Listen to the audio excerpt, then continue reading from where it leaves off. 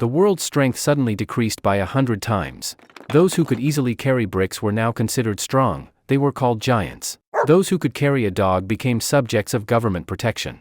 Even those who could chase wild chickens were now called hero killers. However, my strength remained the same as it was before, it didn't decrease at all. At that moment, I suddenly woke up and got smacked on the head by the foreman, who scolded me for sleeping on my first day of work. Guys, if you enjoy the stories and want more, make sure to like and leave a comment. It really helps support the channel and brings you more new videos. Thank you. Now, let's continue. Nearly 100 construction workers were working tirelessly. The foreman, like a god holding power over life and death, was patrolling the site back and forth. Soon, the foreman frowned and shouted loudly. Yering-chan. Sleeping during work hours? Can you even handle this job? If not, get the hell out. Yi Xingchen suddenly woke up from his sleep and rubbed his ears hard. Lazy bum. The foreman glared fiercely at Yi Xingchen. I only let you stay yesterday because I felt sorry for you. And now? Sleeping on your first day of work? This is how you repay me. I'm sorry, foreman, I won't do it again. Yi Xingchen shrank his neck and quickly rushed to the cement pile to start carrying. Ha ha ha. The nearby workers, seeing Yi Xingchen's sorry state, couldn't help but stop their work, gather around, and burst into laughter. The foreman snorted coldly. I've said this before, we're a team. Our team needs tigers to guard the mountain, eagles with foresight, agile leopards, loyal dogs, and hardworking oxen. We absolutely don't need freeloaders, troublemakers, or rotten apples. He gave Yi Xingchen a cold glance and continued, you all know that Xia Nation's construction companies are all about Xia efficiency. But look at you guys, sluggish, no work ethic at all. The Sakura construction company next door started their project 2 weeks after us, and now their building is nearly finished. Aren't you ashamed? If we delay the deadline and President Qin blames us, none of us will be able to handle it. Yi Xingchen looked at the foreman ranting like a machine gun and felt frustrated. Sure, falling asleep was his fault, but did he really need to scold everyone? Now the whole crew would blame him, right? He'd just become public enemy number 1 on the site. Sure enough, after the foreman's scolding, everyone glared at Yi Xingchen with resentment, as if they were ready to beat him up. Let me make it clear, want to slack off? Fine. Whoever can carry this bag of cement up to the 3rd floor gets to rest and still gets paid. The foreman pointed to a bag of cement not far away. Yi Xingchen was about to go lift it when he glanced at the packaging after hearing the foreman's words. The label, 55 pounds, stood out clearly. Yi Xingchen instinctively rubbed his eyes and froze. Did he see that right? 55 pounds? What the hell? Are they sure it's 55 pounds and not 55 tons? Yi Xingchen looked at the foreman, confused, and pointed to the bag. Foreman, are you sure it's this bag of cement, not that whole truckload? Since when did our job get so easy? As soon as he finished, the workers nearby burst out laughing. Ha ha ha, did this guy damage his brain while sleeping? 55 pounds. Carrying that up to the 3rd floor, even someone super strong would need a full day. Even the foreman was amused. He casually took a cigarette and put it in his mouth, then pointed beside the bag. Kid, are you still dreaming? Think it's easy? Fine, let me be clear, if you can carry this tray of cement up to the 3rd floor in one go, you can go home today, get paid, and take the day off. How's that? Yi Xingchen glanced, it was a paper tray holding about 12 pounds of cement. That's it? Yi Xingchen was dumbfounded. Don't just talk, pick it up already. If he could pick it up, he would have done it instead of standing there talking. Several workers chimed in, mocking him. Yi Xingchen frowned, sensing something fishy. Could the foreman be trying to fire him but couldn't find a good excuse, so he made this one up? Thinking of that, Yi Xingchen sincerely bowed and apologized. Foreman, you're joking with me, right? I know sleeping during work was wrong. I don't even know why I fell asleep, it just happened. I promise it won't happen again. Please don't fire me. I really need this job to make money. Joking?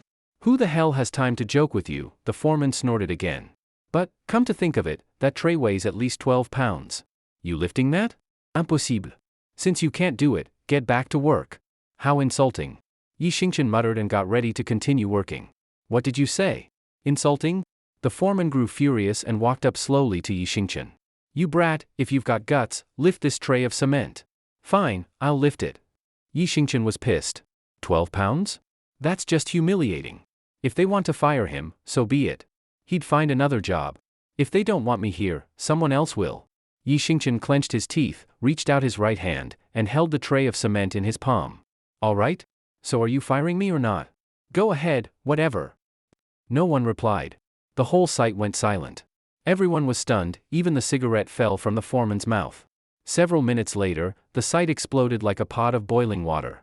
Holy crap! This guy lifted 12 pounds of cement with one hand. Did I see that right? 12 pounds, and he lifted it. That's more strength than a weightlifter. I'd always heard of strong men, never believed it until today. Damn, scary strong. The foreman trembled, pointing at Yi Xingchen, stuttering, I can't believe it. You really lifted 12 pounds. How is that possible? Yi Xingchen was dumbfounded too. Wait, are you all messing with me? Forget just this tray, even that whole 55-pound bag, I could lift that easily. So could you. What? As soon as he said that, the entire site exploded in disbelief. Impossible. That's 55 pounds of cement. Even the world's strongest man couldn't do that. Did we see it wrong just now? Or is that tray of cement hollow? Damn it, he really pulled it off this time. And he said we could lift it too? Forget 55 pounds, even lifting a tenth of that is impossible for me. Shut the hell up. All of you, shut up, the foreman roared hysterically, then looked at Yi Xingchen with a look of disbelief. What did you just say? That full bag of cement, you can lift that too? I mean the whole thing, not just the leftovers. Yi Xingchen looked at everyone as if he'd seen ghosts. What's with these expressions? It's just 55 pounds of cement. Is that really so hard? Did I run into something cursed on the way to work today? Or are they seriously messing with me? If you're all acting, then damn, you deserve Oscars and Golden Rooster awards. Foreman, guys, stop messing with me. I really get that I was wrong. I swear I'll never sleep on the job again. This joke isn't funny at all, let's just get back to work. What did he say? We're messing with him? If I had that kind of time, I'd be hanging out with girl number 9 off shift. This guy's nuts, right? So what if he's a bit stronger? What's it matter? He's still hauling cement at the same site as me. Just then, a group of people entered the site. Leading them was a young woman in a professional suit, the president of Yida Construction Company, Qin Yanran. President Qin, damn, these people aren't working and are just standing around? I'll go scold them. No need, Qin Yanran shook her head. Let's see what they're doing. So, her group quietly walked over to watch. The foreman clearly hadn't recovered from the shock and didn't even notice that Qin Yanran's group had joined in. A small bead of sweat rolled down the foreman's forehead. You try lifting that full bag of cement. Fine, I'll lift it. But you better not fire me. If you can lift it, why the hell would I fire you? Hurry up. The foreman was both angry and excited, sensing he might be witnessing something miraculous. All right, I'll play along. Yi Xingchen sighed helplessly and walked up to the bag of cement on the ground. Yi Xingchen had done hard labor for years. A 55-pound bag of cement was nothing to him. And so, under the stunned, and maybe even terrified, eyes of the crowd, he picked up the bag of cement. Holy crap! He really picked it up. No way. That's a full 55-pound bag of cement. Am I dreaming? This is insane. Back in history, they said Xiang Yu of Western Chu could carry a cauldron. I used to think that was a myth, but this guy's even scarier than Xiang Yu. Mother of God. The foreman was dumbfounded. That's a whole bag of cement. If we had this guy lifting cement all out, he'd be worth dozens, maybe 100, of my workers. With him here, what project couldn't we finish ahead of schedule? Think of all the money we'd save, we're gonna be rich? Is this supposed to be hard? Yi Xingchen suddenly felt awkward, instinctively wrapping his right arm around the bag and scratching the back of his head with his left hand. Yi Xingchen didn't know why, but he kept feeling like these people were treating him like a fool. Holy crap. One hand. What the fuck is this? What kind of monster is this guy? I remember the world record for weightlifting in the Guinness Book is barely over 4 pounds, right? And this guy actually lifted 55 pounds with one hand. Some people are just too damn strong. I'm done. I'm out of here, goodbye. Seeing Yi Xingchen lift a full bag of cement with one hand, the whole site exploded again. Even Qin Yanran, watching nearby, was visibly shocked. She had heard there were hidden talents on construction sites, but she never expected to see someone this unreal. Lifting 55 pounds of cement by hand, without using any advanced exoskeleton tech? Who had ever heard of something so unbelievable? Only now did Yi Xingchen realize something wasn't right. Weren't there tall buildings all around before? Why were they all just short buildings now? The tallest was only 4 stories. Weren't these workers all carrying cement bags before? Why were they all now carrying tiny paper trays? Were they really that fragile? Their expressions didn't look like they were joking. They looked serious. And that guy inside a mech suit like something from Avatar, was that real? Was he moving bricks in that thing? Moving bricks had gone full high-tech now? What the hell is going on? Was the world just crazy now? Why did everything look so familiar, yet so strange? President Qin. Ah, it's President Qin. Hurry up, get back to work. Just as Yi Xingchen was questioning reality, the workers finally noticed Qin Yanran and quickly rushed to carry cement again with their little trays. President Qin? Yi Xingchen looked blankly at her. He'd seen Qin Yanran on TV more than once. Whether it was her prestigious family, her angelic face, or her devilish figure, she was goddess level, no doubt. What's your name? Qin Yanran walked over to Yi Xingchen with interest. Breath like orchids, this phrase must have been made for someone like her, Yi Xingchen thought. My name is Yi Xingchen. Yi Xingchen, right? Qin Yanran nodded slightly. Can you do me a favor? I? Yi Xingchen stammered, unable to speak. Normally, he wouldn't hesitate to say yes. After all, Qin Yanran was the big boss. If the boss asked, and the money was right, and it wasn't illegal, he'd do anything. But right now, he still hadn't wrapped his head around what was happening. He was totally out of it. Don't rush to say no, Qin Yanran smiled again.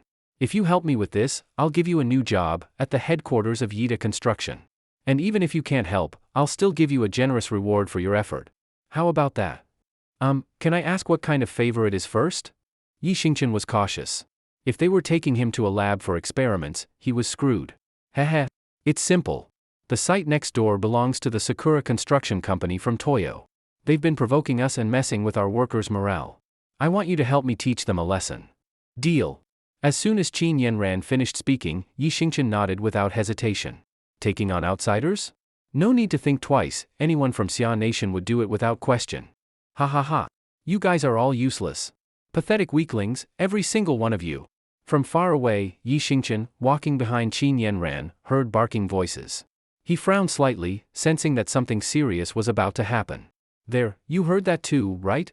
Just listen to how foul-mouthed they are. We need to put them in their place. Qin Yanran lifted her eyes, clearly unhappy. President Qin is here. President Qin is here. President Qin, thank goodness you came. You don't know how annoying those guys have been, shouting all the time, making it impossible for our team to work. And that one guy is ridiculously strong, none of us can beat him. It's been so frustrating. Seeing that Qin Yanran had brought people, the workers from Yida Company started complaining loudly. Don't worry, Uncle Huang, didn't I just bring someone to deal with that arrogant guy? Qin Yanran quickly reassured them and pointed behind her at Yi Xingchen. Him? Uncle Huang followed her gesture to Yi Xingchen, then looked at the loud guy from the other team. His expression turned strange. No way, that kid? Look at him, skinny, sure, he doesn't have a beer belly, but he doesn't exactly look like someone who could take on that muscle-bound brute. Yeah, they say even our strongest guy, Meng, lost to him. And now President Qin brings this bookish-looking kid? Do we have no one else left? You don't get it. This is President Qin's strategy, it's a distraction. This guy will go up, definitely lose, and the other side will mock him. The kid, being young and hot-headed, will argue back. They'll be shouting at each other all day, and even that guy won't be able to keep it up forever. Then we can finally work in peace. That's actually pretty smart. Qin Yanran frowned slightly. Uncle Huang, don't underestimate him. I just saw it myself, he lifted a 55-pound bag of cement with one hand. Heh. Uncle Huang clearly didn't believe it and chuckled. Oh, look at that. Pretty lady. Is your company so short on people that you had to send a flower girl? What's this? You gonna take me on? If you lose, you're spending the night with me. Ha. The workers from the Sakura construction team burst out laughing at just the right moment. Outrageous. Damn it. If only we weren't weaker than that guy, we wouldn't have to put up with this. Qin Yanran, clearly a composed and accomplished woman, just curled her lips in disdain at their crude words. With you? Try beating one of my employees first. With that, Qin Yanran gave Yi Xingchen a signal. Yi Xingchen stepped forward, now standing at the front of the group. To be honest, not one of Yida's workers thought he stood a chance. But still, since he was one of them, they all cheered for him. Go get him, kid. Take him down, brother. We're with you. Yi Xingchen took a deep breath and walked up to the loud guy. The man glanced at Yi Xingchen with open contempt, his attitude full of arrogance. My name is Nichikawa Gosaka. I'm the top strongman under Lord Komuro Ichiro. Kid, it's no shame to lose to me. After all, guys like you are just known for being weak. Yi Xingchen paused slightly. What an arrogant jerk. Yi Xingchen had heard of Komuro Ichiro before. Apparently, he was the boss of Sakura Construction Company. He understood the general situation, but Couldn't these guys have more normal-sounding names? Why was it always something like Nichikawa, or Komuro something? Nichikawa Gosaka, of course, had no idea what Yishinchin was thinking. Seeing Yishinchin stay silent, he thought he'd intimidated him with his tough guy attitude and burst into loud laughter. Ahahaha! You people really are all cowards. After hearing Gosaka insult his team multiple times, even Yishinchin's good temper had its limits. If you want to fight, stop talking. Just say how we're doing this. Nichikawa Gosaka didn't catch the first part, but he understood the second sentence clearly. With a scornful glare, Gosaka said, "Humph. You clueless fool. You have no idea how strong I am. Let's settle this with raw strength, a true man's challenge. We'll see who can lift it faster." As he spoke, he pointed to a brick in front of them. What the hell? Yishinchin was stunned. He had thought it would be some kind of real strength challenge, but that brick might have looked a little big, but at most it weighed 4 or 5 pounds, right? A strongman challenge over who could lift a 4 or 5 pound brick the fastest? Yishinchin couldn't help but feel embarrassed. This was ridiculous. Humph. Gosaka seemed satisfied with Yishinchin's silence and confidently stood next to the brick. Watch carefully, this is what real power looks like. He crouched down, gripped the brick tightly with both hands, and then started letting out grunts like a pig being slaughtered. Ah! Hiya! HRRGH! Then, to the horrified stares of the crowd, he finally managed to lift the brick, by hand. Whoa! He actually lifted it. That brick must weigh at least 4 or 5 pounds. That's insane strength. This guy's something else. The Yida construction workers started shouting in disbelief. Yoshi! Unbelievable! The Sakura Company employees started yelling too, like they were having some kind of high-energy moment. Heh! Gosaka threw the brick down and gave Yishinchin a proud look. Your turn. Seriously. Yishinchin stared at the brick and froze in place. Was today cursed or something? It's just a brick. Just a 4 or 5 pound brick. Come on, was all that straining really necessary? A grown man competing to lift a brick? Might as well end up on the news. 2 men seen in street brick lifting contest, later confirmed to be escapees from a psychiatric facility. Both were returned for treatment and are now in stable condition. Yishinchin had already come up with the headline in his head. Seeing Yishinchin still not moving, Gosaka laughed again, full of pride. Ahahaha! You scared now? I was right. You're all just weaklings. No strength, no guts. Not a single person in your whole company dares to challenge me. You might as well give up on competing with us for projects, go home and drink milk. Sigh. You can't really blame the guy. That thing weighs around 4 or 5 pounds. Yeah. If it were me, I probably would have lost too. Still, not even daring to try? Aren't we supposed to be strong and proud men? Are we really going to let them look down on us like this? You up, no can no BB. Not just Nichikawa Gosaka, even the workers from Yida Construction couldn't bear to watch anymore. They didn't believe Yishinchin could lift that brick. Yishinchin! What are you doing? Seeing him standing there like a statue, Qin Yenran became anxious. Right then, she couldn't help but wonder, was the foreman working with Yishinchin to fool her? Maybe what he lifted earlier wasn't a full bag of cement, but an empty sack? Was this now his true self exposed? Damn it, she should have touched that bag earlier. At least then she would have known for sure. At least she wouldn't have been fooled. At the very least? Qin Yenran seriously regretted it now. Yishinchin snapped out of it when Qin Yenran called his name. What do you want to say? Are you going to lift or not? If not, just admit defeat. Say you're too weak and I'll let it go. After all, as the saying goes, something about being generous. Ha. Nichikawa Gosaka stared at Yishinchin smugly. Yishinchin instantly frowned. You're the weak one. Your whole family is weak. I already lifted. Now it's your turn. Gosaka looked confused, not understanding Yishinchin's insult. Yishinchin glanced at the brick. I want to lift something else. Ha. So pathetic. Just like the old stereotype. As soon as Yishinchin said that, the Sakura construction crowd burst into laughter. Qin Yenran couldn't help but feel deeply embarrassed. He, Nichikawa Gosaka chuckled proudly. Fine. What do you want to lift? That little tray of cement? Let me remind you, it weighs more than 2 pounds. Who said I want to lift that? Yishinchin shot him a look. Then what do you want to lift? An empty tray? That's only a few ounces. Is that really all you're capable of? President Qin, maybe you should just call the kid back, lifting an empty tray, even I feel embarrassed for him. If he keeps this up, he's not just shaming the company, he's making all of us look bad. Yeah, President Qin, this is too much. I'm starting to think he's a plant sent by them. The employees behind Qin Yanran started urging her to stop Yi Xingchen. Qin Yanran thought for a moment, then decided to call him back. But just as she was about to speak, she noticed Yi Xingchen was staring at a large rock not far away. It wasn't huge, but not small either, looked like it weighed about 20 to 25 pounds. Qin Yanran's heart skipped a beat. No way, was he planning to lift that rock by hand? Could what she saw earlier have been real? Could he really have lifted a 55-pound bag of cement with one hand? The thought made her hold her breath, eyes fixed on Yi Xingchen with growing anticipation. Just as she suspected, Yi Xingchen pointed with his right hand toward the big rock. A brick? That's child's play. Just talking about it is embarrassing. I'll lift that rock instead. What? Nichikawa Gosaka looked at Yi Xingchen in disbelief. This clueless guy actually said lifting a brick by hand is child's play. Ridiculous. Nichikawa Gosaka gave Yi Xingchen a scornful look. Hey, are you kidding me? Are you thinking that since you can't lift it, you'll just choose something that no one else can lift either? That way, people will only say you failed to lift a stone, not that you lost to me. You're flipping the table so no one can play. Yeving-chan snorted. Who said I'm joking? Lifting this stone is child's play for me. It's just that there's nothing better around, so I'll settle for this. Arrogant. Nichikawa Gosaka clearly didn't believe Yi Xingchen could lift a stone that looked like it weighed about 20 pounds. Are all you guys this full of talk and no ability? Oh? Yi Xingchen looked at him with amusement. And what if I lift it? If you lift it, do whatever you want. Good. If I lift it, I don't want anything else.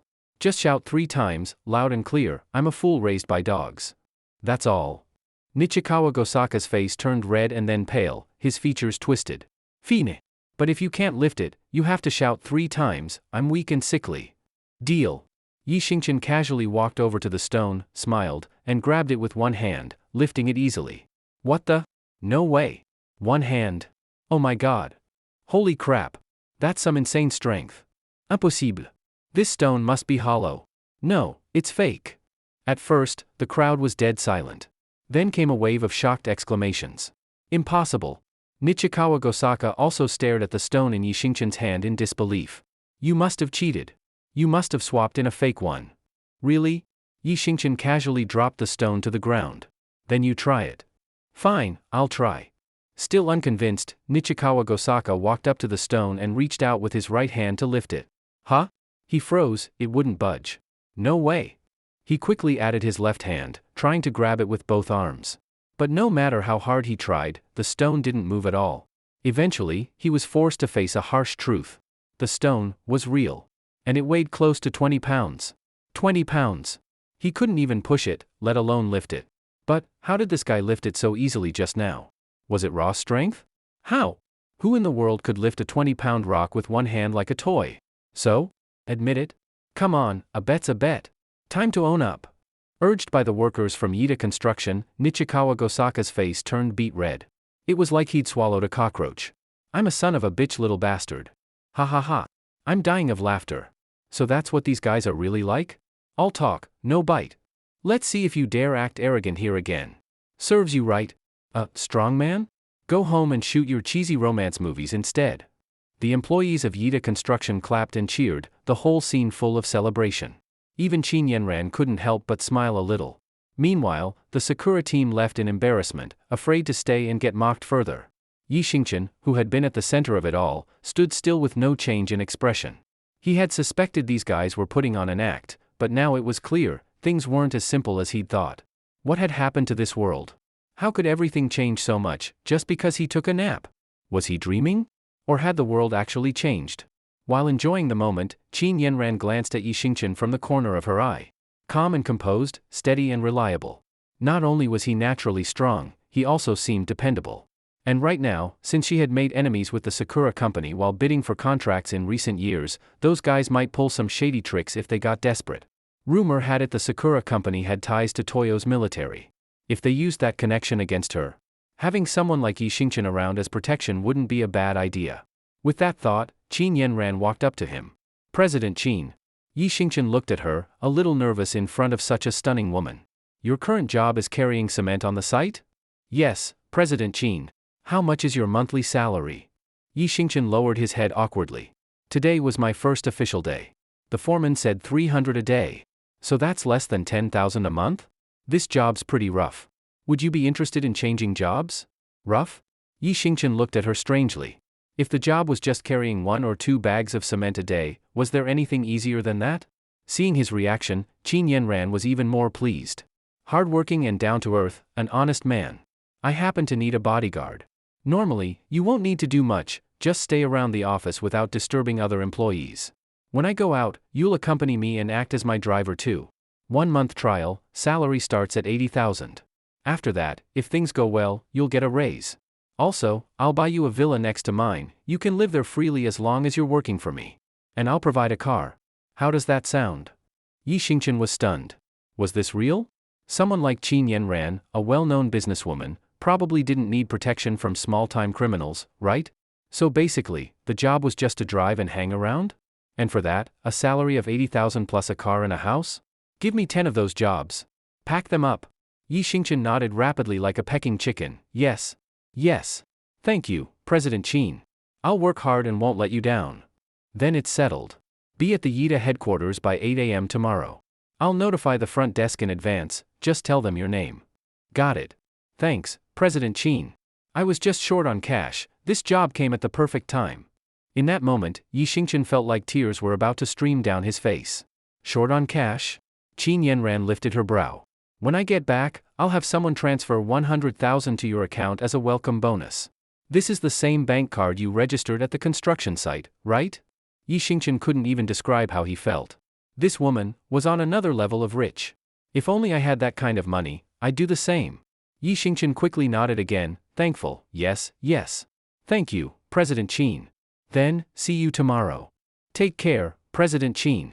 Yi Xingchen bowed slightly, looking very humble. Nowadays, money is everything. Besides, Qin Yanran had truly helped him out. Whether out of gratitude or respect, Yi Xingchen had every reason to treat her politely. Watching Qin Yanran walk away, Yi Xingchen really felt like jumping up and cheering. He had money now. Finally, he had money. He could finally pay off his dad's gambling debts. As Yi Xingchen was overwhelmed with excitement, the employees from Yida Construction gathered around him. Some congratulated him, some praised him, and others just chatted away. Wow! Kid, you really surprised us, you're strong. Yeah. That's why they say don't judge a book by its cover. You're amazing. Did you see the way those guys ran off? That was hilarious. Finally got our revenge.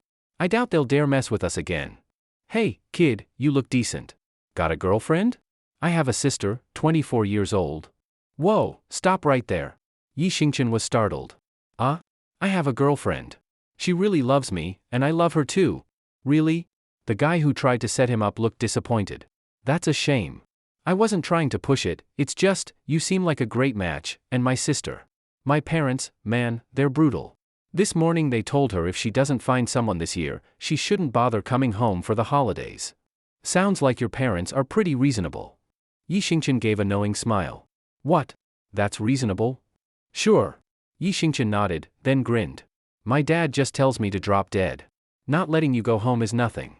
All right. I'm done chatting, I'm heading home. Yi Xingchen waved goodbye to the crowd, and just then his phone buzzed with a message.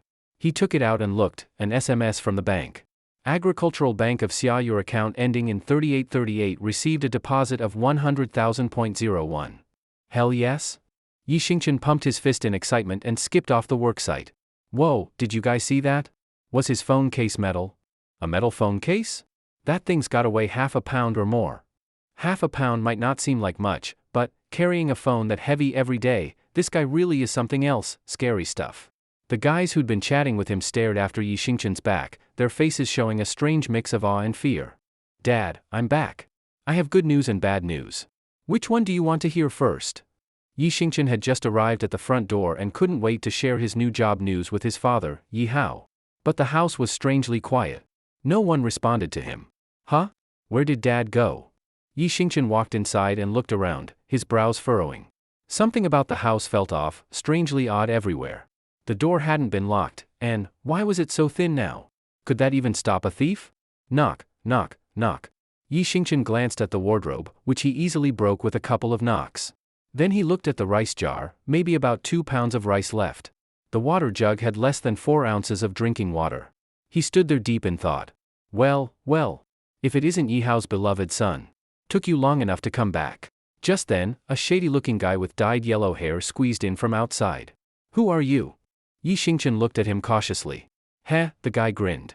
Kid, I'm one of Brother Long's men. Your old man lost everything at Brother Long's gambling den today, not even his underwear left. He owes Brother Long 200,000. Orders are, no matter what, you're paying it today. Yi Xingchen frowned. His dad had gone gambling again. 200,000? To him right now, that number was astronomical. Yi Xingchen sighed. Brother, could you give me a few days? I don't have that kind of money. Maybe I can pay part of it first? The rest, I'll pay as soon as I can, just let my dad go, and we'll work it out. The yellow-haired guy shook his head firmly, still smiling. No can do. Brother Long said if you can pay today, great. If not, then go rob a bank, but pay it. That's going too far. Yi Xingchen was furious and raised his fist to punch him in the face. But the guy didn't even flinch. He even leaned his face into Yi Xingchen's fist. Go ahead. Hit me. Right here. Brother Long said, if you lay a finger on me, he's cutting off one of your dad's fingers. In the end, Yi Xingchen came to his senses. His raised fist hung there, powerless. Big brother, you know our situation. Where am I supposed to get that kind of money right now? Even if I wanted to rob a bank, look at me, then look at what we've got at home. I don't even have the tools, let alone the skills. The yellow-haired guy had clearly expected that. He just grinned and flashed his 2 yellow-stained front teeth. All right, Brother Long knows you don't have the money. So he said, since you can't pay, you'll work it off. Work it off? Yi Xingchen paused, feeling uneasy. That's right. The guy nodded heavily. Brother Long runs an underground fight club. One match in the ring gets you 100,000 off your debt. Plus, he'll give you 2 more weeks to pay the other 100,000. Underground fighting. Yi Xingchen had never done it, but he'd seen plenty of movies and shows. Life and death up to fate. Even if you got beaten to death in that ring, no one would take responsibility. All you could do was regret in the afterlife that your fists weren't strong enough. If he really went to fight in the underground ring, there was no telling if he'd even make it back alive tonight. And if something happened to him, who would take care of his dad? But if he didn't do it, how could he pay back the 200,000 gambling debt? A regular guy like him couldn't possibly take on someone like Brother Long, a legendary underground gang boss. His dad would definitely be in danger. That 200,000 was really enough to crush a hero. Thinking about it, Yi Xingchen clenched his fists tightly, torn and struggling deep inside. So? Kid, made up your mind yet? Oh, I forgot to tell you, the underground fight schedule is limited each day. If you hesitate too long, you might miss your slot. Can't pay the debt? You can guess what Brother Long will do to you and your dad, right? Yi Xingchen gritted his teeth. At this moment, he made up his mind. I'll do it. But you have to keep your word. One match, 100,000 off. The other 100,000 I'll repay in 2 weeks. The yellow-haired guy didn't reply, just calmly gave an okay gesture. From start to finish, he was completely confident, like a seasoned hunter watching his prey. Yi Xingchen, no matter how he struggled, was already in his net. Soon, Yi Xingchen locked up his home and followed him to the underground fight venue. But once he got into the guy's beat-up minivan, Yi Xingchen had a new question. Hey, bro, this van of yours. What about it? The yellow-haired guy focused on starting the car, not even glancing at Yi Xingchen. Isn't this van way too flimsy? Is this one of those Toyo models? It feels like paper. As Yi Xingchen spoke, he gently tapped the passenger door with his finger. Clunk. To his horror, the passenger door fell right off. What the hell? The yellow-haired guy was stunned. He looked at the door on the ground, then at Yi Xingchen, also stunned, his face slowly turned awkward. Damn, why is this thing falling apart? I only bought it a year ago. It's a domestic model too, not some cheap Toyo crap. This is weird. Whatever, let's just use it for now. I'll switch to a Wuling next time. He didn't care, blaming it on the car's poor quality, not suspecting Yi Xingchen at all. Alright. Yi Xingchen didn't overthink it, even though everything around him felt weird. The guy started the van, driving steadily toward the underground arena. Meanwhile, Yi Xingchen stared out the window with a serious look, not because of the fight ahead, but because of what he was seeing. A girl licking a tiny, thumbnail-sized ice cream cone. A guy inside a sci-fi-style robotic exoskeleton carrying a load of couches. For sanitation workers using a pencil-sized saw to cut up a fallen tree. 2 kids fencing with drinking straws, one of them even had a bruise on his arm. What the hell, is this real life, or am I dreaming? The underground fight arena. Loud, harsh cheers, neon lights in every color, all displaying the crowd's wild excitement and twisted souls. Yi Xingchen followed behind the yellow-haired guy into the venue. At that moment, 2 fighters were engaged in an intense brawl. They exchanged blows, faces and bodies covered with bruises. One man was bleeding a bit from his mouth, clearly losing. To Yi Xingchen, just an amateur, the fight seemed almost like play. Punches were so slow. I could dodge these when I was 4 years old. And why does everyone walk so slowly today? At the pace a toddler just learning to walk. These punches felt soft. Can they really bruise or make someone cough up blood? Are those bruises really from punches, or from falling down? Is this an underground boxing ring, or a low-budget movie set? Eventually, under Yi Xingchen's stunned gaze, the man who was behind took a single punch KO and collapsed, possibly dead. The referee walked slowly over, confirmed it, then nodded to the ring announcer. The announcer, holding a toothpick-sized microphone, walked out calmly. I announce the winner of this match is National Boxing Champ Max Guess. Oh, Max Guess. Max Guess. The excited crowd started chanting the name of the winner. Clearly most had bet on Max Guess to win. The yellow-haired guy patted Yi Xingchen softly on the shoulder. Kid, next match is you. Get ready. You guys take him to prepare. He's facing champ Park Kukchang next. Yi Xingchen blinked. Boxing champion Park Kukchang? That name alone sounded experienced and powerful. Got it. None of the yellow-haired guy's men believed Yi Xingchen could win. They looked at him with dead eyes, as though watching someone doomed. Come on in with me. They entered the backstage area. Several gloves, looking cheaply made, were laid out before Yi Xingchen. Pick any. Doesn't matter, same outcome either way. You're all gonna die anyway. Yi Xingchen looked at the yellow-haired guy's underling in confusion, feeling a chill run down his spine. Want an energy drink? I can pour you 2 or 3 milliliters. 2 or 3 milliliters? Then? I'll pass. Yi Xingchen couldn't help but frown. That's barely enough to wet your tongue. This underground ring is harsh. You're right, the underling replied with pity. At death's door, nothing's worth it. Ready yet? Park Kukchang's coming any moment. We can't keep him waiting. All right, I'm coming. A few big guys whispered to each other, and clueless Yi Xingchen, who didn't even understand the rules, was pushed into the ring. At that moment, the announcer introduced him. Now entering, never mind the name. Coming up, he challenges champ Park Kukchang. Let's give him a cheer. Throw him out. Who is that? Going to fight Park Kukchang in illegal boxing? Aren't they just asking to die? Park Kukchang? Dude, I've only seen a few matches here, never heard that name. Who is he? You don't know champ Park Kukchang? Haven't you heard of champ AY? What? Champ AY? The same AY who held the world title multiple times. Yes. That's him. Legend says champ AY once killed a chicken with a single punch. That level of power, just hearing about it is terrifying. But what does that have to do with Park? That's where you're clueless. Rumor has it Park fought champ AY, and AY only barely won on points. Holy crap. Then Park must be insanely strong. So what are you waiting for? Bet on Park. I'm placing a 10,000 bet. I'm in too.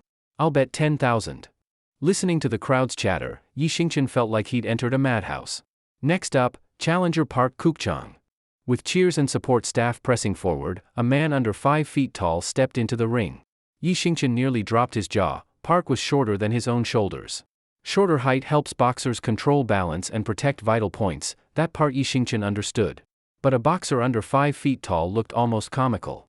Damn, Park glanced at Yi Xingchen and snorted coldly. Kid, before you beg to surrender, I'm going to knock you out in one punch. Yi Xingchen was speechless. First, both sides do the salute. That means touching gloved right fists together. Yi Xingchen, being straightforward, extended his right fist for the salute. But what Park did next left Yi Xingchen bewildered and frozen. Park slowly extended his right fist, but then changed its path. Instead of a bump, he gently tapped the back of Yi Xingchen's glove. What was that? He just patted my hand? Why did he do that? Is he teasing me? For a moment, Yi Xingchen thought maybe Park's experience extended to relationships with men? That thought made him shrink his fist, goosebumps rising all over. Ha ha ha. Park laughed confidently, revealing blackened teeth. Wow. Park just gave him a warning tap disguised as a salute. What a power move. So terrifying. No wonder he can go toe-to-toe with champ AY. That single tap hurt him that much. That probably means the kid's done for. Good thing I bet 10,000 on Park. Wait, his odds are 1.05 to 1? That's nuts, I'll only make 500 if he wins. Well, then I'll bet 1,000 on this guy. Man, if you've got spare cash, donate it to me. Ding ding ding. As the referee tapped the bell at ringside, the intense fight between Yi Xingchen and Park Kukchang officially began. Park shifted his stance, fists one forward and one back, constantly taunting Yi Xingchen. Kid, come on. Damn, look at your weak stance, you must be a rookie. You think you have the skill to match me, Park Kook-chang? Want me to hold back 3 punches for you? Yi Xingchen blinked and glanced at his own right fist. No one knew how weak he was better than himself. He was the one who used to get bullied in school, not someone who could beat ordinary people, let alone a pro boxer. Just then, Yellowhair's words echoed in his mind. If you fight one underground match, you get 100,000 off your debt. Maybe Yellowhair didn't say he had to win, just participate? Meaning, as long as he took part? What if Park threw a real punch and Yi Xingchen just raised his hands in surrender? Would Yellowhair break his promise? He couldn't be blamed. After all, Yi Xingchen was just a normal person, thrown into an underground ring. That hesitation would be natural. While Yi Xingchen thought this over, Park already impatiently launched a fierce attack. Park stepped slowly and threw a soft punch toward Yi Xingchen. Yi Xingchen stared. Was this a chance to surrender? Could Park be soft inside, seeing he was just a regular guy and giving him a way out? Wow! What a nice guy! Who says there are no good people here? In front of him, there was one. Without hesitation, Yi Xingchen turned his head and raised both hands high. I surrender. I admit defeat. I'm no match for you. What? Park was stunned. What the hell? You can surrender in underground boxing? No rules at this underground ring? This is bullshit. Refund my ticket. The bloodthirsty crowd protested, even demanding refunds. The announcer and referee looked at each other. This was the first time someone surrendered before the fight even got real. Under the audience pressure, the referee forced himself to speak into the toothpick-sized mic. Surrender invalid. In underground boxing, only real wins count. No gentleman's rules. Fight continues. With that, Park resumed his lazy, slow punch approach, moving toward Yi Xingchen. What the? Yi Xingchen was stunned. Wasn't this just going to kill him? Seeing Park's rush again, Yi Xingchen first froze, then suddenly understood. What a kind man. Punches so slow and soft, it was obvious he wanted to fake punch, let Yi Xingchen fake collapse for a KO. In an instant, Yi Xingchen's respect for Park skyrocketed. He stopped resisting, stood quietly, and waited for the fake punch. Oh man. Park's punch is so quick now. That kid must be scared stiff, standing there frozen. Dead for sure, dead for sure. That kid is definitely getting KO'd by Park Kook-chang in one punch. This hot blood is intoxicating, driving me crazy. The crowd by the ring grew even more frenzied. Under Yi Xingchen's watch, Park swung his slow punch and gently touched Yi Xingchen's face. What are you doing? Yi Xingchen was completely baffled. No, dude, if you're going to fake punch just do that, why patted me on the face? This guy, maybe he has a crush on me? Hey, what are you doing? Park, seeing Yi Xingchen stand still after getting a fake punch and then ask, what are you doing, froze in place too. What is this? Yi Xingchen paused a moment and then realized. He asked me what I'm doing. Meaning, why am I still standing? Why didn't I fall down? Yi Xingchen blinked, looked at Park's stunned face, then at the silent crowd. Aya. He let out a hysterical scream, covering his chest with his left hand while his right shaky hand pointed at Park. That was a heavy punch. I'm dead. In an exaggerated gesture, Yi Xingchen stumbled backward over 10 feet and then dramatically fell to the ground. This. All the spectators stared at each other, then a surge of frustration finally erupted. Fuck this shit. Is this Park Kook-chang or a goddamn clown? TM acting us out here? Is this an underground boxing ring or a movie set? If I wanted a show, I'd go to the cinema. Am I short on movie money? Shut up. Refund. Goddamn. As the crowd prepared to rush the ring, the referee shivered and hurried in. Hey, kid. Died yet? If not, get up and keep going. Oh, okay. Knowing his acting was terrible, Yi Xingchen reluctantly stood up again and walked over to Park. How is this possible? I just punched you hard, how are you unharmed? Park looked up in shock. The audience didn't understand, but Park knew it too. He had thrown a hard punch. Yi Xingchen didn't even flinch. Did I just hallucinate? Yi Xingchen looked wronged. Dude, your lines were convincingly dramatic, but your martial arts acting was awful. You should have thrown a punch like that. Acting? Park glared at Yi Xingchen coldly. Come on, who the hell has time to play actor for you? You weren't acting, so why did you do that to me? This is how it's done. Yi Xingchen mimicked what Park did, raised his right hand and lightly touched Park's left cheek. Maybe to contrast Park's earlier performance, Yi Xingchen used half his strength this time.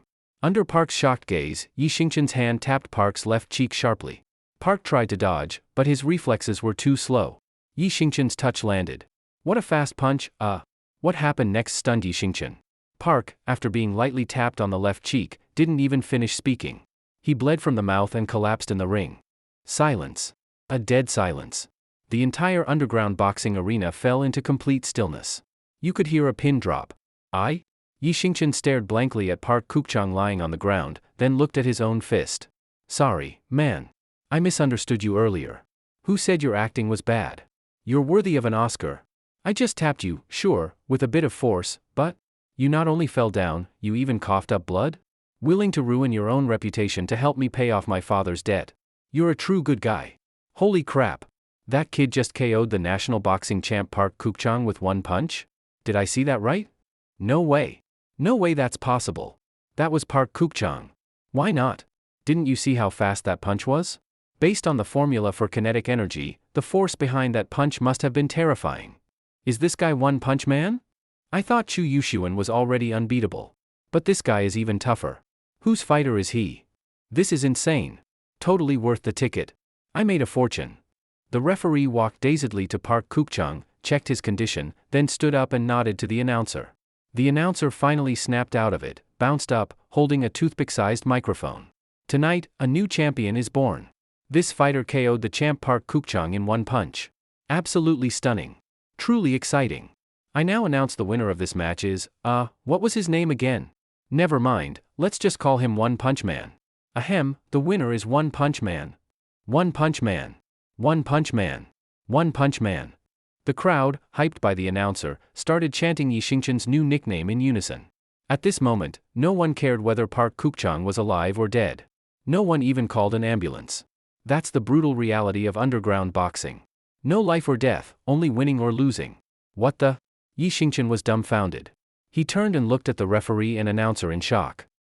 I swear, I just barely touched him. Ha ha ha. One Punch Man, you're too modest. You just touched him? If you'd punched him for real, he'd be in pieces. The announcer gave an awkward laugh, then stepped beside Yi Xingchen, lifting his right arm up. Yi Xingchen raised his right hand in a daze, ending the match in a champion's pose. Meanwhile, in a dark corner of the underground arena, a bald man smoked a thin cigarette, watching the scene in the ring with interest, the corners of his mouth curling into a sinister smile. Yellow Hair stood beside him, head bowed in fear. Boss, that guy's brutal. He KO'd Park Kukchang in one punch. Now that Park's down, we've lost a big moneymaker. Boss, I'm sorry. I never expected this to happen.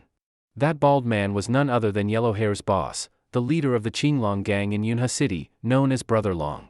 Yellow Hair glanced at Yi Xingchen, now buried in cheers, and remembered how you once almost punched him at his home.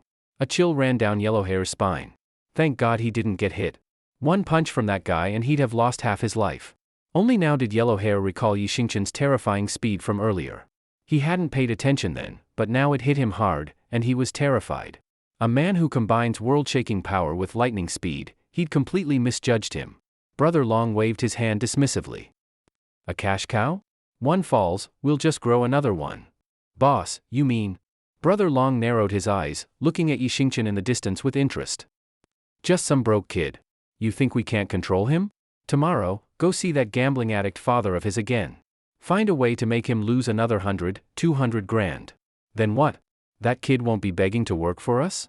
That's how we get ourselves a brand new cash cow. Yellow Hair's eyes lit up. Brilliant, boss. With this kid, we're gonna be packed every fight night. We raise prices every time he steps in the ring, huge profits for us. Hey? Brother Long gave a sinister smile. You found us a treasure. Don't worry, I won't shortchange you. From now on, cash, women, cars, houses, you'll get it all. Thanks, boss. Dad. Outside the underground ring, Yi Xingchen finally saw Yi Hao. Excited, he rushed forward to hug his father. But the cold look in Yi Hao's eyes made Yi Xingchen stop in his tracks, awkwardly pulling back. Who told you to bail me out? Yi Hao wasn't moved at all by Yi Xingchen risking his life to save him. On the contrary, his eyes were filled only with coldness and disgust. Dad? Can we talk about this at home? Please? Yi Xingchen looked at him pleadingly. Things are getting better. I found a new job today, 80,000 yuan a month during the internship. Enough. Yi Hao cut him off coldly. I don't want to hear that. I told you, we walk separate paths from now on. You go your way, I go mine. Let's never see each other again. Don't you dare try to bail me out again, I won't appreciate it. Yellow Hair, surprised, looked at the father and son with a grin. Come on, old man. I don't know what happened between you two, but you're still father and son. Can't be that bad, right? You don't know shit. Yi Hao gave him a fierce glare. What the hell? Yellow Hair was furious. If Yi Hao wasn't still useful, he'd have ordered his men to beat the old man to death right there. Bite the hand that feeds you. Fine, don't listen. Let's go. He didn't want to get involved in family drama, so Yellow Hair took his guys and headed back into the underground arena. Dad? Yi Xingchen looked at Yi Hao with hopeful eyes. Yi Hao snorted coldly and ignored him, disappearing alone into the night. Yi Xingchen stood there in a daze, staring at his father's slightly hunched back, his face full of helplessness and sadness. He could understand Yi Hao. A few months ago, Yi Hao had been diagnosed with a serious lung disease. The surgery alone would cost 500,000 yuan, and the follow-up treatment would cost tens of thousands more. For an average family like theirs, that kind of money was impossible. Yi Hao changed completely. He started drinking heavily and living recklessly, and it was clear Yellow Hair had lured him into gambling and losing everything. Sigh. But what could he do? That was his only father. After Yi Xingchen's mom passed away, it was Yi Hao who raised him. He even turned down remarriage several times, afraid a stepmother might treat his son badly. No matter what, that kind of fatherly love, Yi Xingchen had to repay it. Yunhe City, Yida Tower. Yi Xingchen arrived early at the front gate of the Yida Company headquarters. It was his first day at his new job, he could not be late. Looking up at the 10-story building, he took a deep breath and resolutely walked inside. Hello, sir, whom are you here to see? The receptionist smiled professionally at Yi Xingchen. Hello, miss. My name is Yi Xingchen. I'm here to check in. You must be Yi Xingchen. Before the receptionist could speak again, a pleasant voice sounded behind. Yi Xingchen turned and saw a woman in a professional suit, black stockings and poised elegance. Hello, Chen. Hi, she greeted with a nod, smiling brightly. You must be the strongman that CEO Qin mentioned. A pleasure. I'm Lin Yun, Qin's secretary. Yi Xingchen was surprised, she was the CEO's secretary. Hello, hello. He bowed respectfully. This was a major company. Anyone could be an important figure above his ordinary station. If he offended Lin Yun, she could easily influence Qin's opinion and cost him this dream job. Lin Yun seemed pleased with his politeness. She motioned toward the elevator. Please follow me, Mr. Yi. I'll take you to see CEO Qin. Xiao Zhang, this is the new bodyguard and driver Qin hired. Please show him in. Understood. Yi Xingchen and the receptionist nodded. Once inside the elevator, Yi Xingchen caught a light fragrance in the air. He stole a glance at Lin Yun and marveled inside. So elegant, poised, polite, sincere, no wonder so many men dream of dating someone like her. Anyone who marries Lin Yun would be lucky beyond belief. Ding dong. The elevator pinged and stopped on the 10th floor. Mr. Yi, this way please. Guided by Lin Yun, Yi Xingchen arrived at CEO Qin's office. Qin Yanan was focused at her computer, working on something. Yi Xingchen felt a strange sensation again. That keyboard, why does it look as thin as a touchscreen? Wouldn't it break easily? That bottled water for the dispenser, more like a small personal bottle. Is that enough to drink? That lipstick on the desk, tiny. Could it even cover half a lip? And that fountain pen, probably one, though it looks as thick as a toothpick. Could that amount of ink write a page? Here you are? Qin Yanan finally looked up at Yi Xingchen. Good morning, CEO Qin. He hastily pushed aside his racing thoughts and stood properly. CEO Qin, I ran into Mr. Yi after I had a little matter downstairs. Lin Yun smiled and began explaining. Okay. Qin Yanan just smiled. Yun, take him up to that unused office on the 9th floor. Make do for now. Let's see what's missing so we can add it later. Okay, CEO Qin. Qin Yanan then looked at Yi Xingchen. From now on, I'll just call you Xingchen.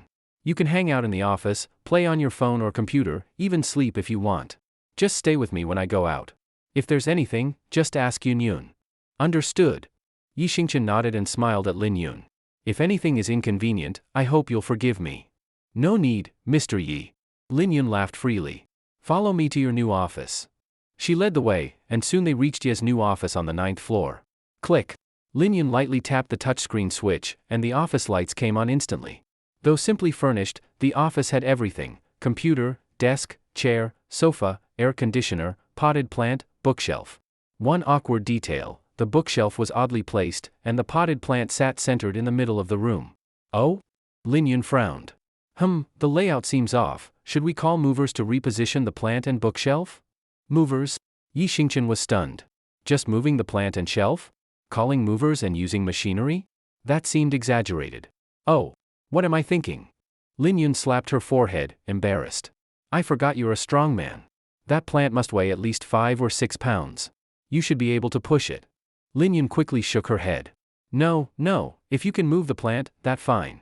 But the bookshelf probably weighs 30 or 40 pounds. Even a strong man likely can't push that. Maybe I should still call the moving company? Don't bother. How about I give it a try? Yi Xingchen wasn't sure if Lin Yun's pounds matched his mental weight scale. His confidence wavered. You want to try? Lin Yun's eyes widened. She was both curious and expectant about the legendary strongman Lin had heard of. All right?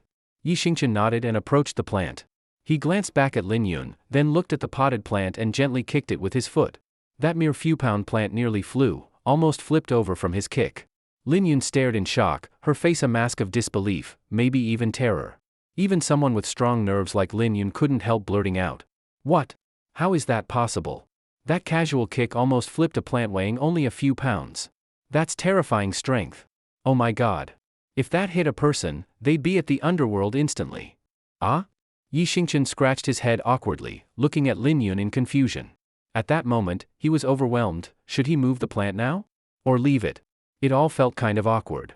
At that moment, Lin Yun realized she had lost her composure and significantly impacted Yi Xingchen. She stuck out her tongue slightly, then covered her mouth, signaling Yi Xingchen to continue. She wouldn't interrupt again. Seeing Lin Yun's permission, Yi Xingchen bent down and picked up the potted plant. Indeed, it was just a few-pound plant. Why did everyone act like it was some ancient tree weighing tons? Was that necessary? Oh? When Lin Yun saw Yi Xingchen lift the plant with his bare hands, she gasped. So strong. Absolutely strong. A few-pound plant, he just lifted it. This is what a real man is. In an instant, Lin Yun felt that all the other men she knew were weak in comparison. With a weird look, Yi Xingchen placed the plant in the corner behind his chair and then stepped to the bookshelf. Lin Yun widened her eyes, afraid to miss the moment she would remember forever. The strong man is about to show how he pushes a bookshelf. Can he push that heavy shelf weighing several dozen pounds? He can't, right? That's several dozen pounds of shelf, not an easy push, even for 10 people. What was I hoping for, one person pushing a big, heavy shelf? Only a crazy idea. I must have been influenced by that unremarkable strongman's reputation. Thinking that, Lin Yun relaxed and regained clarity. Yi Xingchen glanced at the bookshelf and nodded in satisfaction. Yes, that's a proper bookshelf, solid wood. The only flaw was the thin little doors, typical of poor quality. Ahem. Yi Xingchen cleared his throat and placed his right hand on the solid wood of the bookshelf, preparing to push. Lin Yun's heart fluttered. She watched Yi Xingchen's figure with a mix of curiosity and doubt. Here it comes, time for the demonstration. He's not only going to move the bookshelf, he's going to do it single-handed. Hey! Creak! With a light sound, Yi Xingchen easily slid the bookshelf back so it was flush with the wall, using only his right hand. Clap clap. He patted his hands and smiled at Lin Yun. Done. Fix complete. Everything okay? By now, Lin Yun was utterly astonished, her jaw nearly dropped, and she kept repeating in disbelief. You did it, you really pushed the bookshelf, and single-handed. You did it, you really. Only then did Yi Xingchen notice something odd. It seemed, after he woke up, people around him had completely lost their sense of strength. He had lifted a bag of cement and everybody on the worksite erupted, even Qin Yanan seemed highly impressed. A renowned strongman from East Asia, compared to him lifting a brick. Every piece of furniture and equipment in the entire world suddenly seemed flimsy. He just lightly touched Park Kukchang in the match, and Park spit blood and collapsed, life uncertain. Insignificant amounts of water or food. After just lightly pushing a bookshelf, Lin Yun reacted like she'd seen a ghost. If there is. Is it possible that? If one person thinks there's something wrong with me, maybe that one person is wrong. If 10 people think there's something wrong with me, perhaps all 10 are wrong. But if everyone around me thinks I have a problem, maybe the problem is me? Could it be? Could it be that since I woke up, everyone's physical ability in this world has declined to a bizarre level? Body strength so weak it's frightening, fitness reduced to terrifying fragility, speed so slow it's painful. Now, in terms of physical traits, except for a slight decline in speed, every other aspect has dropped below normal. But then, how do I explain clothes? If even a few pounds are considered heavy, how about the clothes people wear? With that thought, Yi Xingchen walked over to Lin Yun, who was still visibly shaken. Driven by curiosity, he reached out and touched her suit jacket. It felt extremely light. He grabbed a bit of fabric and lifted it, surprised that the material was not an ordinary fabric. Though it looked the same, the weight was on a totally different level. That might explain why people in this world aren't bothered by the weight of their clothes. So, are the stockings the same? Yi Xingchen bent down, full of curiosity, and gently pulled on Lin Yun's stockings. Tear. A ripping sound, he tore the stockings with ease. Ah? What are you doing? Lin Yun snapped out of her shock like a frightened rabbit and jumped. Only then did Yi Xingchen realize how rude he had been, and he internally sighed, oh no. Sorry. You might not believe me. I was just conducting a study, testing a hypothesis I had in my head. After saying that, he immediately regretted it. He didn't believe it himself. Would Lin Yun believe it? He was doomed. She would definitely slap him and then report him to Qin Yanan. He'd be fired and lose this dream job. What a disaster. You're insane, right? How can I go out after this? People will think, what happened in the office? Unexpectedly, Lin Yun didn't seem angry, nor did she run outside yelling, someone harassed me. She just blushed deeply. So, what should we do? Yi Xingchen was stunned. Well, take off your jacket. I'll cover this up. Then you can change outside. All right? Yi Xingchen hurriedly removed his jacket. Whoosh! Lin Yun caught it, his jacket dropped straight to the floor. She froze in fear. Your clothes? You were wearing clothes that heavy? Oh. Only then did Yi Xingchen realize his normal jacket weighed a few hundred grams, which, to Lin Yun, really was heavy. It's okay. I'll use my jacket to cover a bit, just let me know if anything else comes up. Before Lin Yun could recover from the shock, she quickly draped Yi Xingchen's jacket over him and awkwardly fled the office. Empty now, only Yi Xingchen remained, standing there in disarray. This is insane, just insane. This world is really too crazy.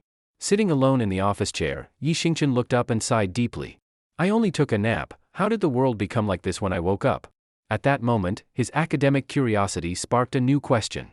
If everyone in this world is so weak, how difficult must it be for women like Lin Yun and Qin Yanan, who have really strong bodies? Based on what he knows? A weighs about 2.5 ounces, like an orange. B about 5 ounces, like a persimmon. C about 8.5 ounces, like an apple. D about 13.5 ounces, like a grapefruit. E about 1.25 pounds, like a pear. F about 1.8 pounds, like a honeydew. In a world where people can't even lift a few pounds, how terrifying are those weights?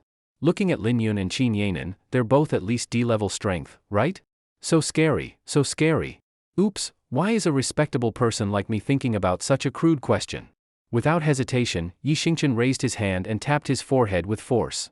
Right at that moment, Lin Yun pushed open the door and entered. Seeing Yi Xingchen tap his own forehead, and with such strength, Lin Yun realized he was angry about his earlier rudeness, regretting it deeply, yet he didn't even flinch from that heavy tap. Truly extraordinary. In that instant, Lin Yun felt respect for him. Oh? Miss Lin. Realizing Lin Yun had entered, Yi Xingchen sprung up from his chair. Now Lin Yun had changed back into her suit and new stockings. She seemed no longer upset by the earlier misunderstanding, she simply nodded at Yi Xingchen and asked, how old are you? 24. Oh, Lin Yun nodded thoughtfully. I'm older than you. From now on just call me Sister Yun. Yi Xingchen instinctively glanced at an indescribable part of Lin Yun, then paused, older than me, so I call you sister? Lin Yun looked puzzled. Did you want to call me twin sister? Ah? No, what I meant is, Yi Xingchen awkwardly scratched the back of his neck. I meant calling you sister sounds more polite. Lin Yun smiled again, okay. I don't care about being older, why would you worry? Okay then, Sister Yun. That's better. Lin Yun nodded approvingly. Yi Xingchen was about to speak when she suddenly asked, by the way, little Xingchen, how are you so strong? Strong? You mean? Yi Xingchen looked at Lin Yun puzzled. She gave a skeptical look, your strength. What else did you think I meant? Oh, he tensed and shrank a bit, that question. Sister Yun, I honestly don't know how to answer, if I'm honest, I was born this way. So it's innate talent? Lin Yun nodded thoughtfully. You could say that, Yi Xingchen smiled oddly. Work's over. Want to go have lunch together at the company cafeteria? Lin Yun kindly invited Yi Xingchen. Yi Xingchen glanced at the wall clock, it was already noon, 12 o'clock. Great. I didn't know where the cafeteria is, thanks, Sister Yun. They chatted while walking to the first-floor cafeteria. But when they arrived, Yi Xingchen was stunned. He saw dozens of coworkers each holding a small paper tray, standing in line at 10 food counters. What shocked him more was how tiny the food portions were in their trays, pathetic, really. Maybe 100 grains of rice, a tiny piece of meat, a small bit of vegetables? Here, Yi Xingchen had a new question. Even though in this world people's physical strength had dropped greatly, their bodies are still the same size. Eating so little, how do they keep up enough energy for their big bodies all day? What's wrong, Brother Xingqian? Lin Yun asked, puzzled. It's nothing. I'm just surprised that everyone eats so little. Lin Yun trusted him and smiled gently. You're the strong man, so of course you eat more. It's normal. But when it was Yi Xingqian's turn to get food, Lin Yun lost her composure. Oh my god, this is way not normal, right? Yi looked shyly at the cafeteria ant and held out 2 trays. Auntie, could you give me more rice, a bit more, a little more, even more? The ant couldn't stay calm. Oh my goodness, young man, how long has it been since you ate? That's already enough for 5 people. People from other departments leaned over, laughing. When did our company start hiring refugees from Rwanda? I swear, this guy hasn't eaten in a month, right? That's 5 people's worth, starving ghost level? Yi Xingqian didn't pay attention. Awkwardly he smiled at the ant. Auntie, well, how about giving me that whole box of rice? I'll manage, maybe buy something else later. What? The ant was stunned. No, young man, that box of rice is at least 1/2 pound, 8 ounces of rice. Can you really eat that much? Although it's free employee lunch, we can't waste it, and you can't take it home either. To prove it, Yi opened his mouth and downed that 5-person portion of rice in a few bites. The ant silently gasped. Seeing how voracious he was, she obliged and served as much as he requested. Once Yi Xingqian saw his tray had enough food, he finally sat down contentedly. He deliberately avoided sitting near Lin Yun. After all, he'd become unusual. He assumed she'd find him embarrassing, so he proactively gave her space. But instead of judging him, Lin Yun chased after him and sat down beside him. Yi Xingqian looked at her gratefully and then dug into his meal while chatting. Meanwhile, those who had been laughing before now stood frozen in shock. Did you see that? Just then he held up that whole plate of rice with one hand. It must have been over 1 pound. I heard, our company recently hired a strongman, personally recruited by Director Qin. Could that be him? Wow, that's holding a pound of food with one hand. No wonder he's the boss's bodyguard. That's impressive. The boring workday passed in the blink of an eye. After work, Yi Xingqian acted as Qin Yanran's driver and drove her home. In the car, Qin Yanran remained focused on her ultra-thin tablet, and Yi Xingqian had no intention of interrupting her. The two of them spent the ride in relative silence. Qin Yanran's villa wasn't far from the headquarters of Yida Corporation, just over 20 minutes away. After getting out of the car, Qin Yanran glanced at her villa, then handed Yi Xingqian a card and a small key. Here, the room card. The 3-story house next door is yours for now. As long as you're working here, you can live there however you like, bring as many people as you want. This is the car key. That Buick parked in the space is your temporary ride. Thank you, President Qin. Yi Xingqian accepted the room card and car key, looking at Qin Yanran with gratitude. See you tomorrow? All right, President Qin, see you tomorrow. After saying goodbye to Qin Yanran, Yi Xingqian excitedly jumped in place a few times, then jogged toward his new home full of anticipation. The front door had a card reader and a code lock, full of futuristic flair. He entered his new home. It was a fully renovated villa with all the necessary appliances and furniture. The only drawback was that everything was built to standard human specifications, which felt a bit fragile for someone like Yi Xingqian. Still, Yi Xingqian was very satisfied. After exploring his new home, he immediately decided to head to the nearby supermarket to buy daily necessities and food, then bring in his dad and girlfriend Zhao Wen. A beautiful life is about to begin. Full of hope for the future, Yi Xingqian carefully opened the car door, worried he might accidentally tear it off. He gently pressed the gas pedal and headed straight to the nearby supermarket. Soon, Yi Xingqian arrived alone at the grains and oil section. Hey there, looking for rice? Today's special, only 198 yuan per pound. A cheerful salesgirl at the rice section called out to Yi Xingqian. What? 198 yuan per pound? That's the sale price? Yi Xingqian was stunned. He rubbed his eyes to make sure the sign said 198 yuan per pound, not per 100 pounds. That's right, the salesgirl said with an awkward smile, pointing to a few other rice sections. That fragrant rice over there is 224 yuan per pound, and that Wuchang rice is 310 yuan per pound, also on sale. Yi Xingqian was speechless. Only now did he realize a harsh reality. With his usual rice intake, by the standards of this world, just for meals, wouldn't it cost 200 to 300 yuan per meal? About 1,000 yuan a day? Nearly 30,000 yuan a month? What the hell? With a monthly salary of 80,000 yuan, nearly half would go just to basic food. How was he supposed to cover his dad's medical and nutrition expenses? Sigh? Yi Xingchen let out a helpless sigh. It looked like he'd have to find a way to earn more money. Anyway, he should at least buy some rice to last for now. Miss, I'll take 50 pounds. All right, the salesgirl smiled and nodded, but then her smile froze. Wait, 50 pounds? What's wrong? Oh, nothing, 50 pounds, we can deliver it to your home. Just give me your address, and someone will contact you to schedule a delivery. Yi Xingchen was about to refuse but then changed his mind. In this world, there were no normal people left except for himself. If he were to carry 50 pounds of rice in front of everyone, it might be a bit. Thinking of this, Yi Xingchen gave up on the idea of carrying it home himself and left the salesgirl his new home address. Then, Yi Xingchen headed straight to the oil and salt section. Every price tag in the oil and salt section was shocking. Golden Dragon Fish Corn Oil, special price 68 yuan per bottle, 1.5 fluid ounces per bottle. Refined iodized salt, special price 12 yuan per pack, 1.4 ounces per pack. Chewy dried noodles, special price 30 yuan per tube, 1.8 ounces per tube. Haitian soy sauce, special price 16 yuan per bottle, 3.4 fluid ounces per bottle. Haitian premium oyster sauce, special price 62 yuan per bottle, 2.5 ounces per bottle. I'm doomed. Yi Xingchen was completely stunned. A monthly salary of 80,000 yuan, and it's all going to food. Hey handsome, want to buy some meat? Fresh pork, only 11 yuan for 5 grams. Looking at another salesgirl beside him, Yi Xingchen couldn't help but swallow hard. Forget it. I'll just go buy some instant noodles instead. After arriving at the instant noodle section, Yi Xingchen discovered that the noodles were only about 1/20th the size they used to be. Each pack weighed about 5 grams, and the cheapest ones still cost over 10 yuan per pack. Damn it, this portion. I'd need at least 20 packs per meal. That's over 200 yuan for instant noodles alone. What kind of joke is this? Better to live miserably than not at all. With no other choice, Yi Xingchen began sweeping through the cheap instant noodles.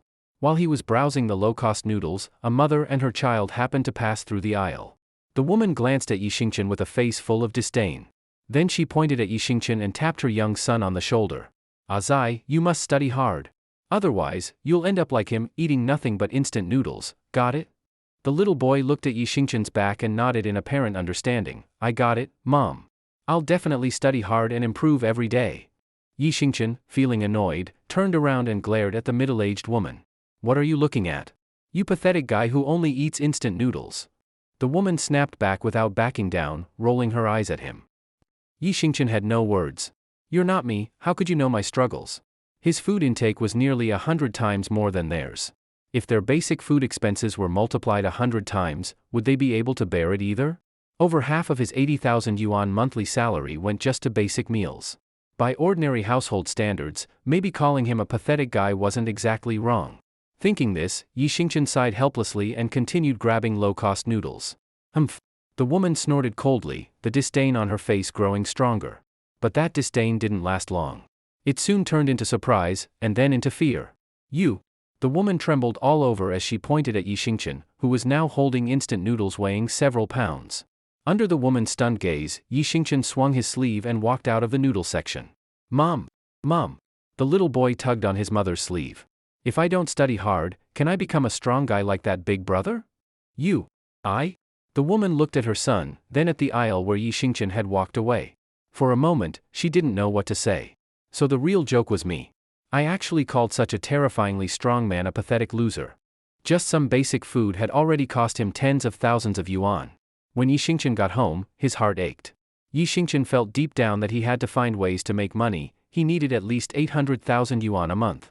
Maybe he should bring his girlfriend Zhaowen over to live with him and tell her about everything that had happened. Zhaowen always had good ideas. If she knew the truth, her clever mind might help point out some paths to making money. Thinking this, Yi Xingchen, who had just returned home and received the rice delivery, set out again immediately for Zhao Wen's home. Compared to the villa area where Yi Xingchen now lived, Zhao Wen's neighborhood was completely different. It was very old. Where there used to be a few 10-story buildings, now they had all turned into 3-story ones. Good thing Wenwen lives on the second floor, otherwise I wouldn't even know where to find her. Yi Xingchen mumbled to himself and walked up to Zhao Wen's door with familiar ease. Yi Xingchen was about to knock out of habit, but when he saw the quality of the door panel, he gave up and instead called to Zhao Wen from outside. Wenwen. Wenwen. It's me, Xingchen. Open up. I've got explosive news. Yi Xingqian clearly heard a bit of commotion inside, followed by Zhao Wen's flat-toned reply. Coming. The door opened. Zhao Wen was wearing a revealing nightgown. But what didn't fit the moment was that Yi Xingqian could clearly see a man in a bathrobe lying on the bed inside the room. Fan Jian? You. Wan. Yi Xingqian immediately recognized the man. It was their college classmate, Fan Jian. The double betrayal from his girlfriend and close friend hit Yi Xingqian like a bolt of lightning, shattering his already fragile heart. You saw it? Well, since that's the case, let's just be honest. I've been with Fan Jian for a while now. Let's break up. Zhao Wen flipped her hair with indifference, as if she had long been mentally prepared for this day. Why? All these years, I've tried my best to give you everything. Even if you wanted the stars in the sky, I would have tried to get them for you. Why would you treat me like this? Yi Xingqian raised his arms halfway, unable to accept it, his emotions growing more intense. Stars? Zhao Wen rolled her eyes. You mean when you held up a mirror to the night sky and said you were giving me the stars? Sorry, I don't get that kind of romance and I don't care for it either. Xingqian, Fan Jian yawned and waved lazily. Come on, man, the three of us are good friends. What's the big deal who ends up with whom? Shut up! Yi Xingqian shouted angrily, pointing at Fan Jian. I treated you like a real brother. A friend's partner is off limits, this is how you treat your friends? It's my choice who I want to be with. And who's your partner, huh? Shameless. Zhao Wen snapped and stepped forward, as if ready to shove Yi Xingqian. You don't understand why I'm with Fan Jian? Fine, I'll be honest. Fan Jian makes over 10,000 yuan a month. And you? You're just a broke loser making 3,000 yuan. What can you even offer me? Oh, sorry, I forgot. You just got fired the other day, so you don't even have that 3,000 anymore. Plus, you've got a sick family member dragging you down. What kind of future could I possibly have with you? Fan Jian can last 30 seconds. And you? You don't even dare to touch me. I bet you can't even last 3 seconds, you're probably done right after taking off your pants. And another thing, Fan Jian is super strong. He can easily lift something that weighs 3.5 pounds. And you? You can't even lift something that weighs just over 2 pounds without struggling. What a useless loser. Ha ha ha. This is killing me with laughter. Fan Jian, lying on the bed, mocked with added flair. Yi Xingqian was about to explode with rage, pointing at Zhao Wen and Fan Jian with his right hand. You cheating scum. You two disgusting traitors. Hey, Yi Xingqian. Who the hell are you cursing at? If it weren't for our years of friendship, I'd beat you down right now, you hear me? Being cursed like that made Fan Jian furious. He got out of bed and pointed forcefully at Yi Xingqian with his right hand. Yi Xingqian was fuming. For a moment, he wanted to rush over and punch Fan Jian in the face. But in the end, Yi Xingqian didn't lose control. If this had happened before the world changed, he would have rushed in without hesitation, fought with Fan Jian, and flipped Zhao Wen the bird before leaving. But now, Yi Xingqian was worried he'd accidentally send Fan Jian the same way as Bu Guochang with just one punch. Killing Fan Jian in a fit of rage and ending up in prison wasn't worth it. Beat me? You really think you're that strong?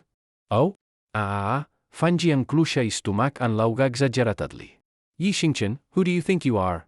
You think I'm weak? My strength is on a level you could never reach in your life. Trash. Yi Xingqian coldly gave Fan Jian a thumbs down. Oh? Yi Xingqian, getting cocky now? Dare to test your strength against mine? Tonight I'll make you admit defeat. A beauty like Wan should only belong to someone strong like me. Test? How? Yi Xingqian frowned slightly. Simple. Arm wrestling. If you win, Wan's yours. If you lose, every time you see me, you have to call me grandpa. How about it? Do you dare? Ha ha ha. Fan Jian laughed loudly, clearly not taking Yi Xingqian seriously. Brother Jian, what are you saying? I'm a living person, not your bet. Zhao Wen sounded a bit unhappy, but still nestled into Fan Jian's arms. Yi Xingqian shot Zhao Wen a cold look and shook his head without hesitation. No. Change the bet. That one's disgusting. I don't want someone like her anymore. She's not worth dirtying my hands. You bastard. What did you just say? Zhao Wen exploded in anger. Hey. Wan, Fan Jian patted Zhao Wen's shoulder and then turned to Yi Xingqian. Fine, then what do you want to change the bet to? Very simple. If I lose, I'll call you two grandpa and grandma whenever I see you. If I win, you go outside and shout 3 times, I'm a cheating mutt, and she has to go outside and shout 3 times, I'm a cheating tramp. As Yi Xingqian spoke, he pointed firmly at Zhao Wen with his right hand. Deal. Fan Jian never believed he would lose, so he agreed without hesitation. What are you doing? Zhao Wen gave Fan Jian a glare and pushed his chest in frustration. Don't worry, babe. Don't you already know what Yi Xingchen's capable of? This win is in the bag. From tonight on, you're going to have a new little grandson. Ha ha ha ha. Zhao Wen looked at Fan Jian, so full of confidence, and finally relaxed. All right. Let's do it then. Fan Jian swung his right arm, ready to get serious with Yi Xingchen. Come on, Yi Xingchen, let's use this table as the arena, arm wrestling, best 2 out of 3. As he spoke, Fan Jian placed his right elbow on a wooden table inside the room. Yi Xingchen glanced at the wooden table. At most, the thickness was just about a millimeter. With such a flimsy table, wouldn't it break through if he applied just a bit of strength? Getting scratched by splinters would hurt like hell. Seeing Yi Xingchen hesitating, Fan Jian thought he was scared. Fan Jian mocked him again, dripping with sarcasm. What? Scared? You still have time to give up. We won't force you to call us grandpa and grandma when you see us. Just avoid us. I am scared, but not of you. I'm afraid if I use my strength, I'll punch through the table. Let's switch to a sturdier surface. What? Fan Jian was stunned for a second, then burst into laughter. Ha ha ha, are you kidding me? Did I hear that right? You think your strength can break the table? Who do you think you are, some kind of monster? If you're scared, just say so, get lost. Zhao Wen also thought Yi Xingchen was scared and just making excuses. So she gave a mocking smile. The countertop in the kitchen is made of concrete. Now you don't have to worry about breaking anything, right? Good. Let's go there. Yi Xingchen didn't even look back as he walked straight to the kitchen. Fan Jian looked at Yi Xingchen's confident posture, unsure where he was getting all this confidence from. Honestly, something about Yi Xingchen today felt a bit off to Fan Jian. But Fan Jian didn't think much of it. He just figured he was feeling tired after shooting off twice with Zhao Wen earlier. Fan Jian shook his arm again and confidently followed Yi Xingchen into the kitchen. Without hesitation, Fan Jian once more laid his right arm on the concrete countertop. Yi Xingchen, this time you've got no excuses, right? Come on. Tonight I'll show you what a real man looks like. Hearing this, Yi Xingchen quickly extended his right arm too, ready to teach Fan Jian a lesson. But then, after a brief pause, Yi Xingchen stopped again. Wait a second. What the hell now? You trying to come up with another excuse? Fan Jian was getting pissed. My strength is too much. I'm worried if I use it, I'll break your wrist. I still need to take care of my dad, I'm not going to jail over some piece of trash. What the hell? I've never seen anyone this full of himself. Fan Jian looked at Yi Xingchen suspiciously. You're not just setting yourself up for an excuse when you lose, are you? Definitely. Zhao Wen nodded without hesitation, agreeing with Fan Jian. I know what this broke loser is like, he's just putting on a show. Humph, Yi Xingchen snorted coldly. Whether it's an act or real strength, just try me and you'll find out. Fine. But when you lose, don't say I took advantage of you. Fan Jian once again placed his right arm on the counter. This time, Yi Xingchen didn't hold back. He slowly extended his right hand and gently gripped the lower part of Fan Jian's arm. Ready? If you're ready, then let's start, let's wait, what? As soon as he saw Yi Xingchen get into position, Fan Jian instantly exerted full force, hoping to win in a flash and get back to real action with Zhao Wen. But what happened next left Fan Jian dumbfounded. He questioned his entire existence. Fan Jian was horrified to find that no matter how hard he tried, Yi Xingchen's right hand clamped down on his arm like a steel vice, completely unmoving. How is that possible? Fan Jian used every ounce of his strength, even the veins on his forehead were bulging. I've been holding back long enough. Now it's my turn. Yi Xingchen sneered, applied a little force, and easily pushed Fan Jian's right arm down. Round 1, Yi Xingchen won effortlessly, just as expected. No way. This can't be happening. Fan Jian couldn't accept what he was seeing and stood up in anger. That loser must have cheated. He used some kind of trick we don't know about. Zhao Wen shouted out in disbelief when she saw Yi Xingchen win even in this kind of contest. You bastard. Cheating? You're asking for a beating. Hearing Zhao Wen, Fan Jian was furious and raised his fist to hit Yi Xingchen. But to Yi Xingchen, Fan Jian's speed looked ridiculously slow. Yi Xingchen easily placed his right palm firmly on Fan Jian's forehead. Bastard. Fan Jian tried again and again to push forward, but Yi Xingchen's right hand didn't move at all. No matter how hard Fan Jian tried, he couldn't shake Yi Xingchen even slightly. I'll kill you. In a panic, Fan Jian lost control and started swinging his arms like a windmill, trying to land a punch on Yi Xingchen. But Fan Jian forgot one important fact. He wasn't tall, and his arms were shorter than Yi Xingchen's. No matter how wildly he swung them, he couldn't even touch a hair on Yi Xingchen. After a while, Fan Jian was exhausted, and his mind slowly began to clear. He realized something, suddenly stepped back a few paces, and pointed at Yi Xingchen in fear. How is your strength this great? You're stronger than those strongmen in the Guinness records. How is this possible? Yering chansen ortet kolde. Good that you understand. Do you still think we need a second round? You'd better follow through on that bet from earlier. Otherwise, I think you can imagine the consequences. Fan Jian started to say something but then noticed the villa access card hanging from Yi Xingchen's waist. That logo, that's a Yunhe Villa district card? How? How could you possibly have a house in Yunhe Villas? That place costs tens of millions or even hundreds of millions of yuan per house. Even my boss can only dream of living there. What? Hearing this, Zhao Wen immediately lost her composure. Her eyes darted, and then she ran toward Yi Xingchen crying. Honey, it was all Fan Jian's fault. He came to my house today and held a wooden nail to my neck. He threatened to kill both me and you if I didn't give in to him tonight. I was forced, I swear. What the hell? One. You. Yi Xingchen pushed Zhao Wen away without mercy, then glanced coldly at both Fan Jian and Zhao Wen. Carry out the terms of the bet. Honey, please try to understand me. Zhao Wen collapsed to the floor and cried her heart out. Damn it, you lying witch. Even Fan Jian saw Zhao Wen's true face clearly at this moment. I won't say it again. Yi Xingchen roared impatiently. Only then did Zhao Wen and Fan Jian unwillingly squat outside the door. Two harsh voices echoed through the empty hallway. I am a cheating You cheating pair. I'm not the same man I used to be. I wanted to love you with all my heart, spend my life with you. I never thought you'd betray me like this. The way I am now, as long as I find the right path, I can do anything. Someone like you isn't even worthy to carry my shoes. Yi Xingchen angrily returned to the gate of his villa. Already fuming from what happened with Zhao Wen, he found that even his father Yi Hao was nowhere to be seen when he got home.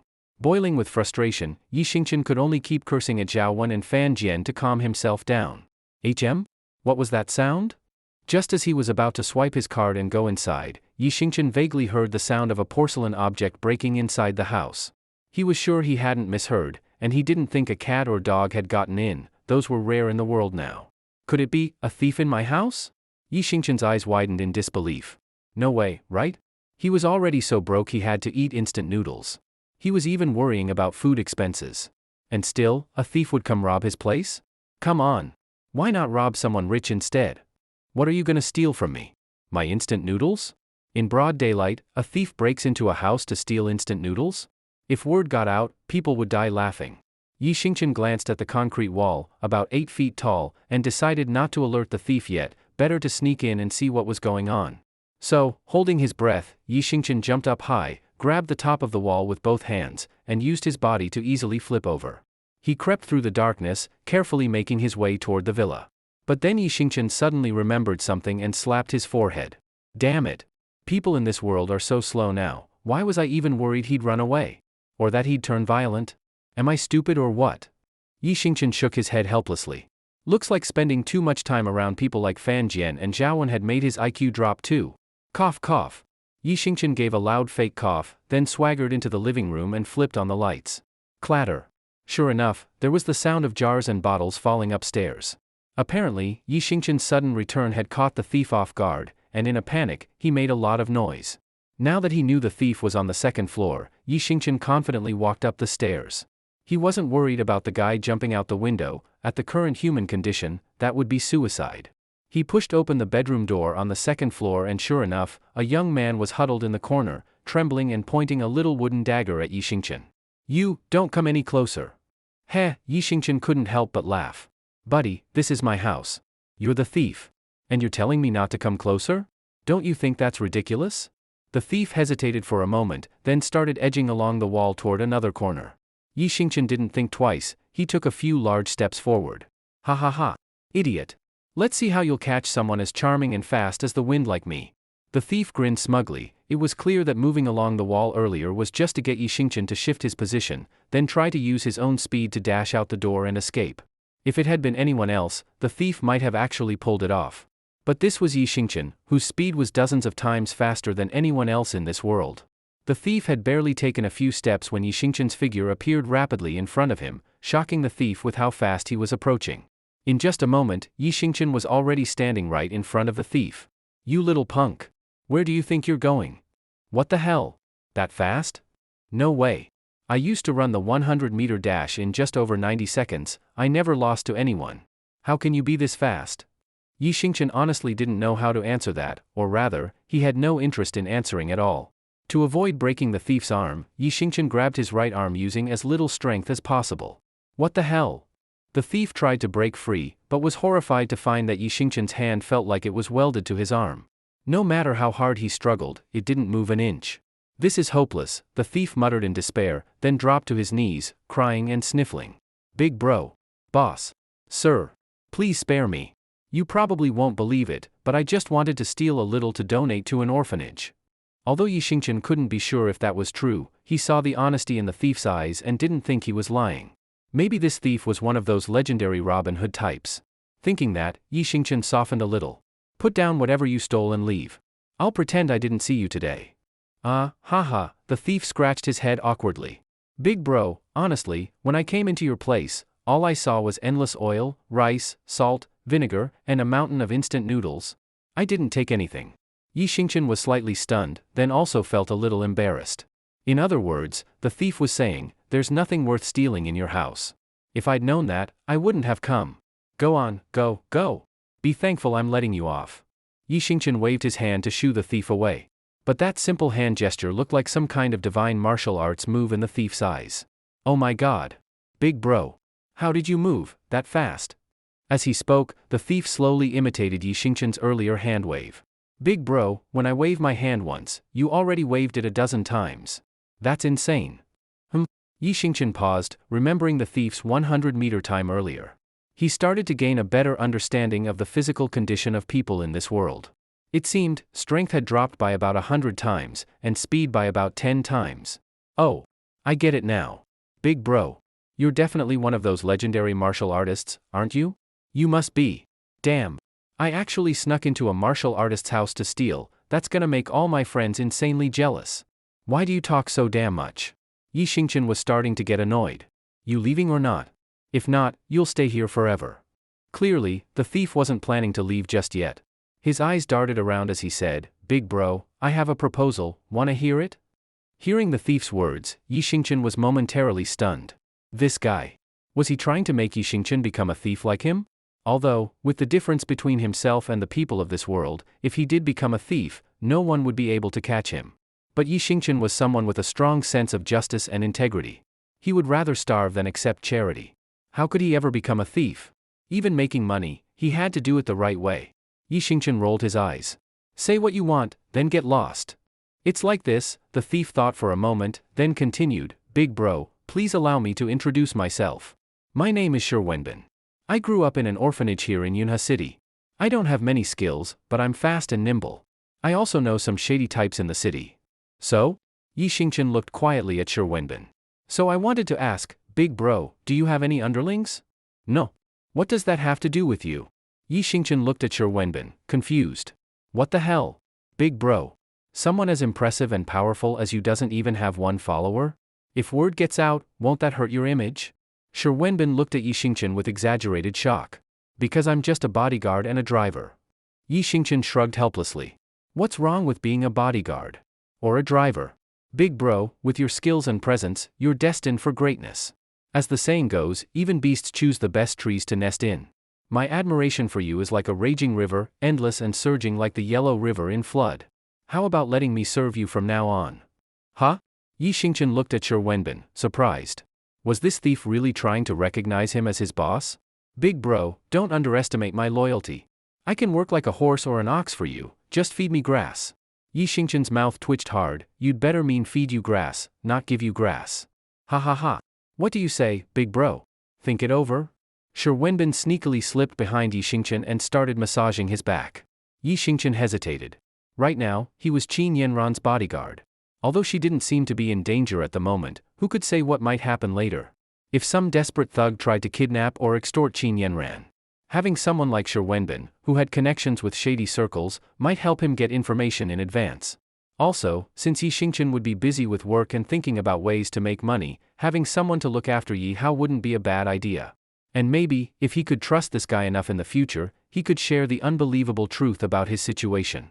Thinking about all this, Yi Xingchen began to feel tempted. Still, right now I have no money, no status, no power, nothing. You won't get anything by following me. Oh come on.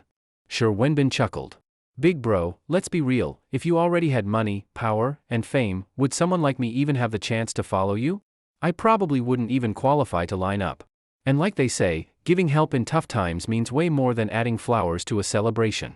Besides, I trust my instincts, big bro, you're destined for greatness. That actually makes a lot of sense. Listening to Shi Wenbin talk so sincerely, Yi Xingqian was even more tempted. Clearly a master at reading people, Shi Wenbin instantly saw that Yi Xingqian was moved. Shi Wenbin immediately dropped to one knee in front of Yi Xingqian. Big bro, please accept this bow from your little brother. In the future, I'll go through fire and water for you, face any danger without hesitation. I only ask that when you make it big, you don't forget about me, or maybe just help out the orphanage I grew up in. Yi Xingqian nodded. This Shi Wenbin, he actually seemed like someone who valued loyalty and emotions. Stand up. My name is Yi Xingqian. Got it, Brother Yi. Shi Wenbin was sharp and instantly switched to calling him Brother Yi. From now on, don't steal anymore. I don't want to have to visit you in prison someday. With a boss like Brother Yi, why the hell would I keep stealing? That'd just be a disgrace to you. Shi Wenbin even winked at Yi Xingqian after saying that. All right then. Yi Xingqian nodded, looking a bit conflicted. Overall, he was quite satisfied with Shi Wenbin as an unexpected new underling. Clever, talkative, street-smart, loyal, and sharp-eyed. If he really made it in the future, Shi Wenbin could definitely become a reliable right-hand man. I wonder what kind of big shot gets to have Brother Yi as their bodyguard and driver? Shi Wenbin asked curiously.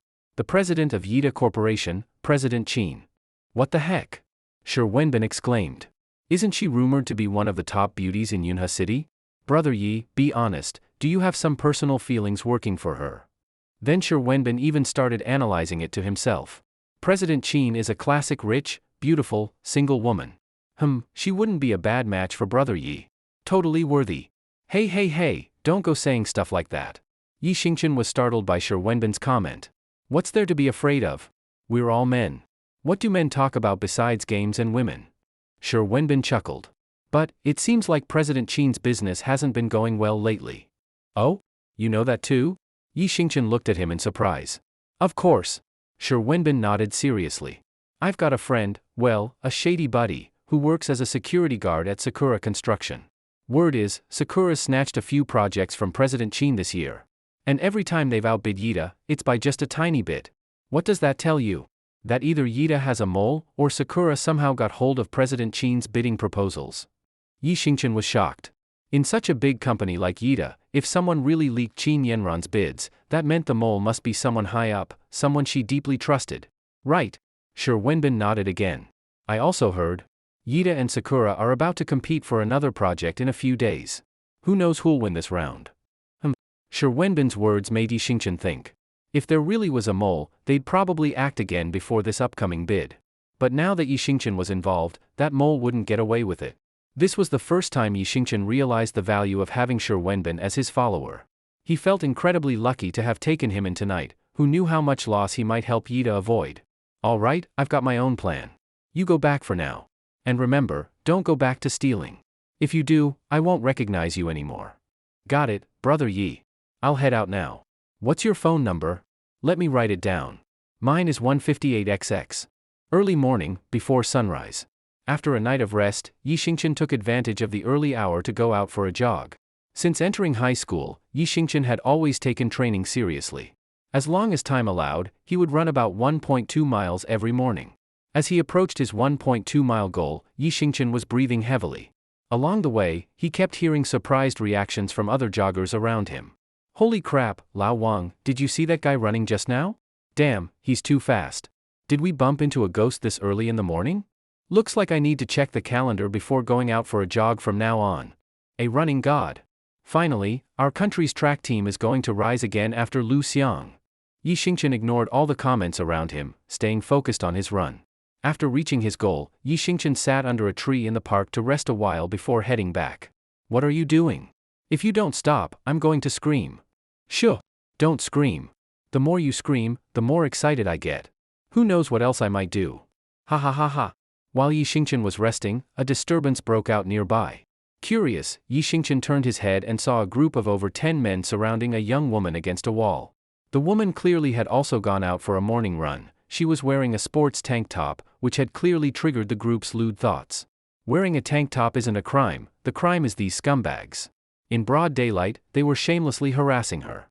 And since the woman was very attractive and had a great figure, two nearby young men couldn't sit still and stepped forward. Hey! What are you doing? Stop that. If you don't stop, I'm calling the police. Being interrupted pissed off the thug leader. The leader gave a look to his goons, who all pulled out small wooden daggers from their pockets. What are you looking at? Get lost.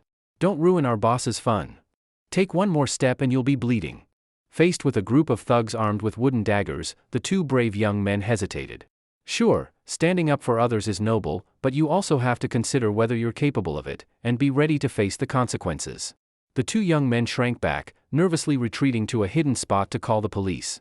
The woman's face had lit up with hope when she saw them step forward, but the moment they backed away, that hope vanished instantly. Still, she didn't blame them. After all, stepping in was voluntary, and when the gap in strength is this big, being scared is only human, it's natural. The woman kept retreating step by step until her back hit the wall and she had nowhere left to go. You guys, do you know who I am? If you dare lay a hand on me today, you'll suffer consequences you can't imagine. You'll die horribly. Ha ha ha, one of the thugs burst into loud laughter. If we touch you today, doesn't that make you our boss's girl? Sure, boss's girl could kill us all with a snap. Ha ha ha, the thug leader also laughed. Don't be scared, beautiful. I'm actually a good guy. I'm the boss around here, being with me, you won't lose out. At that moment, two of the thugs who had just cleared the area noticed Yi Xingchen sitting under the tree watching everything, and immediately pointed their wooden daggers at him, full of arrogance. Hey, punk! What are you looking at? Can't you see our boss is busy? Get lost. Yeah. Beat it. Or I'll break both your damn legs. Yi Xingchen looked behind him, making sure they were actually talking to him, then stood up in surprise. He hadn't done anything. Why were they suddenly shouting at him? The woman glanced at Yi Xingchen and sighed helplessly. Hey handsome, you should go. It's none of your business. There are too many of them, you can't take them on. Yi Xingchen was already a hot-blooded young man, and after hearing the woman say that, he really couldn't just pretend he saw nothing and walk away. If he did, he'd never be able to respect himself again. More importantly, the world wasn't the same as it used to be. Still, Yi Xingchen didn't want unnecessary trouble. He walked over to the thugs and said, "Bro, you look like the kind of guy who has women falling into his arms just from taking a walk, drenched in luck with the ladies.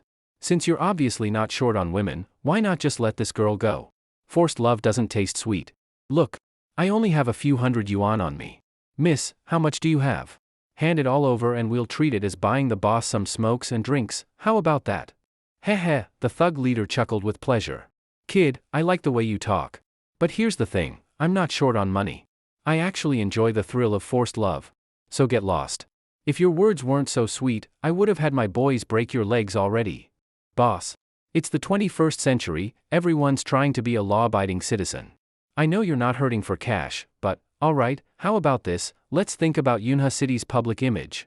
Let's help our city win the national title for Most Civilized City. Just hold back, for the greater good. Okay? Yi Xingchen was still trying to reason with the thug leader. You're so damn annoying. Boss, why are you wasting words on this punk? Let's just break both his legs and be done with it. Clearly, Yi Xingchen's words had worn out the thug leader's patience. The boss pointed a finger at Yi Xingchen from a distance and shouted, "You little bastard. Do you think I complimented you for fun? Do you think I'm being nice? You talk more than that monk from the legends. This is your final warning, are you leaving or not? If not, I'll have my boys smash both your legs. Boss, look at his clothes, cheap and weird. Who knows what kind of trash material that is? Definitely some broke loser. He probably wants us to break his legs so he can sue you for money." Faced with the thugs pushing him harder and harder, Yi Xingchen sighed and shook his head. Sigh. I really didn't want to fight, why are you forcing me? Humph, the thug leader sneered. Xiao Lu, go break one of his legs. I'll cover all the costs. You got it. With the boss's command, one of the thugs gave a sinister grin and started slowly walking toward Yi Xingchen with a vicious look on his face. When the woman saw that the gang of thugs was actually about to attack Yi Xingchen, she panicked. Hey! These guys clearly have a lot of fighting experience, you're no match for them. This has nothing to do with you. Don't get hurt for no reason. Just run. Ha ha ha. I love girls like you, so soft-hearted. And I bet the rest of you is soft too, the thug leader sneered. Kid, you want to run now? Too late. Liuzi's the best fighter I've got, even a god couldn't save you today. With the boss's approval, Liuzi got even more excited and charged at Yi Xingchen with a loud yell. Wait! Yi Xingchen quickly raised his right hand to stop Liuzi. What are you doing? Liuzi looked at Yi Xingchen, confused. Trying to run now, kid? Too late. I gave you a chance to walk away, but you didn't take it. Who said I'm running? Yi Xingchen looked at them strangely, then pointed at the watch on his left wrist. I'm about to be late for work. If I'm late, my boss will get mad and dock my pay. So instead of fighting you one by one, how about all of you come at once? What the hell? Arrogant much? Who do you think you are? The kung fu master of Yunhe? Liuzi, stop talking, just beat him up. Liuzi was furious, glaring at Yi Xingchen. You little punk, I've never seen anyone so cocky in my life. Well, today's your lucky day. Taste my iron fist first. Liuzi shouted and slowly lunged at Yi Xingchen, fist raised in anger. Yi Xingchen stood there like he was frozen, not moving an inch, letting Liuzi's punch come straight at him. I thought he was some kind of master, but turns out he's just a kid scared stiff. Punk. Liuzi grinned and threw his punch at Yi Xingchen's chest. In that moment, he imagined Yi Xingchen crumpling to the ground from the blow, and a smug smile spread across his face. Smack. Liuzi's punch landed softly on Yi Xingchen's chest. Not only did Yi Xingchen not fall, he didn't even budge. What? What the hell? Liuzi was stunned. What's wrong? Didn't eat breakfast today? Yi Xingchen glanced at Liuzi's limp punch. What the? Liuzi almost coughed up blood in frustration. Hey Liuzi, what are you doing? Punch him already. What the hell are you doing grabbing his chest? No wonder old Zhang said you're into guys, but now's not the time for that. Another thug behind Liuzi stared at the bizarre scene in confusion. Screw you! Liuzi shouted. Boss. There's something off about this guy. Usually, one punch from me will send people flying, or at least make them stumble. But he didn't even flinch. Damn, the thug leader also realized something was wrong. But he was too lost in his lust and had no intention of thinking it through. With a wave of his hand, the leader shouted, Everyone, get him. Crush that punk. Let's go. All the thugs pulled out weapons and charged at Yi Xingchen. Then came a scene that would shock both the woman and the thug leader for the rest of their lives. Yi Xingchen moved like a butterfly among flowers, gracefully weaving through the crowd. Wherever he passed, cries of pain followed. Ah! My hand. Ah! My foot. In moments, more than 10 thugs were all lying on the ground in agony. Gurgle. The thug leader swallowed hard. Seeing Yi Xingchen stepping closer, he quickly backed down. Big bro. Real tough guy. We can talk it out. Weren't you just preaching about being a law-abiding citizen? Fighting is wrong. And preserving Yunhe City's image, you said all that. Look, so many of my men got knocked down. How about, you pretend you didn't see me today and just let me go? Hemepe, Yerinchan snortet cold. Too late. Your choice. Now you face the consequences. No, it's a misunderstanding. Ah, it hurts, it hurts. While the thug spoke, Yi Xingchen had already walked over and grabbed his left hand with his right. I haven't even used force yet and you're crying already? Weren't you acting tough a moment ago? Yi Xingchen teased, looking at the thug. The thug gave a flattering smile. Brother Yi, first time's always painful. You're a man, you understand. I understand nothing. Yeving-chan glared. Tell me, which hand were you trying to feel the girl with? This hand. The thug cooperated obediently and extended his right hand, then immediately retracted it, uncertain. No, it's the left. No, right, left, left. So both hands then? No, left hand, ow, ah. Crack. With a chilling crack, Yi Xingchen broke the thug leader's left hand with bare force. Shoo! Don't talk. The more you talk, the more excited I get. I might do more outrageous stuff. Yi Xingchen placed a finger to his lips and silently mimicked the thug's earlier words, sending them right back at him. The woman was startled, immediately realizing Yi Xingchen had avenged her in words. Though his method was harsh, she didn't see fault, and she looked at him with gratitude. Seeing the thug leader had no more to say, Yi Xingchen let go of his injured hand. All right, now get lost. Thank you, big bro. The thug leader looked pale and led his men out of the park in shame. Handsome man, thank you so much. If it weren't for you, I really can't imagine what might have happened. The woman bowed gratefully, then curiously looked Yi Xingchen over. You're so fast. Yi Xingchen was speechless. Why does everyone like to say he's fast? Do I even look like someone fast? Can people compliment a different way next time? The woman smiled brightly and held out her right hand. Ansuma, im longqingchuan. Yering-chan. Yi Xingchen glanced at her hand, but worried he might crush it, He simply touched it lightly with his own right hand, then smiled and waved goodbye. Long Qingxian first looked surprised, then quietly laughed. You really are an interesting person? Ye-ring-chan? With moves so terrifying, you've successfully caught my attention. She quickly pulled out an ultra-thin phone and dialed. Bro, I almost got hurt in Yunha City, some thugs. I never want to see them again. And look up info on one guy, Yi Xingchen. He lives near Yunha Villas, got it. A quiet morning. Damn it, Boss Lu's launched his final move and is clearing the field. The Han dynasty is weak, the court in chaos. Damn. Lu Yen is so strong, how exactly did the Han ever decline? Yi Xingchen was happily playing the mobile game Three Kingdoms Kill in his office. Knock, knock, knock. The office door tapped gently. Please come in. Yi Xingchen quickly stashed his phone and exited the now-decided game. In walked Lin Yun. Today, Lin Yun wore an office outfit, short skirt, black pantyhose, and a small tie, making her appear very mature and poised. Spotting her black pantyhose, Yi Xingchen whispered in admiration. No wonder girls love black pantyhose, look at those legs, black makes them look slimmer. Maybe that's why t-shirts are rarely sold in black. Miss Yun, do you need something? Lin Yun hesitated a moment, then smiled sweetly. Actually, I do have something to ask you. Not missing a beat, Yi Xingchen patted his chest and replied, Miss Yun, whatever you need, just name it. I'll get it done in minutes. That's great. Lin Yun smiled lightly and handed him a document. Here's the company memo. The day after tomorrow morning, we'll have a friendly basketball game with Sakura Construction Company. Huh? Yi Xingchen looked surprised. Friendly game with Sakura Construction? Lin Yun smiled and said, officially, yes. We can't call it a death match. The thing is, the company needs 10 players. 9 have signed up, so we're down by 1.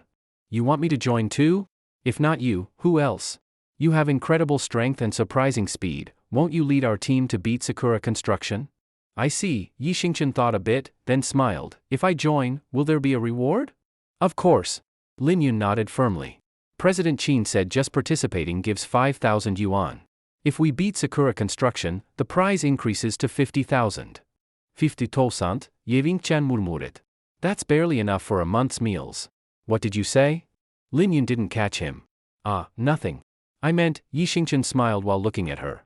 I meant, if I join, Miss Yun, could there be a personal reward for me? Lin Yun paused. What personal reward did you have in mind? Any kind of reward? Yi Xingchen teased with a mischievous smile, trying to scare her a bit with a small joke. Lin Yun quickly realized and rolled her eyes. Really? Now you're bold enough to flirt with Miss Yun, huh? Aren't you afraid your girlfriend will find out and kick you out of the house? Girlfriend? Yi Xingchen's mood instantly dropped. Sigh.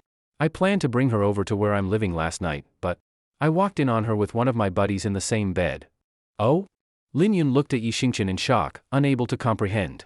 Why would someone as strong as Yi Xingchen be cheated on? Was she turned off by his lack of money? If Yi Xingchen competed in something like the Olympics and used media to build a persona, endorsements would roll in. Or was it his appearance? He wasn't flashy handsome, but he was quite attractive and had a masculine presence. Thinking that, Lin Yun moved closer and gently placed her right hand on Yi Xingchen's head, while her left hand softly stroked his hair. Nothing to worry about. No obstacle you can't overcome. Losing you will be the biggest regret of her life. Or, you should be glad you saw her real face in time. Otherwise, if she cheated after marriage and kids, that would hurt so much more. Yi Xingchen felt a gentle touch on his forehead and sighed. Thanks, Miss Yun. You're the best. Miss Yun, do you have a boyfriend? Whoever marries you must be destined for great luck.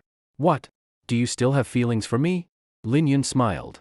At that moment, Lin Yun felt a little flutter in her heart as she looked down at Yi Xingchen. You want to chase after me? That depends on whether you've got what it takes. Yi Xingchen looked up at her chin in surprise, then grew bolder. How about this, if I win, Miss Yun, you give me a kiss as a reward. What do you say? Hearing this, Lin Yun blushed. What are you thinking, you little brat? Let's talk after you win first. Though she didn't agree, she also didn't refuse. Yi Xingchen felt excited inside and silently vowed, whether or not he actually earned that kiss, he'd win this game no matter what. Creak. At that moment, the office door was pushed open from outside. A tall, sunny, handsome man walked in. When he saw the scene, his face first flashed with shock, then flooded with anger. What are you two doing? It's work time. The man was named Shen Jingbing, head of security at Yida Company, Lin Yun's most loyal pursuer and Yi Xingchen's direct supervisor. Seeing his love interest holding another man's head like that, Shen Jingbing felt his blood pressure spike. he nearly rushed forward to punch Yi Xingchen. Lin Yun then realized the insinuation of her closeness and quickly let go of Yi Xingchen, giving Shen Jingbing a displeased look. What are you doing here? I came to talk to this kid.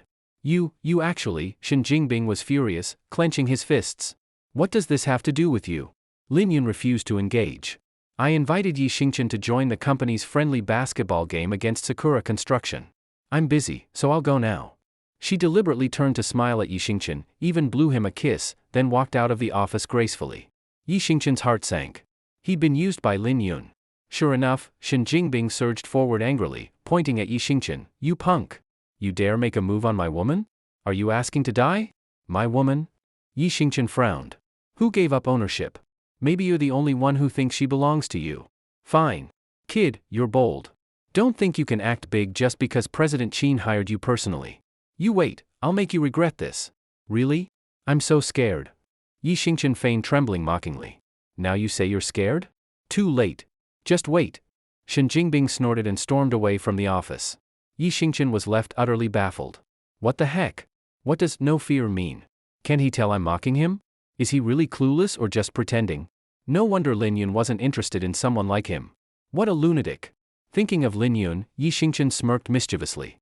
You use me like a pawn? One day I'll make sure you use my pawn. Bastard. Wretched woman. Pretty boy. Adulterers. You two, immoral couple. Shen Jingbing cursed angrily as he returned to his office. What's wrong, brother Shen? Who made you so angry? A security guard asked, puzzled. It's that bitch Lin Yun.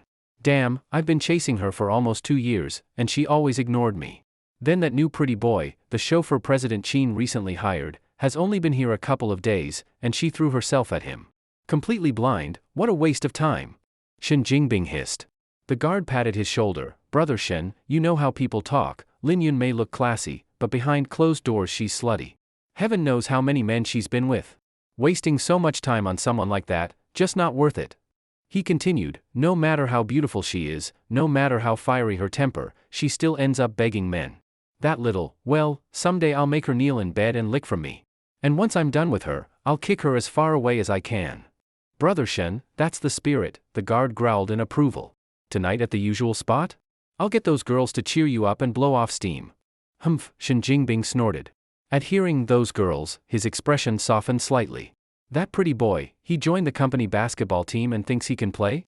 Not a chance. If he gets even a minute on the court, I'll call it a loss. The guard grinned wickedly. Brother Shen, don't worry. That guy looked frail when I saw him. Joining the team is perfect for us. After work, there's practice. Shen, if you pretend to supervise practice and toy with him, slam him a few times in front of colleagues, he'll leave looking humiliated, and who'll dare compete with you for Lin Yun then? Yeah, makes sense. Shen Jingbing nodded. Once that guy leaves the company embarrassed, who'd compete for Lin Yun? She'll be mine. Great. Great. He clapped with excitement. Bro, you just gave me a brilliant idea. The night's expenses are on me. Thanks, brother Shen. The guard nearly drooled in excitement. Later, at the end of the workday, Yi Xingchen checked his watch. He planned to ask Lin Yun what time President Qin would finish today. If there was no overtime, he'd drive her home. But as Yi Xingchen stood, Qin Yanran and Lin Yun appeared together in the doorway of his office. Shen Jingbing hurried along behind them. President Qin. Miss Yun. Yi Xingchen greeted them politely. You can clock out now, go drive. Qin Yanran nodded to Yi Xingchen. Okay. Yi Xingchen grabbed his keys and happily headed off to start the car. As for Shen Jingbing, Yi Xingchen decided he didn't even want to deal with that pathetic figure. Given his situation, wasting time scheming with such a clown would only distract him from making money. Shen Jingbing clearly anticipated the moment. Seeing Yi Xingchen's President Qin home made him furious. If Yi Xingchen just walked away now, all the plans I've spent the entire afternoon making would go down the drain, wouldn't they? President Qin, wait a moment. Shen Jingbing hurriedly reached out to stop Yi Xingchen from leaving. What's the matter? Qin Yanran asked, puzzled. And what are you trying to do? Lin Yun glared at Shen Jingbing without friendliness. Shen Jingbing internally cursed Lin Yun again, then forced a harmless smile. Well, here's the thing. Xingchen joined the company basketball team, and the rest of the team is meeting after work to train on the company court for 30 minutes. I thought, let him come along since we're all colleagues, and everyone can learn from each other and improve together. When Yi Xingchen heard Shen Jingbing's words, he mentally sent Shen's entire family some friendly regards. Shen Jingbing couldn't possibly be that kind. Even with his feet, Yi Xingchen could guess his true motive. Qin Yanran didn't hesitate and gently nodded. All right. Go ahead, you two go. I don't have anything else, I'll just watch your training. It's okay, Yi Xingchen. Miss Yun, would you come with me to watch too? Lin Yun glanced at Shen Jingbing with a flicker of disgust on her face. But she remembered Yi Xingchen's impressive physical ability, it would be fun to watch him demonstrate. So Lin Yun promptly nodded as well. Yes, President Qin. Before Yi Xingchen could say anything, Shen Jingbing enthusiastically approached him and firmly grasped his right hand, as if fearing he might refuse. Excellent. Thanks, President Qin, for understanding. Come on, Xingchen, let's go. President Qin has agreed. Shen Jingbing's plan was falling into place perfectly, and he felt as though his heart would burst with excitement. That pretty boy. I only meant to embarrass him in front of passing colleagues, make him back off. I never expected President Qin and Miss Yun to watch. If I humiliated him in front of President Qin and Miss Yun, it would be far more humiliating than in front of colleagues, by orders of magnitude. Maybe President Qin would see how weak he is and decide to fire him immediately. That would be so satisfying. Thinking that, Shen Jingbing grew more excited and subtly applied pressure to Yi Xingchen's right hand. If this pretty boy cried out in pain, President Qin would surely think him frail, maybe even expect me to humiliate him during training. But Shen Jingbing was puzzled. No matter how he squeezed, Yi Xingchen's right hand didn't budge at all. It seemed he felt nothing. Huh? Shen Jingbing frowned in confusion. What's going on? Even strong men can't stay silent under this grip, but this pretty boy shows no reaction whatsoever? All right, don't waste any more time. Let's go now. Oh, all right, President Qin. Shen Jingbing couldn't think much more. He told himself that maybe he simply didn't use full strength earlier. When training starts, he'd show no mercy. He was determined to embarrass this pretty boy and make him leave Yida Company in disgrace. The four of them quickly arrived at the company's basketball court. By then, there were 8 men already training on the court. When Yi Xingchen appeared in their line of sight, they all looked at him with ill intent. Yi Xingchen immediately understood Shen Jingbing's hidden motive. He was probably planning to humiliate him during the training. Indeed, Yi Xingchen's basketball skills weren't outstanding, but times had changed. Now, Yi Xingchen had a body far beyond ordinary people's. Those guys aiming to shame him via basketball training were bound to fail. Thinking of basketball, Yi Xingchen glanced around the court. After his enhanced physique, the court now looked pitifully small. It was more like a badminton court than a basketball court. The standard hoop height of 10 feet had been lowered, now nearly 7 feet. As for the basketball? Clap clap clap. The ball rolled neatly to Yi Xingchen's feet. He bent down, picked it up, and squeezed it hard. Boom. The basketball burst in his bare hand. The size was only a bit smaller. It was still round, but the material had changed. It was no longer rubber or leather, but a thin, unfamiliar material. Clearly, people's physical strength had declined in this world, while technology had advanced. Whoa! Shen Jingbing watched in disbelief. What kind of trick is this? He hadn't even given instructions, yet someone tossed a defective ball to Yi Xingchen. The humiliation was too obvious. And his plan didn't include this step, did it? Most importantly, what kind of IQ does President Qin have? Could she fail to notice something strange? Shen Jingbing glanced at Qin Yanran in guilt. But Qin Yanran looked calm and unaffected. Shen Jingbing exhaled quietly. Thankfully, she hadn't noticed. Otherwise the plan would unravel. Unbeknownst to him, Qin Yanran and Lin Yun had already witnessed Yi Xingchen's amazing strength. They weren't shocked to see him burst a basketball with his bare hands. Come on, brother Xingchen, join us and play some basketball. Shen Jingbing sounded cheerful but fake as he formally invited him. Okay. Yi Xingchen followed Shen Jingbing onto the court. Here. Take a three-pointer. A man quickly passed the ball to Yi Xingchen. He caught it and glanced at the three-point line, just a meter or two away, and felt a deep sense of irony. If the three-point line was that close in his old world, everyone could make the NBA. Everyone would be a Curry. Shoot! The man urged with ill intent. Yi Xingchen weighed the feather-light ball, hesitated a moment, then used as little force as possible to shoot. Watching Yi Xingchen's classic shooting form, Shen Jingbing grew suspicious. Could this pretty face actually know basketball? But what came next almost made him burst out laughing. Although Yi Xingchen's posture was textbook perfect, the shot missed everything: rim, board, and net. Several passing colleagues witnessed the miss and couldn't help but laugh out loud. Ha ha ha. That's hilarious. I thought he was some kind of expert. Isn't he supposed to be our company's strongman? How'd he miss a three-pointer completely? Is he all show and no real skill? This is bad. Rumor has it he joined the company basketball team. And with this level? Playing against Sakura Construction? That's inviting defeat. If we lose, it's not just embarrassing our company, it's embarrassing our whole country. Hearing this chatter from colleagues, Shen Jingbing was practically bursting with glee. But he still pretended to encourage Yi Xingchen. He patted his shoulder. No worries, Xingchen. The arc 3-point line is still about 5 feet away, it's understandable to miss at first. Just practice a few more times. Then he signaled another man across the court. That man understood and quickly passed the ball back to Yi Xingchen. That's right, try once more. All right? Yi Xingchen shrugged and prepared to shoot again. Hehe. Shen Jingbing smirked inwardly. Pretty boy, shoot again. Go on. Keep shooting. How will you know you're a rookie if you don't try more? Deep breath. Yi Xingchen took aim and again made a textbook 3-point shot. Clang. This time, he hit the front of the basket rim, not a clean hit. After 2 misses from such close range, Yi Xingchen felt a twinge of embarrassment himself. He silently vowed, if this ball were the old, heavier kind, he'd hit every time. But this new ball was so light, totally unfamiliar. Maybe with a few more tries and the right strength control, he could push his accuracy up to over 90%. Shen Jingbing nearly laughed out loud. That pretty boy must have used all his strength, and still only hit the rim edge. Still just a pretty face after all. No problem, brother Xingchen, try again. All right? Yi Xingchen, intrigued, caught the ball and shot again. Swish. This time, a perfect, nothing but net shot. What the? Shen Jingbing was stunned. How did that pretty boy actually make it? He must have gotten lucky. It's a fluke. Shen Jingbing again gave a signal to the man passing the ball. Soon, a loop began on the court. The man kept passing to Yi Xingchen kept shooting, and almost every shot was a clean swish. They repeated this sequence 30 times. Nearby coworkers couldn't stay calm, they began cheering in awe. I've got to be kidding. I just counted, besides the first 2, he shot 33s, and made them all. What kind of god is this? People say KD scores like eating flour, but watching Yi Xingchen shoot, scoring looks as natural as breathing. I underestimated him. He's legit a superstar. We're winning this for sure. Against Sakura Construction, if we don't win by 50 points, I'll honestly say our corporate team is tanking.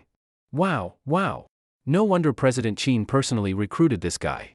Not only legendary strength and appetite, now we find he's unbeatable in basketball too. From now on, he's my idol. Ah, Yi Xingchen, I'm gonna have your baby. A woman with a full beard digging her nose said this with admiration. Everyone nearby turned their stomach. Stop. Seriously. Shen Jingbing finally lost his composure. Deep down he cursed angrily to himself, damn it. He's made 30 straight 3-pointers. How is this even possible? He had planned to expose this pretty boy's poor shooting skills in front of everyone, yet things had backfired, elevating him instead. Is this pretty boy really that good at shooting, or is his luck just unstoppable? Looks like I'll have to move to plan B.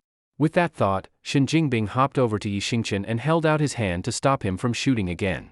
Brother Xingchen, your shooting is too strong, I'm impressed. But luck can't last forever.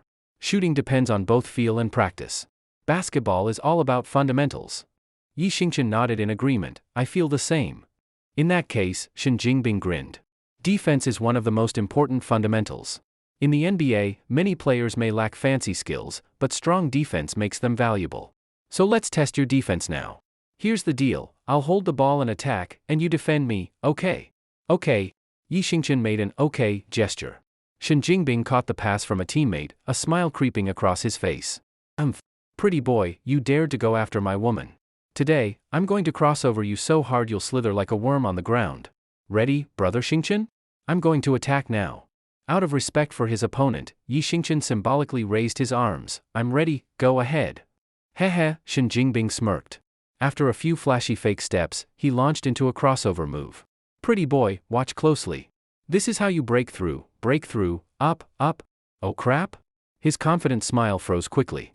No matter how fast he faked, no matter how fast he tried to drive, Yi Xingchen stayed stuck to him like chewing gum. Shen Jingbing ground his teeth, executed a prayer fake move, and quickly rose into a mid-range fadeaway jumper. Whack. Boom. The shot was effortlessly slapped away by Yi Xingchen. The basketball flew out of bounds a couple of feet, and then exploded mid-air. Holy crap. What just happened? Shen Jingbing stood dumbfounded, glancing at the other men on the court. They all just shook their heads at him. I don't know. Brother Shen, it was too fast. I couldn't see what happened, then suddenly the ball flew out and exploded mid-air. Is that so? Shen Jingbing looked at Yi Xingchen, expression blank, then at the burst basketball. In his heart, he tried to replay what had happened. Could the ball just have exploded, and then flew away by itself? What trash-quality basketballs are these? I need to get better ones tomorrow. Of course Yi Xingchen would never admit he'd slapped the ball into pieces. Let's be honest, if word got around that someone burst the ball with a punch, people might demand compensation. That'd be a hassle. No big deal, next time I'll use less force. Let's do it again. Shen Jingbing eyed Yi Xingchen suspiciously, and once more challenged his defense. The next challenge mirrored the previous one. No matter what fake move Shen Jingbing made, he couldn't shake off Yi Xingchen's defense. Finally, in frustration, Shen Jingbing tried again, only to be embarrassed by another huge block from Yi Xingchen. How is this possible? Shen Jingbing exploded in frustration. How is that pretty boy so uncanny? Could it be that he's just too fast? Looks like I need a more forceful attacking style. With that thought, Shen Jingbing immediately stopped greeting Yi Xingchen and grabbed the ball, launching into a post-up one-on-one. Humph, my back-to-basket strength is unmatched. No one in this company who plays basketball can stop it. I'll reverse the humiliation today and regain my dignity. Shen Jingbing turned his head to glare at Yi Xingchen, then summoned all his strength and barreled into him. Huh? What? Fear overtook Shen Jingbing as the unexpected happened. Despite Shen's full-force shoulder bump, Yi Xingchen stood unmoved. Instead, Shen himself was thrown backward by the rebound.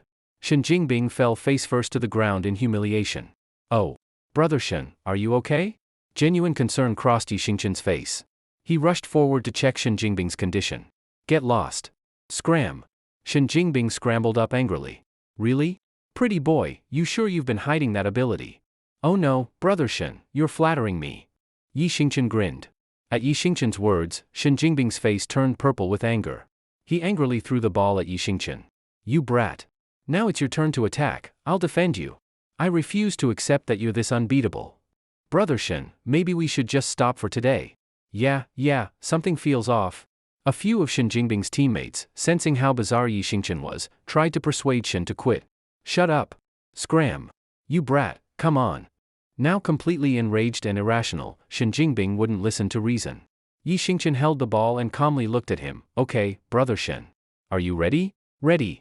Since you're ready, here I come. Bring it on. Hehe. Yi Xingchen smiled and, holding the ball, took 3 large steps before dunking easily.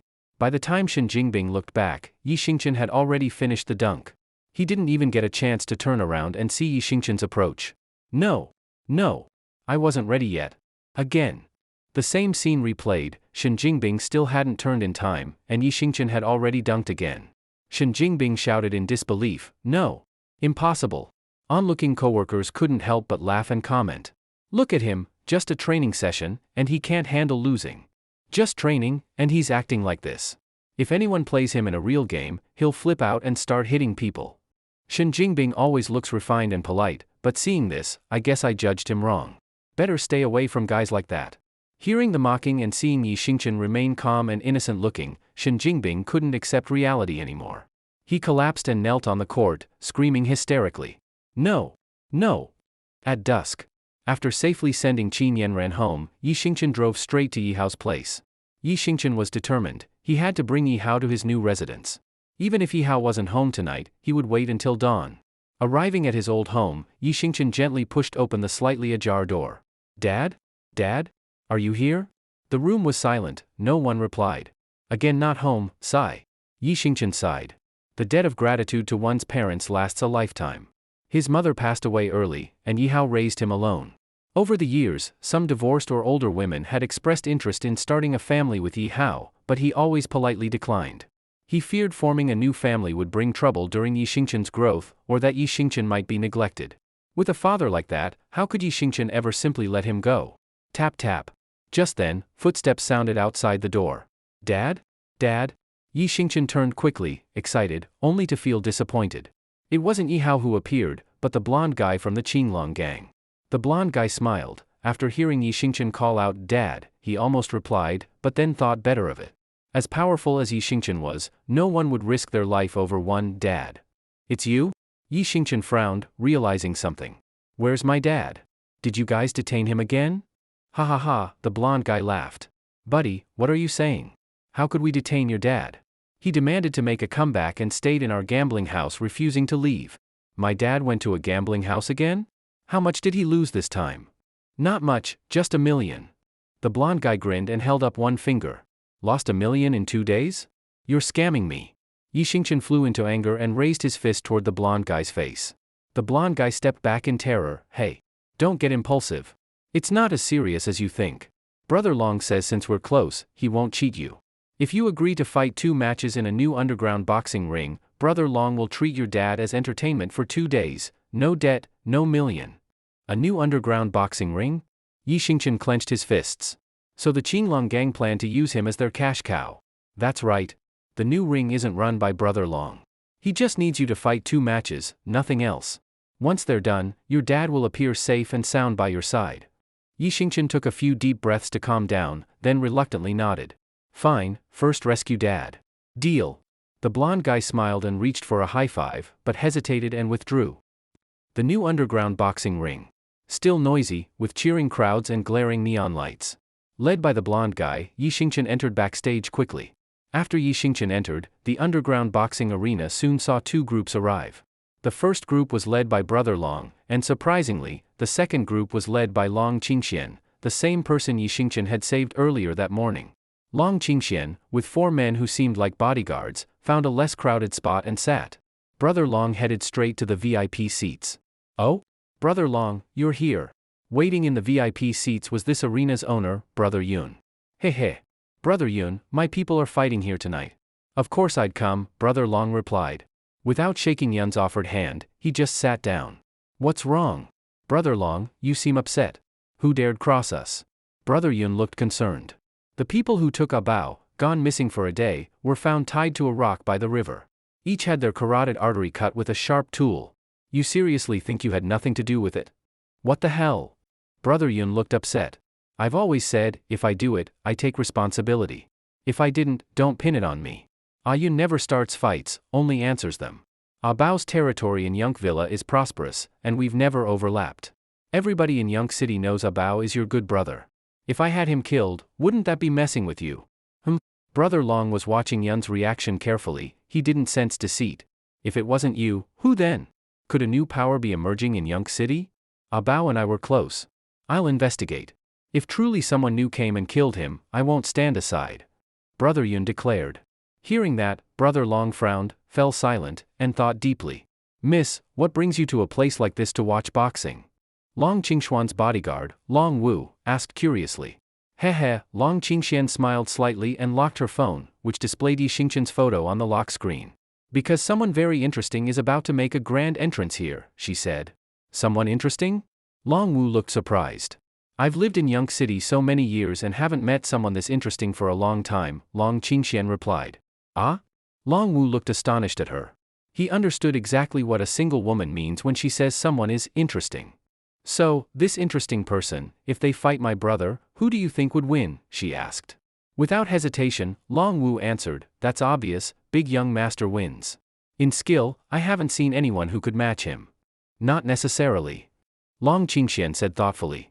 There's always someone stronger, somewhere else. Haha. The big young master is the standard. Who could be stronger than the standard? Long Qingxian just smiled softly, didn't argue further, and glanced again at Yi Xingchen's photo on her phone. After 5 consecutive boxing matches, the host finally announced the next bout. Ladies and gentlemen, please quiet down. The host held the microphone track stand tight to calm the noisy crowd. Tonight's matches have been thrilling, enjoyed them? Haha. Not satisfied yet? Don't worry. Coming up is the grand finale. The champion from Thai country, Buochio, will face our local champion, One Punch Superman. Please welcome both champions to the ring. Soon, Yi Xingchen and Buochio entered the ring from opposite entrances. Buochio, champion of Thai country. He has won 35 underground fight matches across our summer nation, truly an impressive record. One Punch Superman, the local champion of Summer Nation, a rising star. Just 2 nights ago, he knocked out champion Pu Guochang with one punch and instantly rose to fame. Tonight's peak showdown between Buochio and One Punch Superman, who will emerge victorious? Let's watch closely. After the host's introduction, Long Wu, sitting behind Long Qingxian, couldn't help sneering. 2 rookies. It's not just about beating your big young master, even I could easily defeat both of them together. Long Qingxian turned to scold him, Uncle Wu, we're here to watch their match, not my brother's or yours. Oh, Long Wu responded calmly before offering his opinion, Butchio will definitely win. So confident? Well, boxing isn't just about muscles, but Butchio is all muscle, while the other looks ordinary. I predict Butchio will KO him within 5 rounds. Then let's make a bet. What do you want to bet on? If Butchio wins, I'll go home with you right away.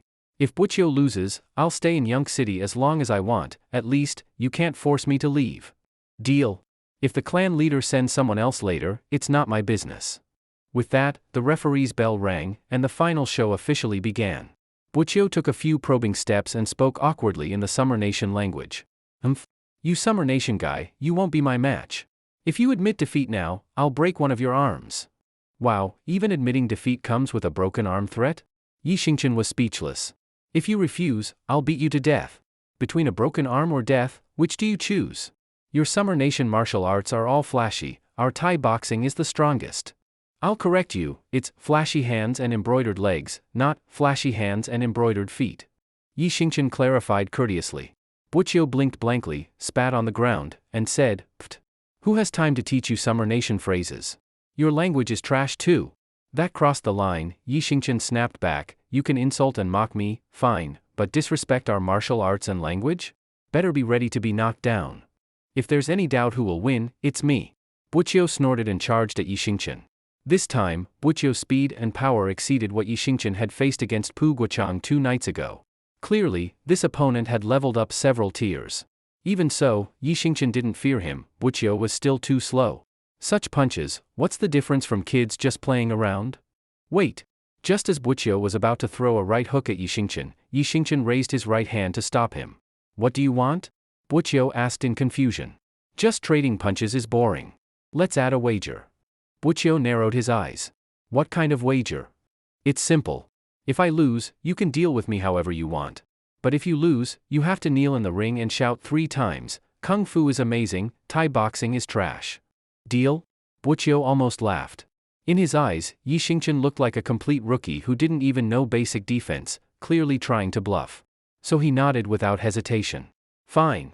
But if you lose, you kneel and shout, Thai boxing is amazing, Kung Fu is trash, 3 times.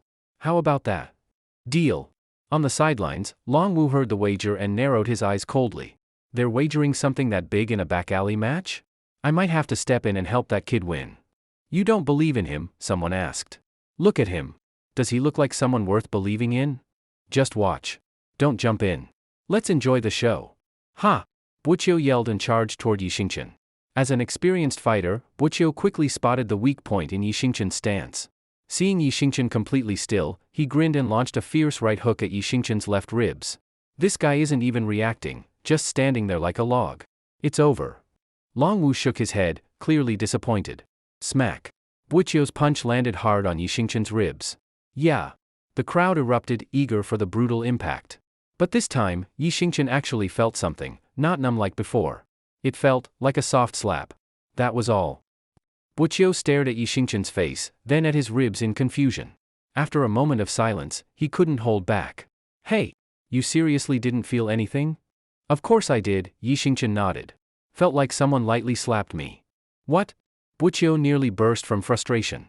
He'd used all his strength, yet Yi Xingchen said it felt like a gentle slap? Enraged, Butchio went all in, left hook, right hook, one after another, pounding Yi Xingchen's ribs.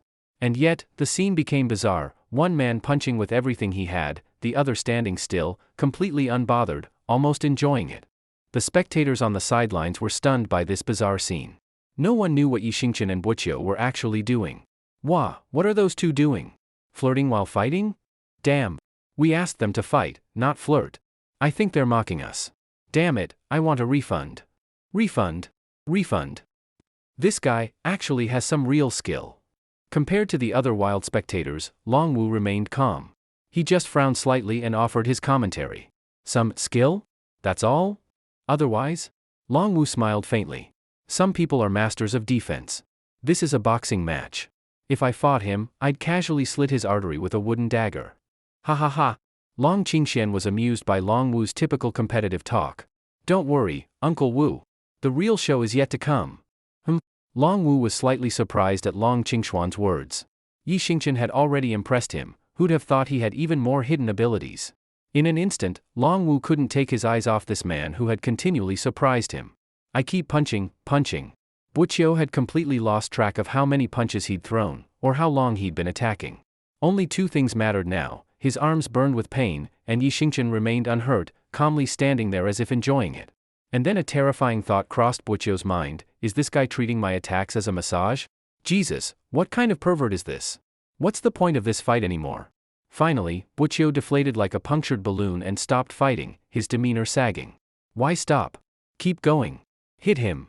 Don't chicken out. Go. Can't you do anything? Are you some kind of coward? The crowd jeered when Buqiu halted. Buqiu nearly erupted, wanting to KO the hecklers. What's wrong? Why'd you stop? It was kinda fun. Yi Xingqian, eyes closed in bliss, opened them when he noticed Buqiu had paused. He gingerly touched his left ribs and gently tapped them. Buqiu glanced at Yi Xingqian's slightly reddened left ribs, feeling deeply upset. He never imagined that even after landing over 100 punches to that area, the man would only blush slightly.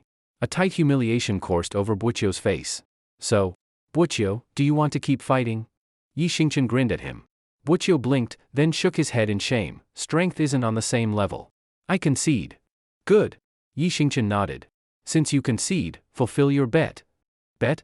Buqiu panicked, then started making excuses. What bet? I don't remember any bet. You traitor coward, wasting my time, and now you bail? Yeah. You insulted our martial art and our language before, weren't you so tough? Why were you soft now? Did you just pop your tube mid-fight? Ha ha ha. He, my foot, how would he even? Acts bold but won't do anything. Not a real man, just some shameless fool. Lucky I recorded it on my phone. Seeing that someone in the crowd actually recorded it, Buqiu knew he couldn't back out now. Humph. Buqiu squared his shoulders, crossed his arms, and wore an expression like a pig that's no longer scared of boiling water, ready to act shamelessly to the end. Damn, you're clearly trying to back out. Yi Xingqian was getting angry. This guy had been trash-talking their martial art and language before, and now he backed off when it didn't suit him? Buqiu sneered. Your saying was, real men should die rather than be shamed, right? Go to hell. But you're not a real man, you're just a bluffer. Yi Xingqian didn't get the chance to respond before the crowd started cursing again. What did you say? Come face us then. You people sure talk tough, you're never standing up to fight. Humph, you are all cowards. Dare to speak but not act. You faker, fooling no one. Yi Xingqian grew enraged. Buqiu may have jeered at the crowd, but he didn't dare provoke Yi Xingqian directly. Now that Yi Xingqian glared at him, Buqiu grew nervous. You say a man shouldn't be shamed? Well, go and die then, you coward. Yi Xingqian flew into a rage and threw a full-force punch at Buqiu's face. Buqiu had no chance to react. His eyes widened as Yi Xingqian's fist crashed into his face. Crunch. A horrific bone-breaking sound echoed. Buqiu, the supposedly undefeated champion, didn't even scream. Like a kite snapped from its string, he flew out of the ring and crashed outside. Ah? The crowd gasped, some exultant, others fearful or reverent, as they saw Buqiu lying dead in a pool of blood. What? Impossible. That kid. Long Wu, who'd been watching calmly, finally snapped and sprang to his feet. Long Qingxian frowned slightly. Uncle Wu, you saw that trick too, right? That kid, such speed, such strength. And no aura of spiritual power. He's just a regular human. How can a normal person be that fast, that strong? Long Wu stared hauntingly at Yi Xingqian, utterly baffled. That's why I called him interesting. But he's even stronger than I expected. Uncle, do you still think he can't handle my brother? Long Wu slumped back into his seat, completely shocked. At this point, even my brother isn't his match. And worse, if this guy ever learned spiritual energy, who in the world could possibly beat him? Long Qingxian said nothing, clearly agreeing with Long Wu. One Punch Man. One Punch Man. The entire underground arena drowned in the roaring cheers of the crowd. Sleepless all night. The next morning, after dropping off Qin Yanran at her company, Yi Xingqian started heading to his own office. He had been worried about Yihao's safety the entire night and hadn't slept well at all. Yi Xingqian planned to catch up on some sleep in his office. Huh, is that him? Looks like it is. Never thought he was that kind of guy. President Qin probably won't keep him around after seeing this. On the way to his office, Yi Xingqian suddenly heard a few coworkers behind him whispering. Their tone was full of contempt and disgust. Yi Xingqian was confused. Were they talking about him? Someone was even pointing at him. Yeah, no doubt they meant him. But why were they saying that? Had he done something terrible? You can question my looks, but don't question my character. When it came to morals, Yi Xingchen believed he had nothing to be ashamed of. To find out the truth, Yi Xingchen forced a smile and waved at the coworkers behind him. Ah. Images of Yi Xingchen's terrifying strength flashed through their minds, and the coworkers scattered in panic. That left Yi Xingchen even more confused. He really wanted to know what had happened, but since everyone ran away, he had no one to ask. Maybe he could ask Lin Yun later. Thinking of that, Yi Xingchen stopped worrying and went straight back to his office. Just as he was about to pull out his phone and add Lin Yun on the company WeChat group, someone knocked on the office door. Come in. It was Lin Yun who walked in. Yunjie, you came at the perfect time. I was just about to. Xingchen, you're in big trouble. You've gone viral. Your name's been dragged through the mud. Lin Yun cut him off and anxiously sat on the couch in his office. What's going on, Yunjie? Yi Xingchen was completely in the dark. Here, take a look yourself. You're trending all over the internet. Lin Yun sighed and handed her phone to Yi Xingchen. Yi Xingchen took the phone in confusion. The Douyin app was playing a video. The person in the video had their face covered with a watermelon, only their eyes and mouth were visible. The voice was clearly generated by AI. So cringe, so cringe. Who gets it, folks? We went through thick and thin together for years, and now that my boyfriend's made it big, he just dumps me. Are all men like this? Get rich and turn rotten. I really can't stand this kind of loser. Girls, are men only good for the hard times but never when things are going well? I'm speechless. I'm done. For all these years I worked hard, took care of his seriously ill father, worked during the day, cooked and cleaned for him at night, gave him everything I had, and now he throws me away without a second thought. I'm done, thanks. Now I'm going to reveal this guy's info. Girls, beware. XXX, Yi Xingchen's personal info. What the heck? Yi Xingchen was dumbfounded when he saw the video. Even though he couldn't see who the person was, and the voice was AI generated, he could tell with his eyes closed that it was Zhao Wen. This woman was ruthless. It wasn't enough that she cheated on him, she had to turn around and bite him back. That's your ex-girlfriend, right? Lin Yun sighed helplessly. Pretty sure it is? Yi Xingchen was speechless. He scrolled down to check the comments section. The comment section was full of people supporting Zhao Wen, and more than 80% of them were copying the phrase GHG. Yunjie, what does GHG mean? Yi Xingchen stared blankly at the phone. It means girl help girl, a slogan often used by certain groups, Lin Yun explained, then quickly rolled her eyes at him. Come on, kid, is this really the time to worry about that? You've got to fix this fast. If this reaches President Qin, who knows whether she'll believe you or not? And if she doesn't believe you, you're gonna be out of a job. Only then did Yi Xingchen realize how serious this was. Big companies like Yida definitely value their employees' character. If Qin Yanran really believed he was the kind of guy who ditches women after getting rich, she might actually fire him. If he lost this job? Yi Xingchen thought about how he spends tens of thousands a month just on food. He'd probably starve to death on the street. Yunjie. Yi Xingchen quickly stood up and gently grabbed Lin Yun's right hand. You have to believe me, I'm definitely not that kind of guy. Are you dumb? Of course I believe you. But you've got to handle this properly. Understand? I got it. Yi Xingchen nodded fast. I'll confront her face to face. As for President Qin, Yunjie, keep an eye out for me. If anything happens, call me right away. Lin Yun frowned. She wanted to say that confronting Zhao Wen wouldn't help, but then realized Yi Xingchen really didn't have a better option right now. This was his only shot.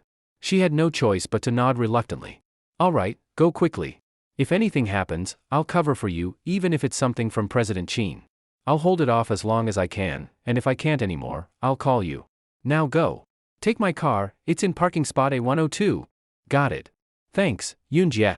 Yi Xingchen was deeply moved. He took the car keys from Lin Yun and rushed to Zhao Wen's place. Zhao Wen was lying on her bed at home, smugly scrolling through Douyin. Seeing the constant stream of new comments, she laughed out loud with satisfaction. While replying to comments in a fake pitiful tone, she muttered to herself. Ha ha ha. Yi Xingchen, let's see how you survive this. This video has blown up in less than 2 days. I'd love to see what kind of woman would be dumb enough to fall for you now. I don't believe you won't come crawling and begging me to let you off the hook. As she spoke, Zhao Wen pictured Yi Xingchen kneeling in front of her, pleading for mercy. Her face was full of triumphant glee. Knock knock. Bitk. Zhao Wen. Are you home? At that moment, Yi Xingchen's urgent voice came from outside. Hearing him, Zhao Wen smiled even more smugly. Sucker came crawling on his own. Just as Yi Xingqian was about to smash the wooden door in front of him with one punch, it was finally opened from the inside. Staring at Zhao Wen's face, Yi Xingqian was overwhelmed with emotions. He used to love this woman so much. Although his family wasn't rich, he always wanted to give her the best. Back in college, when Zhao Wen wanted a designer handbag, he even worked part-time for half a year to buy it for her. But times change, and people change. The face he once loved the most now looked so disgusting and revolting to him. What the hell are you doing? What do you mean I abandoned our relationship? You were the one who was unfaithful to our love. Enough. Zhao Wen interrupted him impatiently. I don't want to hear this right now. What woman hasn't made a few mistakes? Why can't you forgive me for just this one? Are you not man enough to be a little generous? Yi Xingqian was so angry he almost spat blood. He had reflected countless times in his mind. If I've done something wrong, then lock me up, but don't punish me with such a horrible ex-girlfriend. How did he never see who Zhao Wen really was before? He must have been blind. Zhao Wen glanced at Yi Xingqian and continued, after all, what we had was true love. I didn't want it to get to this point either. I also want to solve things peacefully. So let's each take a step back. I'll delete that video, and tomorrow you and I go to the Civil Affairs Bureau to get a marriage certificate. After we're married, I'll quit my job, you'll give me 100,000 yuan per month as spending money, and you'll handle all the housework. How about that? What? Yi Xingqian almost laughed in anger.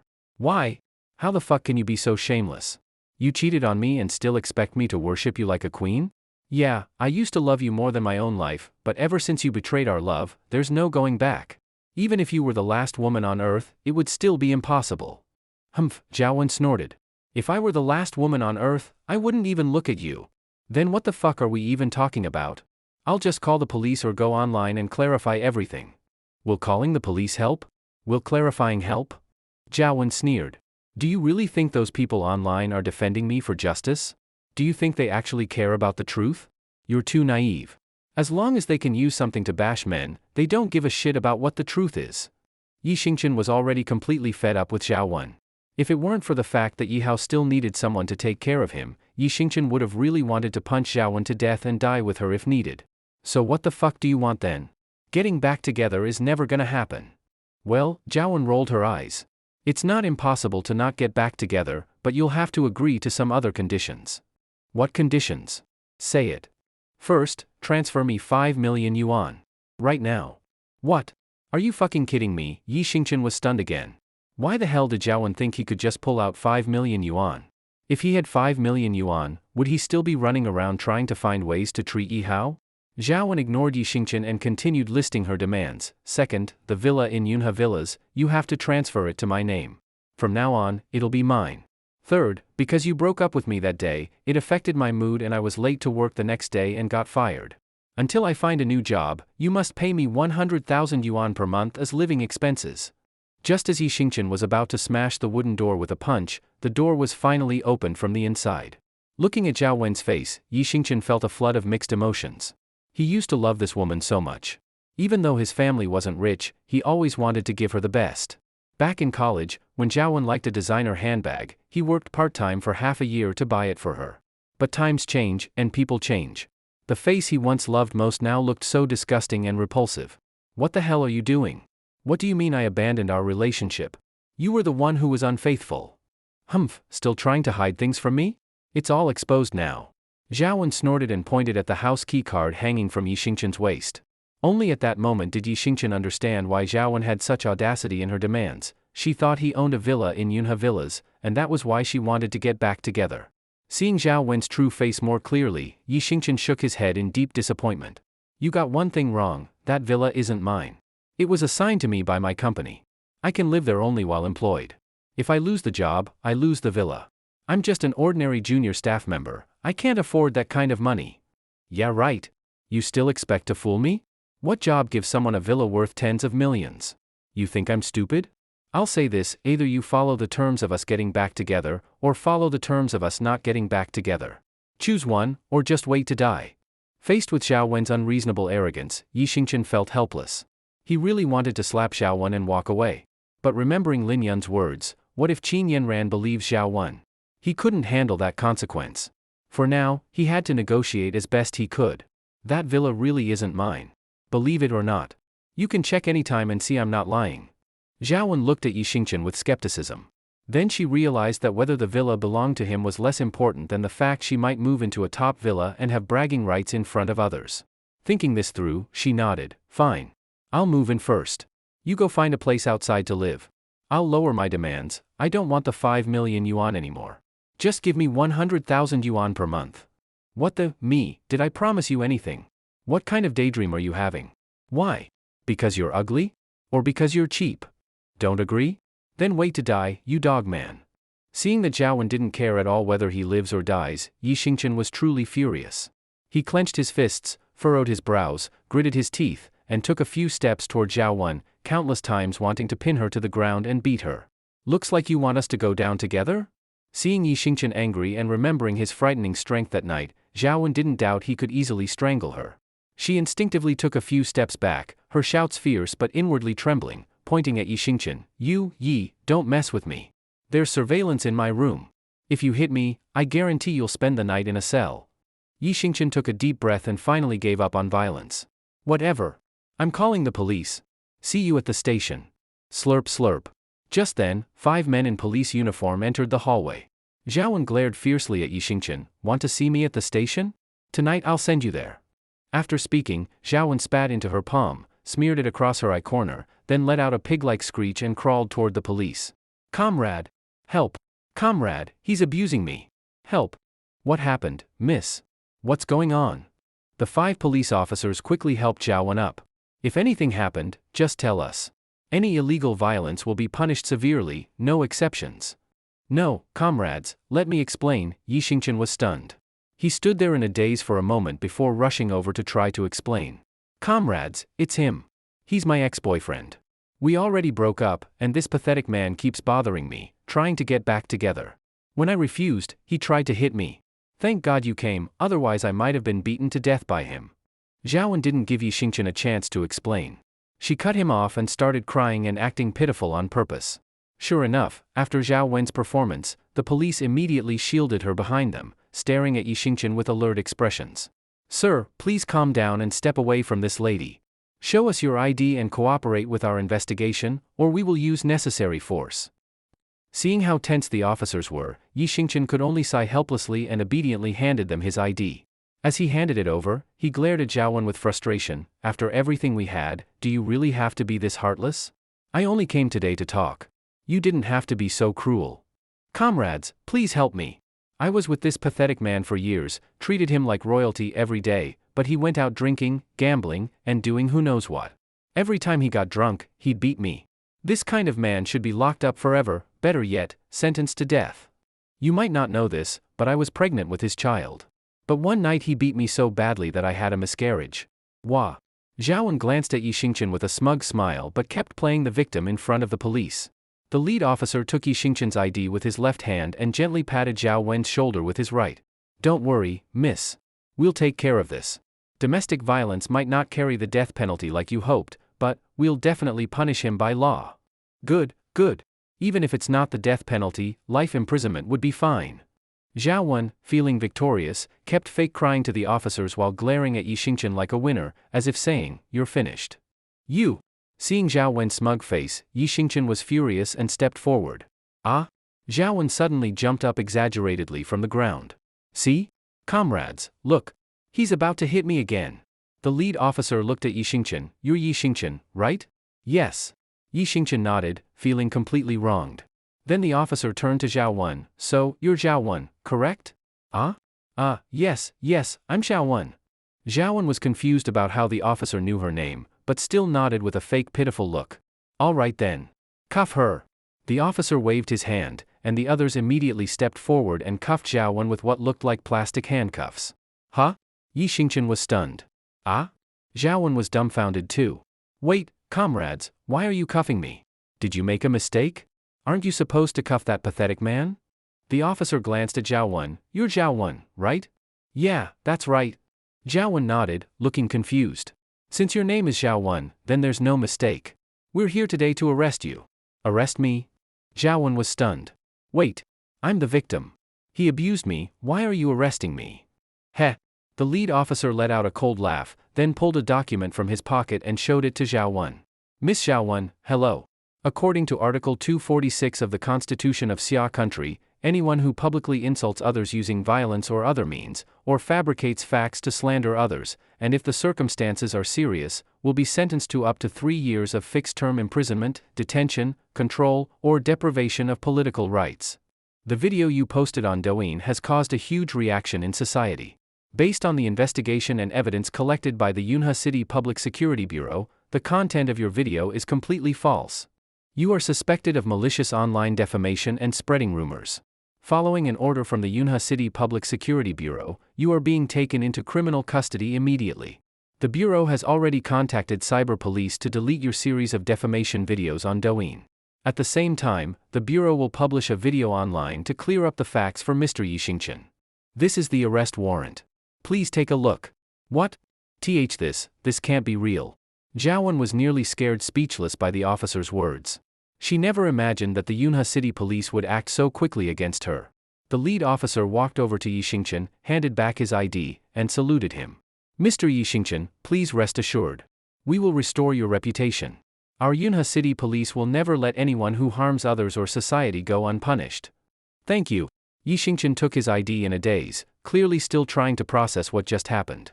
Logically, even if the police had noticed Zhao Wen's videos, shouldn't they have taken longer to react? This really was strange. It's a misunderstanding. A misunderstanding, officer. Listen to me. This is all a misunderstanding.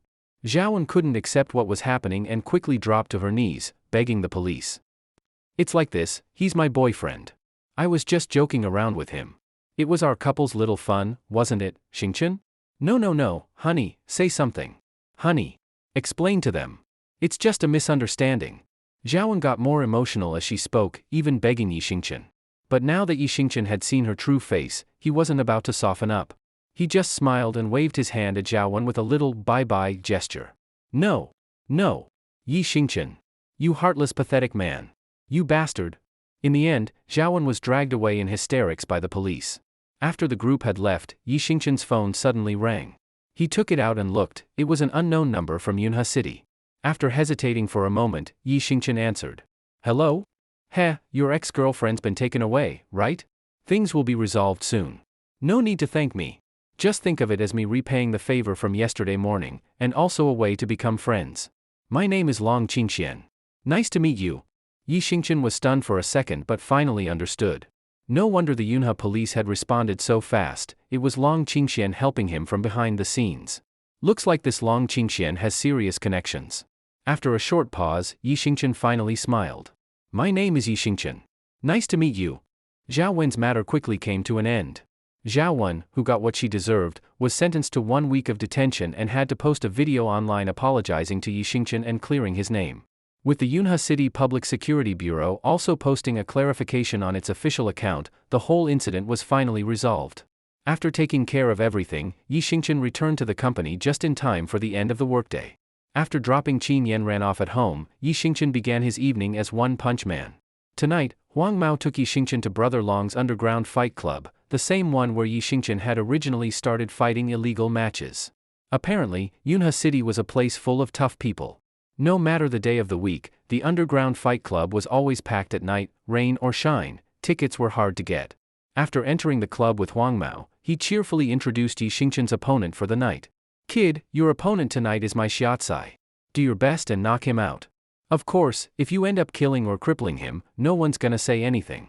At most, the fish in the river will have more to eat. Hearing Huang Mao's casual tone, Yixingchen was shocked. My Xiaocai? I remember he was fighting the first time I came here. You want me to knock him out? Aren't you afraid your fight club will lose a good fighter? Judging by the cheers, he's a regular winner. If he dies or gets crippled, it won't be easy for you to find someone of his level again. Haha, Huang Mao just smiled lightly. He's not one of Brother Long's men. But you are. Do I even need to say who's more important to Brother Long? Only then did Yixingchen understand, my Xiaocai wasn't under Brother Long's control. Maybe my Xiaocai worked for another underground boss, and Brother Long wanted to use Yixingchen to get rid of a skilled fighter who kept winning in his club. Yixingchen just curled his lip. He's not Brother Long's guy, and neither am I. I'm just a regular person. After this match, let my dad go, and we're done. Huang Mao didn't get angry. He just smiled again. Whether you're his guy or not doesn't matter. What matters is, right now, aren't you fighting a match for Brother Long? Yi Xingchen stayed silent. Alright, go backstage and get ready. You're up next. Fine. After Yi Xingchen left, Huang Mao smirked sinisterly. This is the underground world. You think you can come and go as you please? It's not that simple, heh. In the backstage area of the club, Yi Xingchen took off his coat and sat on the floor. Following the idea of free drinks shouldn't be wasted, he began gulping down dozens of energy drinks lined up on the table like test tubes. You're One Punch Man? Just as Yi Xingchen was chugging the drinks, a cold voice suddenly came from behind. Yi Xingchen turned around and glanced over. Even though they had only met once 2 nights ago, Yi Xingchen immediately recognized him. The speaker was none other than the Thai boxing champion Mai Xiaotsai. Mai Xiaotsai stood with his arms crossed, looking down at Yi Xingchen on the floor with an arrogant stance. Seeing that Yi Xingchen didn't respond, Mai Xiaotsai sneered, "You've only fought 2 matches, but I know you're strong." He paused and quickly added, "But I'm stronger than you." Yi Xingchen frowned slightly, clearly annoyed by Mai Xiaotsai's attitude. Yi Xingchen thought that if they were in the ring right now, he would knock this guy out in one punch. Seeing that Yi Xingchen was still silent and acting like a master fighter, Mai Xiaotsai wasn't sure if he could actually beat him. After thinking for a moment, Mai Xiaotsai pulled a small envelope from his pocket and threw it on the ground near Yi Xingchen. "As long as you let me hit you once and pretend to faint, you can take this money and spend it. I promise it'll be a light punch."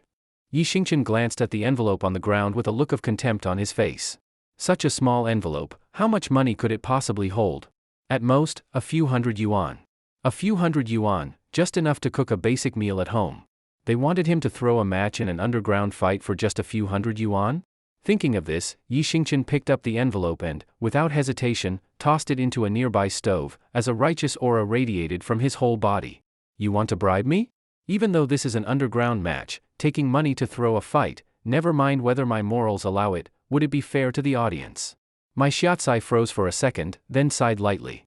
"You really have principles. Even a check for 500,000 yuan couldn't buy you. Looks like we'll have to settle this in the ring." "What? 500,000? Shit." The moment Yi Xingchen realized the envelope had a check for 500,000 yuan, he lost his calm. Who wouldn't want 500,000? Especially when money was exactly what he needed right now. With that money, Yi Hao could finally get treatment. Yi Xingchen leapt toward the stove and tried to grab the envelope with tongs. Unfortunately, the envelope was already reduced to ashes. "Hey," Yi Xingchen looked at Mai Xiaotsai with a weak expression.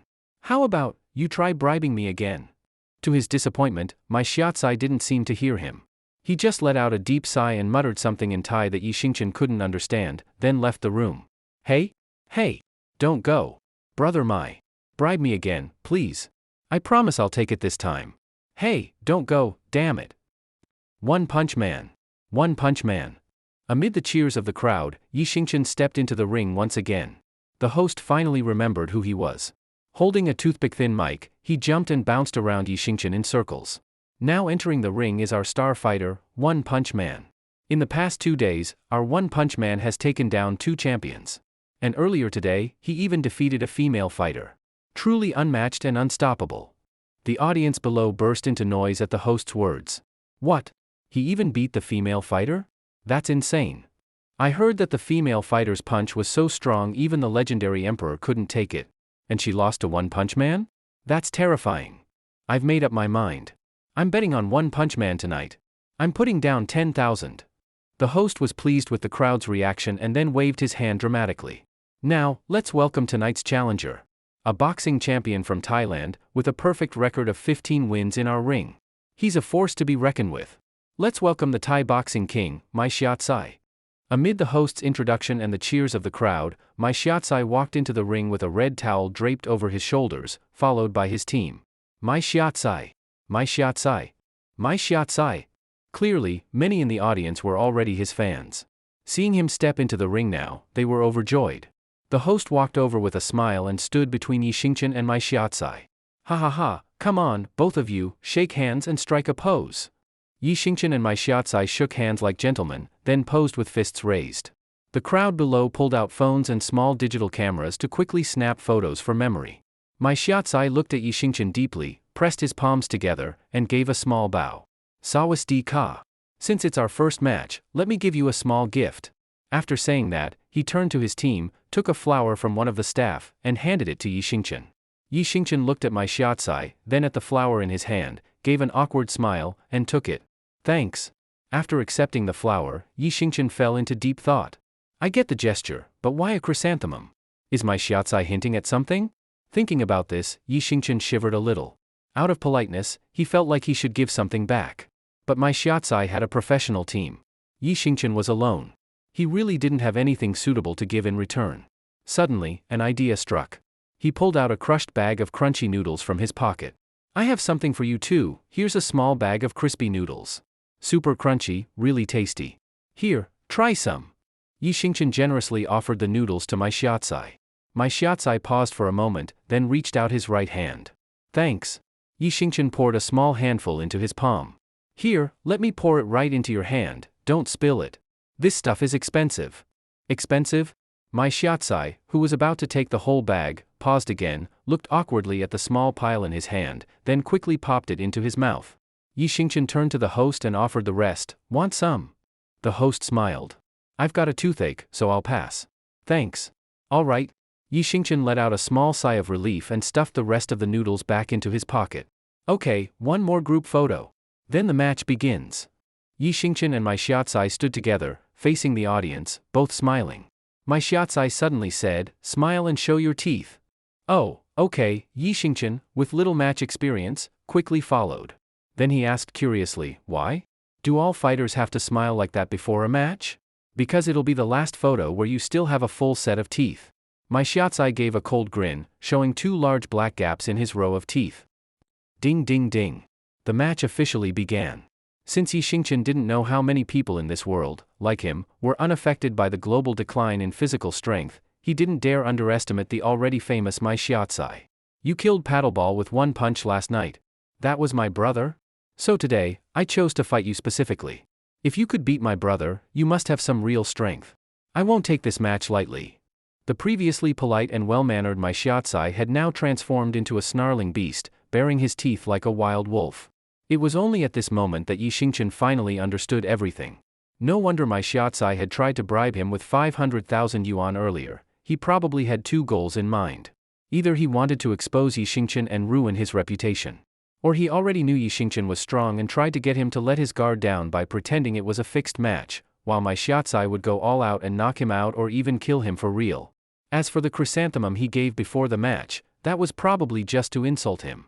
Thinking about this, Yi Xingchen felt relieved. Good thing he didn't give the whole bag of crispy noodles to my shiatsu, he would have totally lost out. Too much. There's always someone trying to scam food from the emperor. You punched my brother in the face last night. So tonight, I'll be going for your face too. I'm gonna smash you to the ground like a worm, and even if you beg for mercy, I'll crush your skull with 1 punch. Ah? Right after shouting that, my shiatsu charged at Yi Xingchen swinging his fists. Compared to previous opponents, Yi Xingchen could clearly feel that my shiatsu was much faster. Which also meant that my shiatsu was definitely stronger than Paddleball or Park Guochang. Thinking about his earlier threats, Yi Xingchen didn't dare let his guard down. He carefully protected his head, fully alert for a strike to the face. What Yi Xingchen didn't expect was that although my shiatsu said he would go for his face, he actually aimed a kick at Yi Xingchen's groin. Luckily, my shiatsu was still too slow for Yi Xingchen. He reacted in time, otherwise he might have ended up neutered. Yi Xingchen clenched his legs and caught my shiatsu's foot, fuming with anger. You bastard. You said face strike, why the cheap shot to the crotch? The crowd below started murmuring. Are crotch shots even allowed in boxing? Normally, no. But, this is underground fighting. No real rules. Even if someone dies from a low blow, no one would care. 1 Punch Man's strength and reaction time, insane. He caught that deadly kick just with his legs. Just imagine if those legs weren't clamping a leg but a woman instead, damn, terrifying. Now here's the question, what exact position would 1 Punch Man need to be in to clamp? Not a woman, but, hey bro, let's break it down together. You better be talking about legs and not clamping with anything else. The crowd kept getting more and more ridiculous, while Yi Xingchen grew angrier and angrier. My shiatsu, seeing Yi Xingchen's face darken and realizing he couldn't pull his leg free no matter how hard he tried, started to panic. Sensing things were off, my shiatsu quickly raised his hand. Wait. I surrender. Humph, Yi Xingchen's eyes flashed coldly. Weren't you here for revenge for your brother? My shiatsu tried to stay calm. From now on, I cut ties with him. That whole revenge thing has nothing to do with me anymore. Are you fucking serious? Yi Xingchen was stunned, but still didn't plan to let him go. He slowly bent his right arm, and under Mai Xiaocai's terrified gaze, swung a punch straight into his face. Mai Xiaocai couldn't fight back at all and was easily KO'd by Yi Xingchen in one punch. One Punch Man! One Punch Man! The crowd jumped to their feet, screaming and cheering wildly at the brutal scene they had just witnessed. The next morning, Yi Xingchen didn't take Qin Yanran to the Yida headquarters. Instead, he drove with her to the downtown sports stadium. Because this morning was the basketball-friendly match between Yida Company and Sakura Company. President Qin. Over here, over here. As soon as they entered the stadium, Lin Yun, who had been waiting for a while, waved repeatedly at Qin Yanran and Yi Xingchen. So, is everyone here? Qin Yanran glanced at the Sakura Company players already warming up on the court. Xingchen is here, so everyone's here. Good. Qin Yanran nodded with satisfaction. We have this friendly basketball match with Sakura Company every year. We've lost the last 3 years in a row. Today, I hope everyone gives it their all and wins this game. We will win. The Yida Company players all raised their right hands and shouted to cheer themselves on. Xingchen, good luck. Lin Yun winked at Yi Xingchen and gently clenched her little fist. Yeah. Yi Xingchen nodded heavily. He had made up his mind to lead Yida Company to win today's game. That way, he could claim the big prize money and have the confidence to tell Yi how at the Underground Fight Club tonight, I can get you treated. After both teams finished warming up, team captain Shen Jingbing began arranging positions. I'll play shooting guard, your point guard, your small forward, your power forward, your center. Everyone else is on the bench, wait for my instructions. We must win this match today. To Yi Xingchen's surprise, Shen Jingbing actually used this moment to settle personal grudges and put him on the bench. In just a split second, Yi Xingchen figured out what Shen Jingbing was planning. Putting him on the bench basically meant, if the match goes smoothly, he won't have a chance to play, then the win has nothing to do with him. If the match goes badly and there's no hope of winning, that's when he'll be sent in, so if they lose, he'll be the scapegoat. Sure enough, Lin Yun instantly saw through Shen Jingbing's scheme and immediately stepped forward to question him. Hey, Shen Jingbing, are you nuts? Yi Xingchen's super strong and fast, why put him on the bench? Fast? Shen Jingbing was stunned at first, then suddenly seemed to realize something. His emotions became very intense. After a moment, he calmed down, glared at Lin Yun, and said sternly, I have my own strategy. Who understands basketball better, you or me? During training, we all saw it, Yi Xingchen might have strength, but his basketball skills are terrible. You. Lin Yun wanted to argue, but Yi Xingchen walked over and held her back. Forget it, Yunjie. I'll just stay on the bench. As long as the company wins, I don't mind being a substitute. See that? Now look at yourself. Humph. Let's go watch how they do. Lin Yun shot Shen Jingbing a furious glare and dragged Yi Xingchen over to the sidelines. Warm-up time quickly ended. After speeches from Qin Yanran and Koizumi Ichiro, the match officially began.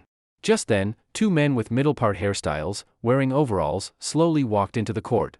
Then they took off the overalls, revealing Sakura Company jerseys underneath. Oh my god. It's them. Why are they on the Sakura Company team? We're doomed, looks like we're losing again this year. Seeing this, several employees on Yida's sideline gasped out loud. Yi Xingchen glanced at the two men.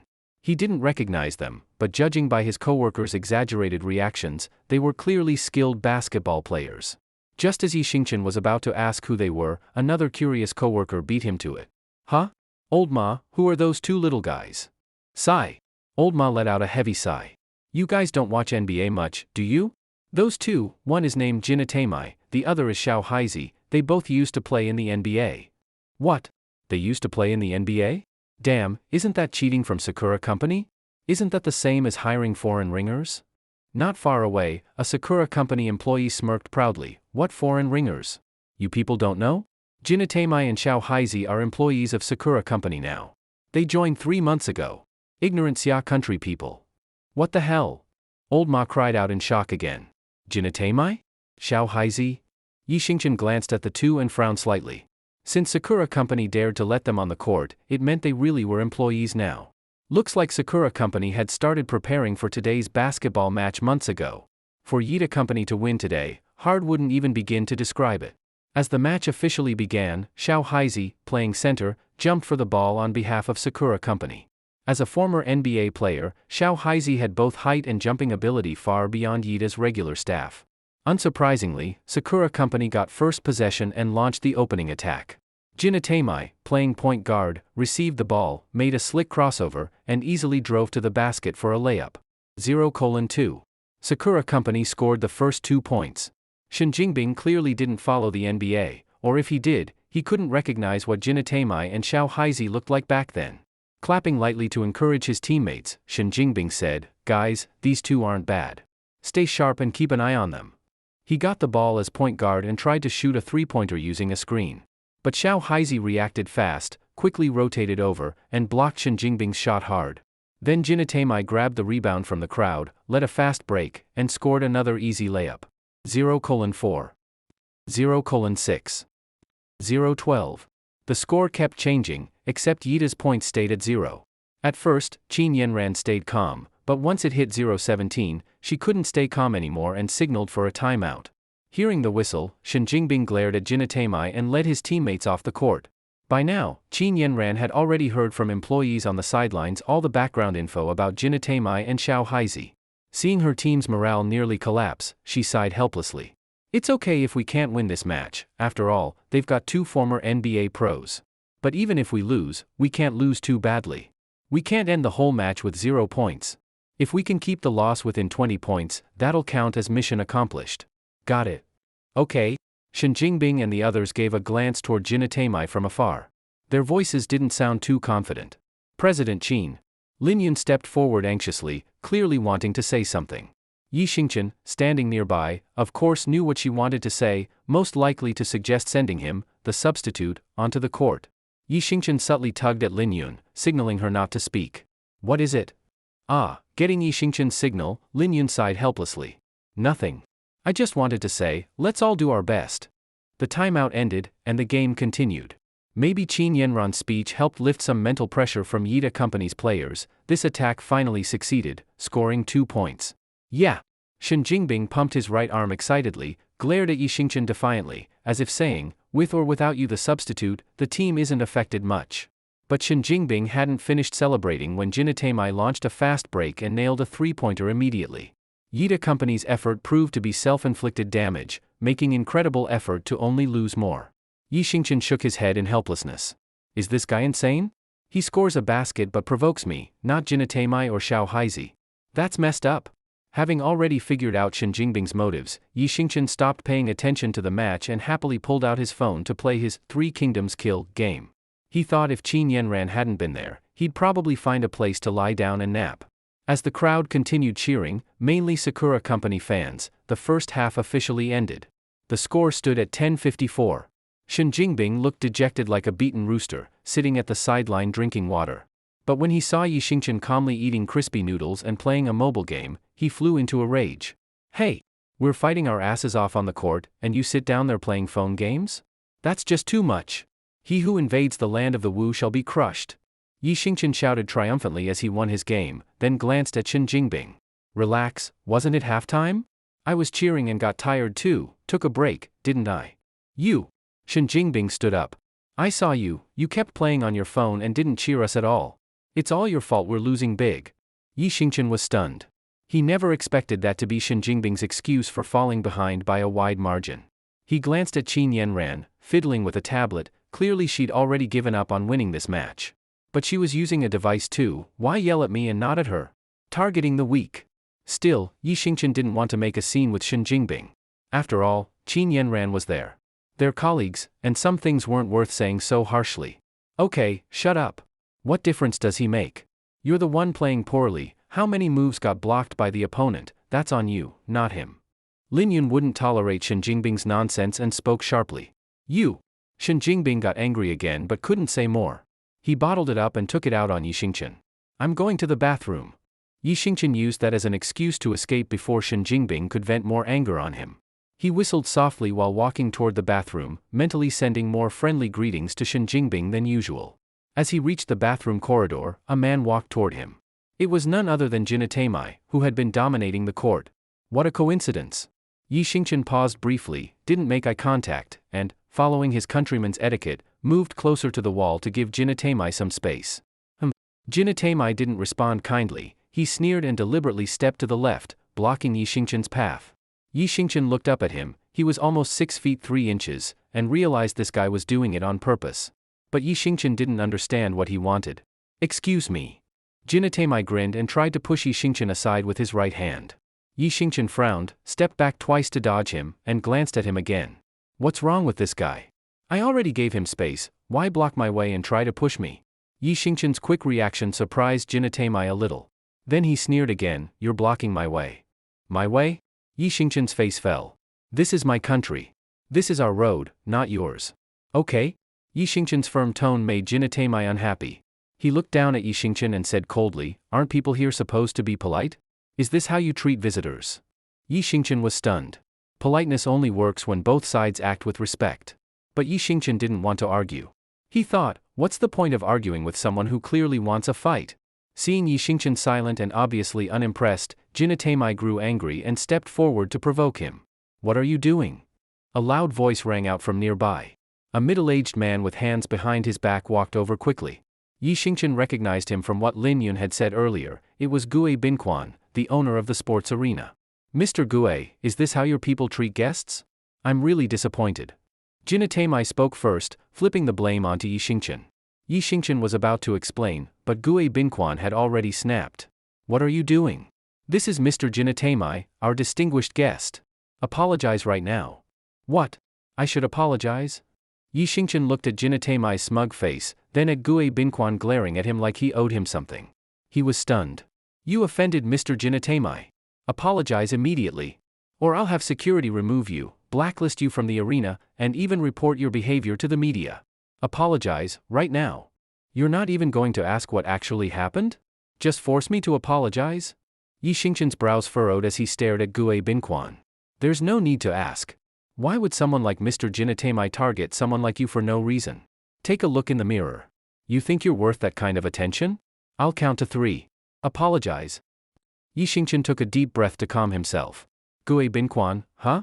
What a perfect name, for someone who blindly flatters outsiders at the expense of his own." Faced with Gue Binquan's aggressive attitude, Yi Xingchen found himself in a dilemma.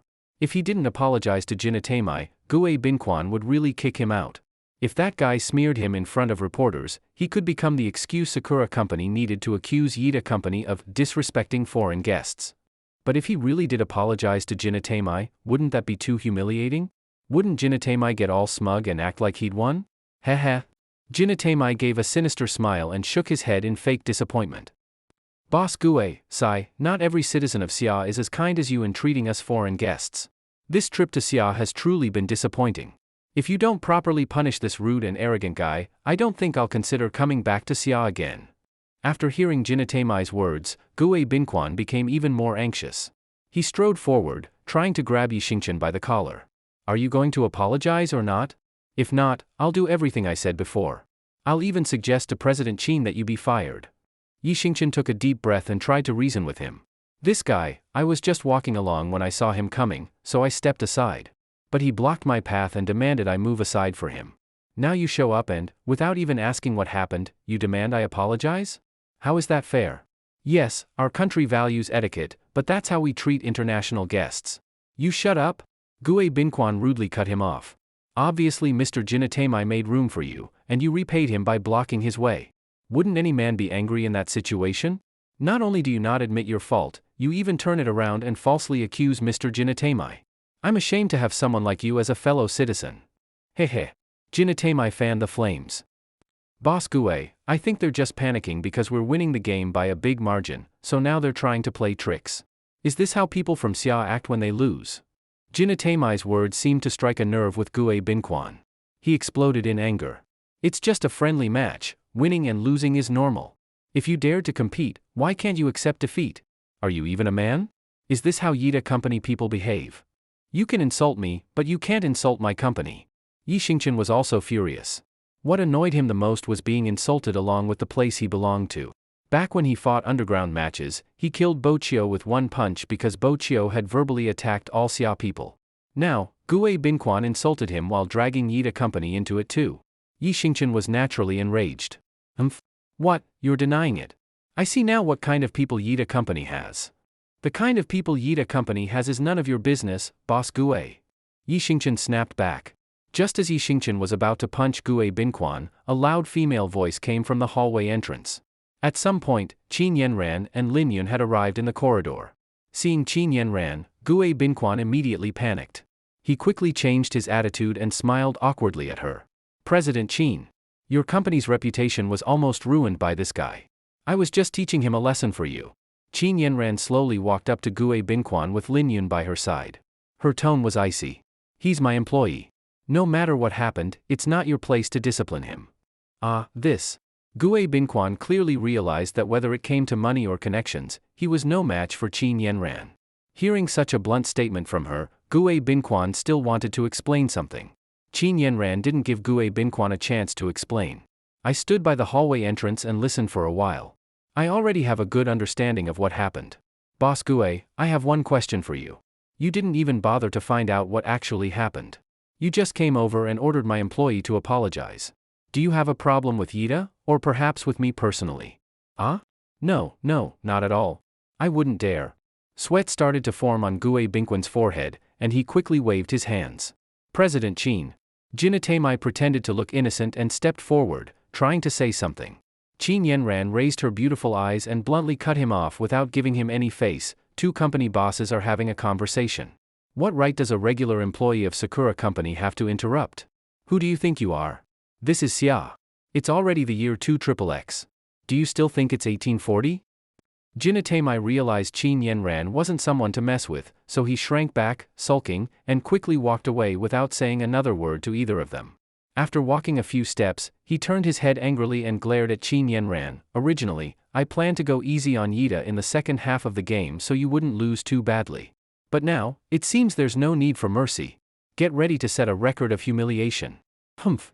We have an old saying in Xia, the winner is yet to be decided. Let's wait and see.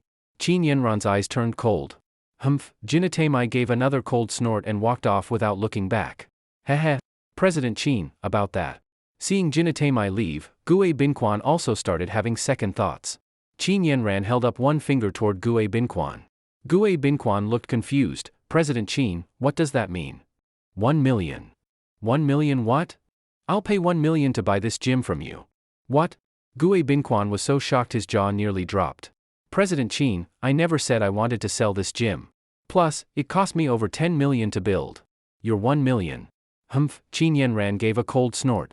1 million. I'm only offering once. If you don't sell, let's wait and see whose backing is stronger, yours or mine. I guarantee your gym won't be able to stay open. I also guarantee your company will go bankrupt within a month. Gue Binquan nearly burst into tears. He had no doubt Qin Yanran meant every word. A company at that level, with such backing, fighting her was basically suicide. It was clear that if he didn't sell to Qin Yanran, the gym really wouldn't survive. And the company he relied on to live would truly go bankrupt. Thinking of this, Gue Binquan wished he could slap himself. Why did I do this? Why did I have to provoke this crazy woman? After a moment of thought, Gue Binquan nodded helplessly. Fine. I'll sell. Heh. Qin Yanran let out a cold laugh, turned to Lin Yun, and said, Yun, after we buy this place, tear it down and build the biggest public restroom in Yunha City. Lin Yun almost burst out laughing. Yes, President Qin. Gue Binquan, already on the verge of a breakdown, nearly coughed up blood upon hearing her decision. You. Gue Binquan pointed at Qin Yanran with his right hand, then his eyes rolled back and he fainted from anger. Qin Yanran looked at Gue Binquan with disdain, then smiled at Yi Xingqian. What are you standing there for? Hurry up and call 911 for him. After the minor incident passed, Yi Xingqian returned to the side of the basketball court after using the restroom. By then, the second half of the game had already started. After being humiliated by Yi Xingqian, Jinatemai played like a god descended from the heavens, and the score gap widened even further. By the end of the third quarter, the score was already 20-80. Many Yida Company employees couldn't bear to watch such a brutal scene and began leaving early. Shen Jingbing sat on the floor gasping for breath. Facing such a crushing score difference, he had completely lost hope. Even narrowing the gap now seemed like an impossible fantasy. When he saw Yi Xingqian lazily standing behind him, he got even angrier. But soon, Shen Jingbing's eyes rolled as he came up with a plan.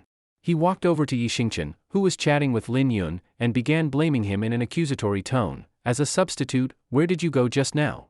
Why weren't you on standby at the sideline? Yi Xingchen looked at Shen Jingbing with an innocent face and helplessly spread his hands. Dude, I just went to the bathroom. Is that not allowed? Besides, what's the point of being on standby? Even if the whole game finishes, you still wouldn't let me play. What did you say? You're saying I wouldn't let you play? Shen Jingbing gave a sneaky grin. You know nothing. Do you even understand tactical planning? My plan was to have our starters exhaust their starters' energy. By the third quarter, their starters were already running on empty. That's when I planned to put you in, the fresh substitute, to turn the game around. But you? You were gone. Even without thinking hard, Yi Xingchen knew Shen Jingbing was just trying to pin the blame on him. No matter what he did, he would be the scapegoat.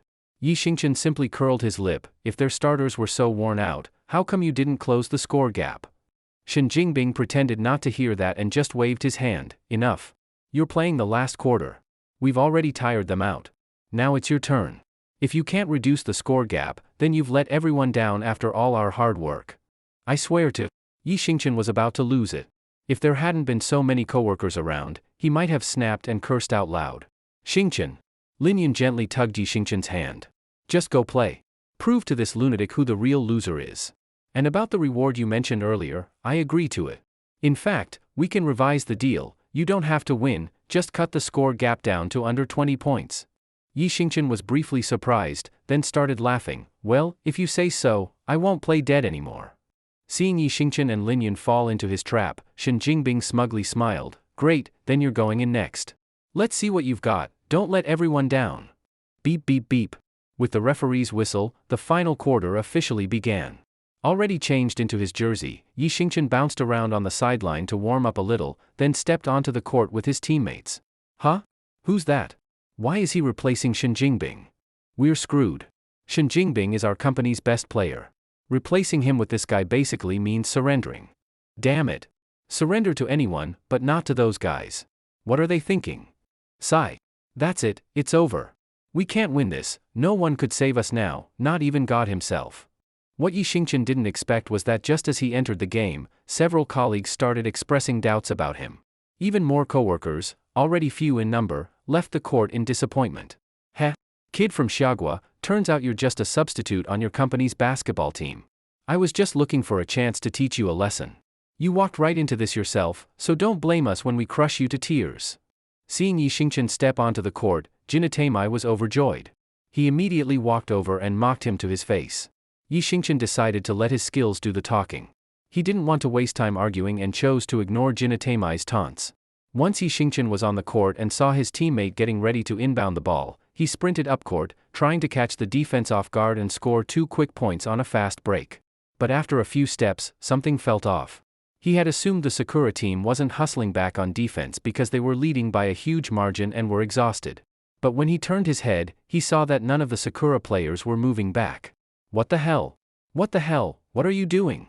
Why are you running to our backcourt? Finally, the inbounding teammate couldn't hold it anymore and shouted at Yi Xingchen, then passed the ball to someone else. Huh? Only then did Yi Xingchen realize why the Sakura team hadn't retreated on defense. It was a front-court inbounds play. But, isn't it standard that at the start of each quarter, the team with possession inbounds from the backcourt? Why was it the front court this time? Though still a bit confused, Yi Xingchen forced a smile and quickly ran back toward the front court. Ha ha ha ha. Doesn't this guy from Xiagua know how to play basketball? Why did Yida put someone who clearly doesn't know what he's doing on the court? I'm dying laughing. You don't get it. This is just Yida's way of setting up an excuse. They can say they lost because they sent in a guy who doesn't know how to play. They're already preparing to cover their loss. After all, people from Xiagua never admit their lack of skill. They always blame something else. That's just typical.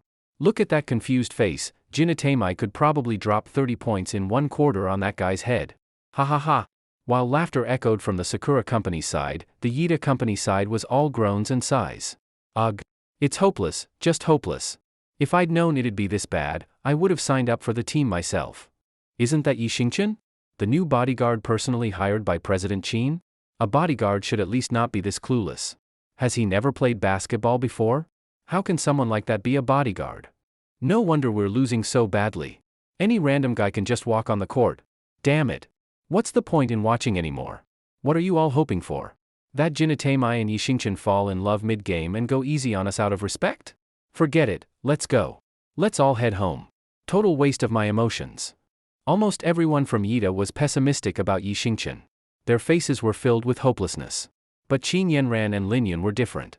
Qin Yanran looked at Yi Xingchen with eyes full of anticipation, as if expecting a surprise performance. As for Lin Yun, she had her eyes closed in quiet sincerity, hands clasped together in prayer, silently wishing Yi Xingchen the best. Heh?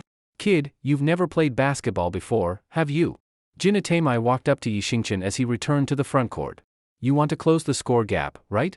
Alright, I won't say I didn't give you a chance. If you kneel down in a moment, call me master, and admit that all people from Xiagua are the sick men of East Asia, we'll ease up and let you narrow the gap, so it won't look too bad. How's that sound? Heh. Yi Xingchen didn't respond to Jinatemai. He just smiled slightly and focused completely on the game. You arrogant bastard. Before Jinatemai could finish his sentence, one of Yi Xingchen's teammates took a shot. But under the defense of the Sakura team, the ball clanged off the rim. Yi Xingchen had no desire to waste time arguing. He quickly accelerated, shook off Jinatemai, leapt into the air, grabbed the rebound out of Xiaoblack's hands, and dunked it with ease. This guy, Jinatemai stared blankly at Yi Xingchen's back, surprised. What incredible speed, that burst just now, was even I left in the dust. Jinatemai-san, this guy can jump freakishly high. He's only about 5 feet 9 inches, but he grabbed that rebound from me, and I'm over 6 feet 10 inches.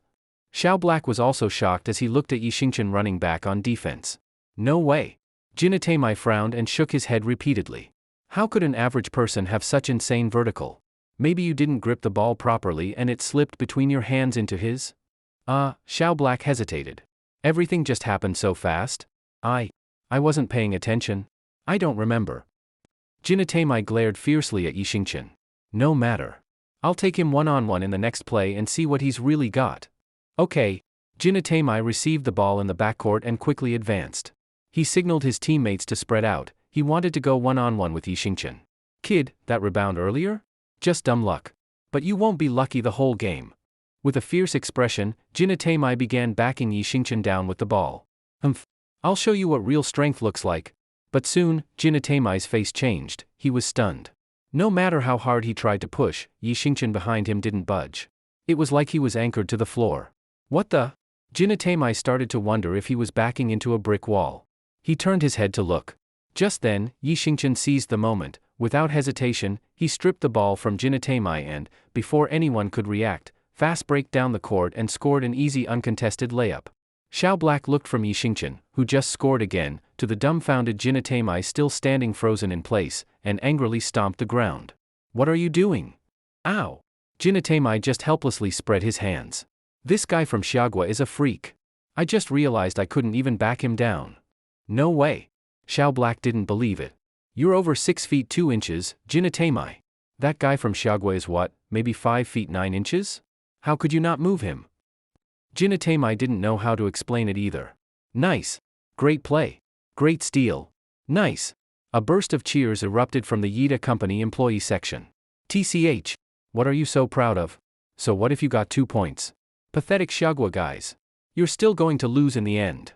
Nearby Sakura Company employees stayed calm, even looking down on them with disdain. Shut the hell up, you punks. Who are you barking at? Idiot. Screw you. Idiot. Screw you.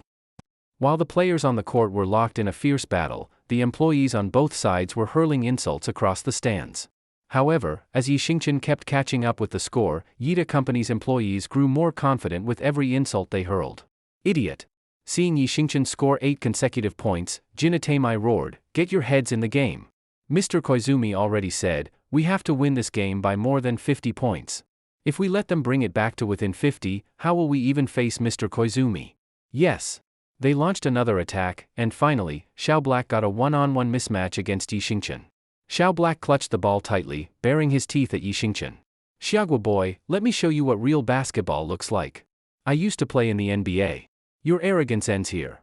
With a serious look, Xiaoblack dribbled quickly, trying to charge in for a powerful dunk. He crossed over Yi Xingchen with ease, and smiled smugly. Holding the ball in his right hand, Xiaoblack went up for a one-handed slam. To an average person, this crossover and dunk might look fierce and fast, but to Yi Xingchen, it was painfully slow, like watching a kindergartner try to play. Yi Xingchen stepped aside slightly, waiting for Xiaoblack to fully extend his arm, then, like a ghost, snatched the ball mid-air. What the? Before Xiao Black even landed, Yi Xingchen had already bolted for a fast break. Swish! Another clean three-pointer. What the hell are you doing? Ow! Jinatemai was furious. He stomped the floor hard, clearly annoyed at Xiao Black. With Yi Xingchen's incredible performance, Yida Company miraculously turned the game around. The final score was 92-90. Yeah! We won! No one was more excited than Qin Yanran. She kept pumping her fists in the air, releasing all her frustration and exhilaration. The entire gym was split in two extremes.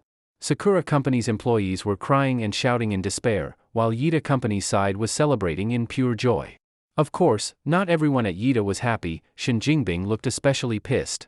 Watching Yi Xingchen steal the spotlight, he looked like he wanted to chop him in half. Xingchen! We won! We actually won! Lin Yun excitedly ran over to Yi Xingchen. Maybe it was the adrenaline, or maybe she was just keeping her promise, but Lin Yun bounced up and suddenly hugged Yi Xingchen's neck, planting a soft kiss on his cheek. Sister Yun. Yi Xingchen stared at Lin Yun, dumbfounded. Her cheeks flushed red, and she quickly let go of him, lowering her head with a soft laugh. Consider that your reward. Hee hee. Yi Xingchen scratched his head and grinned like a fool. Damn it. In the headquarters building of Sakura Company, Koizumi Ichiro furiously slammed the tablet on his desk to the ground. Boss, please calm down. Jinatemai and Xiao Black trembled, afraid that Koizumi Ichiro would take his anger out on them. Useless. All of you are useless. You can't win in weightlifting, and now you can't even win a basketball game. A bunch of failures. Do you know how long I've been preparing for today's basketball game? Months. That's the whole reason I recruited you. Koizumi Ichiro pointed at Jinatemai and Xiao Black and unleashed a storm of curses. Even though both Jinatemai and Xiao Black felt humiliated, they knew Koizumi Ichiro had a terrifying background, so they swallowed their frustration and didn't dare say a word. Mr. Koizumi, calm down, calm down. A middle-aged man behind him smiled as he stepped forward. His name was Daishomaru, a top special agent from their country. Daisho, these worthless subordinates are embarrassing me in front of you, Koizumi Ichiro sighed helplessly. No worries. Daishomaru waved it off with a smile. It's just a basketball game, it doesn't really matter. What's important is the bidding event in a few days. We need to get someone from Yida to steal a copy of their bid proposal. Winning the bid is the real victory. You mentioned someone kept messing up your plans? Yes. Koizumi Ichiro nodded, still feeling frustrated. I found out it's a guy named Yi Xingchen from Xiagua. I don't even know where he came from, but he's ruined my plans several times already. Haha, Daishomaru smiled confidently. Just some random Xiagua guy? If he's getting in your way, I'll take care of him for you. Koizumi Ichiro was surprised and delighted. That would be great. But Daisho, this guy is really strong and quick. He's no ordinary person. No worries at all. Daishomaru waved confidently again. This is the 21st century, no one fights with brute force anymore. I've got a secret weapon. As he spoke, Daishomaru proudly pulled a small black box from his pocket. It had a button on the side and a thin wire attached to it. If Yi Xingchen had been there, he would have instantly recognized it as a taser disguised as a lighter. The only difference was that unlike normal tasers that need to be pressed at the top, this one activated with a button on the side. What's that? Koizumi Ichiro looked curiously at the device in Daishomaru's hand. Hee. Don't let its size fool you, Koizumi. This thing puts out a powerful electric shock. I've already taken out countless skilled fighters with it. I call it Big Shock, meaning powerful electric strike. Excellent. Koizumi Ichiro clapped excitedly. With you and your Big Shock on the job, that Xiagua guy is as good as dead. Ha ha ha ha. Ha ha ha ha. Daishomaru laughed loudly, as if already seeing Yi Xingchen electrocuted. Ha ha ha ha. Jinatemai and Xiao Black exchanged glances and gave forced laughs too. That night, Yi Xingchen drove his car and soon arrived at the entrance of the underground fighting arena. He planned to pick up Yi Hao and tell him the good news, that he had just won a 50,000 yuan prize today. As soon as Yi Xingchen got out of the car, he spotted Huang Mao and quickly waved his hand. Bro. Oh? Huang Mao glanced at Yi Xingchen and smirked. So it's our one-punch man. What are you doing here tonight? Your match is tomorrow. Huh? Yi Xingchen was slightly confused. No. Bro, did you forget? Last time we agreed, if I fought 2 underground matches for you, you'd let my dad go. I came tonight just to pick up my dad. Is that so? I don't remember that, Huang Mao grinned. Yi Xingchen, maybe you got it wrong. What we said was, after you fight 20 underground matches, then we'll release your old man. What? Yi Xingchen's eyes widened in disbelief.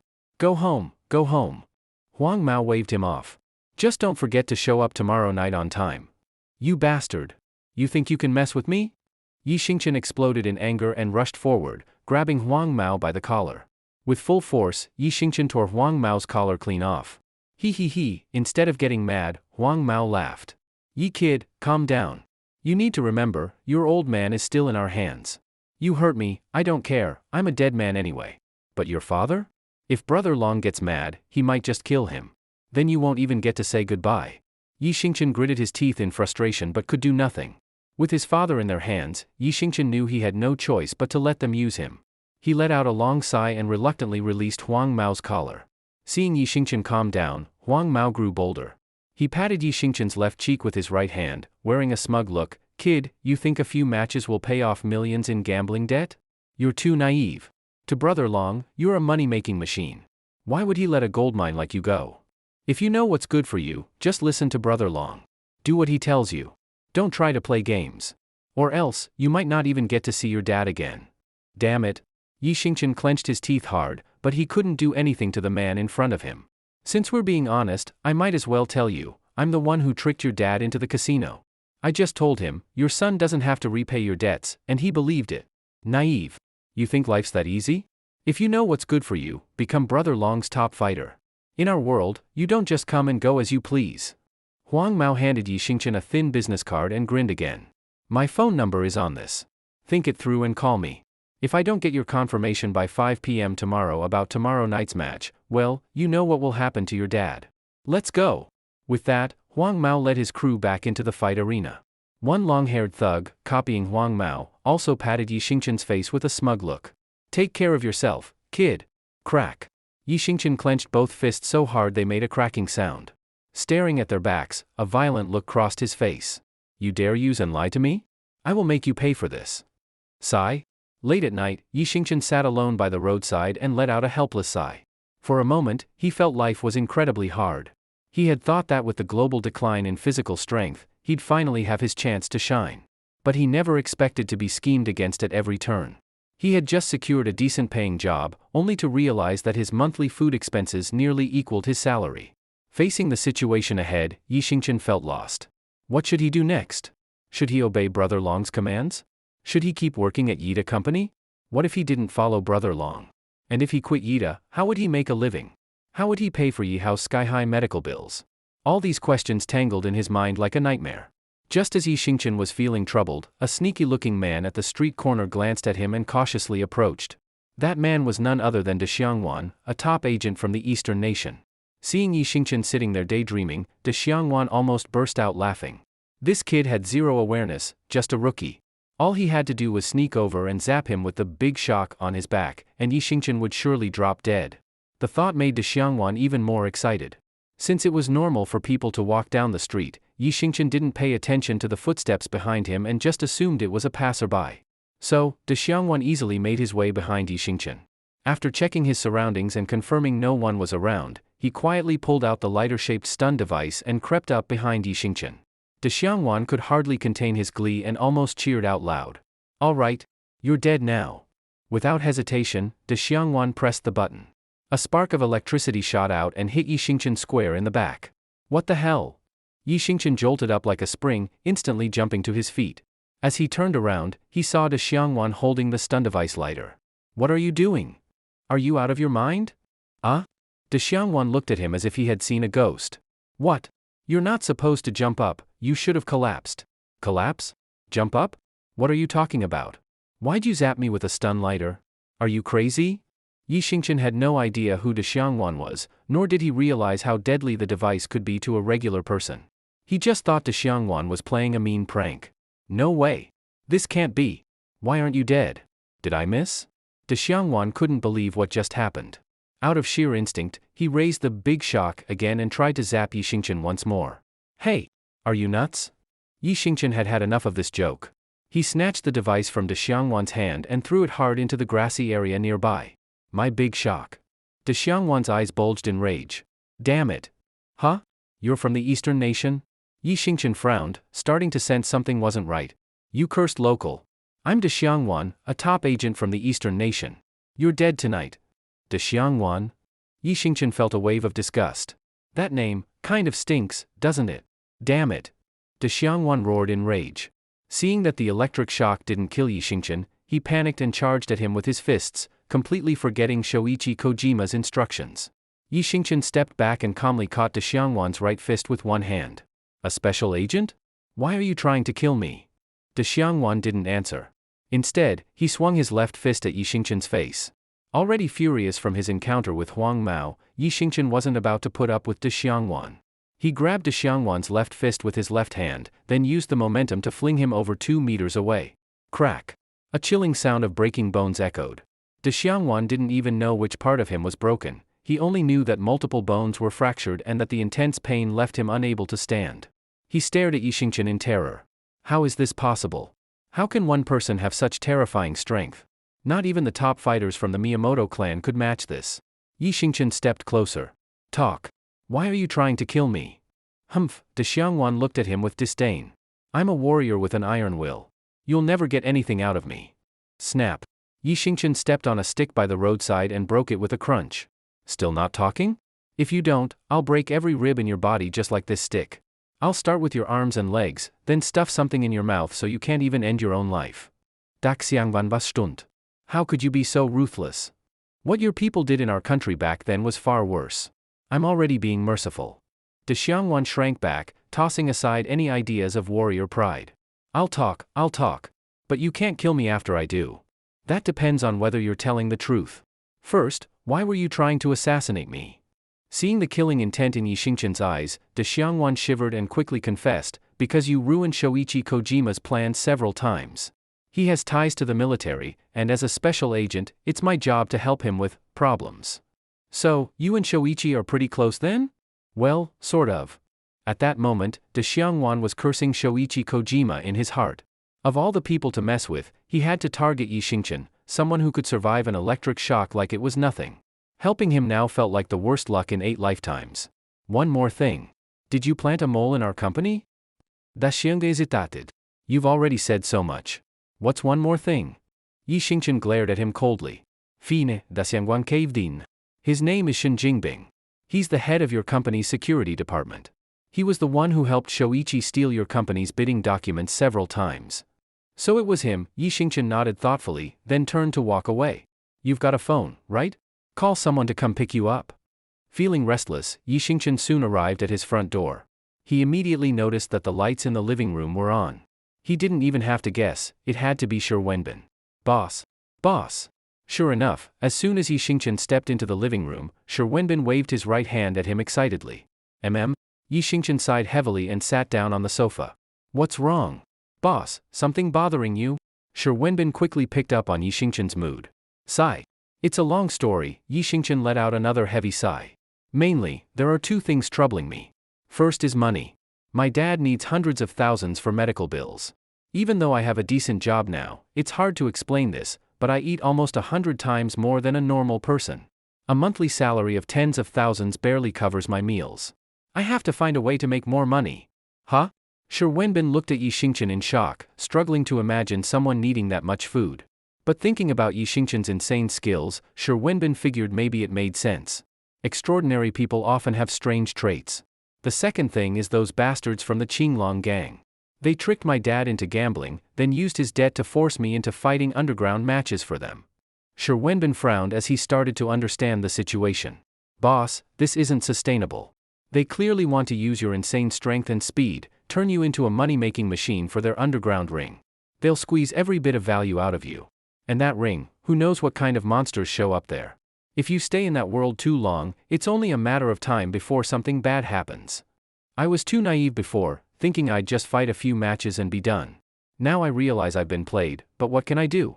My dad is still in their hands. What am I supposed to do? I feel helpless. If I don't do what they say, who knows what they'll do to my dad? If they chopped off one of his fingers, I'd never forgive myself. Shi Wenbin rubbed his chin, thinking hard.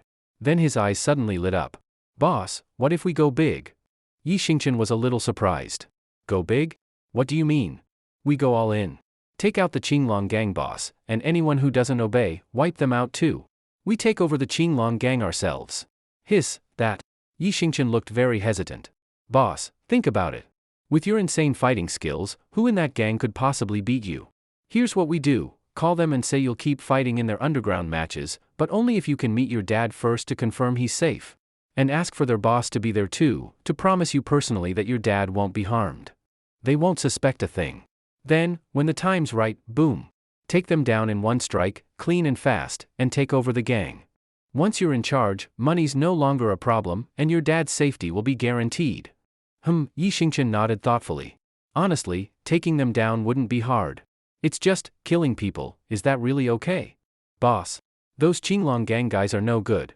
And people in their line of work, don't they all live with their heads basically hanging by a thread? They're all prepared for that day to come. Besides, those underground gangs are always fighting. A few deaths are totally normal. It's not like we're wiping them out. We're just setting an example.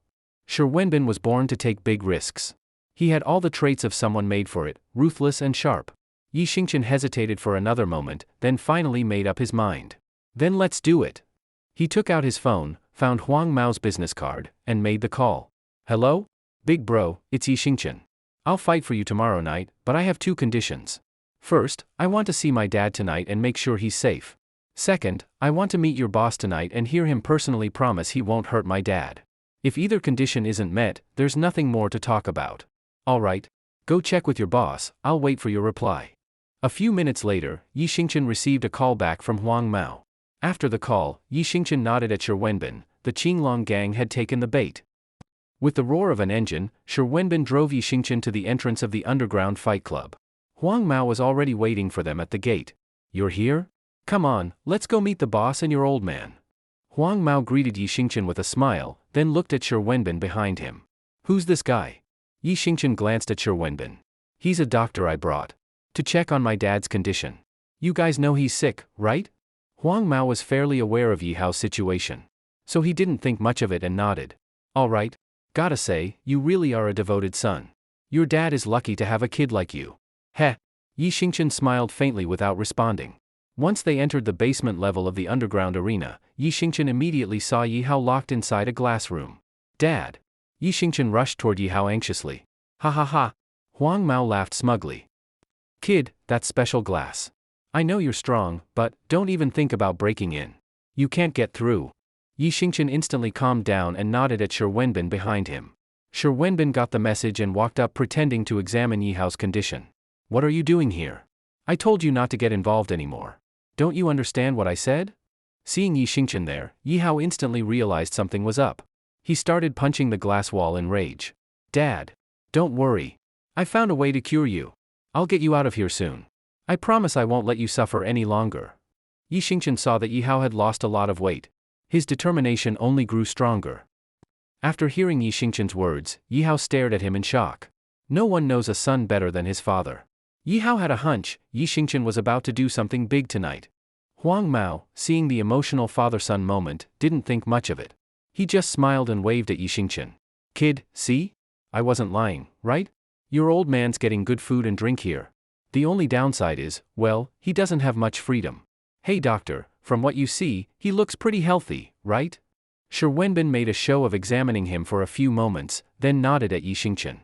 That nod meant two things. Yi Hao didn't appear to be in bad shape, and also, it was time to act when ready. Yi Xingchen took a deep breath and walked over to Huang Mao alone. Shi Wenbin knew his own limits. If he followed Yi Xingchen into a fight with Long Ji and his men, he'd only get in the way. Plus, he had a very important job, to stay behind and protect Yi Hao. So Shi Wenbin didn't go in with Yi Xingchen. After Huang Mao led Yi Xingchen toward a deeper room, one of the thugs glanced at Shi Wenbin. Hey, Doc, why are you still here? Shi Wenbin had already come up with a story. He put on a frustrated look and stomped his foot.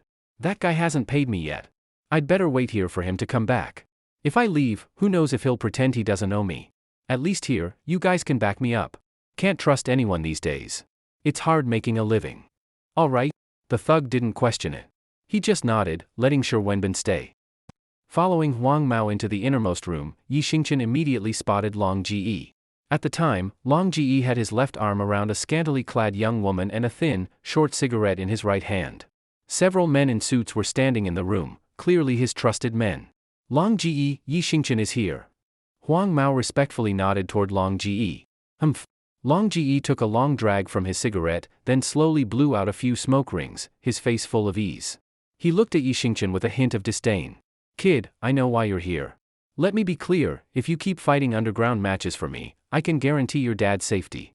I'll even pay you. How about 500 yuan per match? Satisfied now? Yi Xingchen frowned slightly, he immediately caught the implied threat. If he agreed to fight, his dad would be safe. If not, who knew what would happen to him? These underground guys wouldn't think twice about killing someone. As for that 500 yuan payment, Yi Xingchen almost cursed it out loud. 500?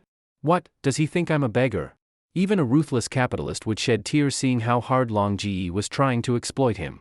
Although Yi Xingchen had come prepared to take out Long Ji, it wasn't as simple as killing one man. Doing so would spark a bloody war with the entire Qinglong gang.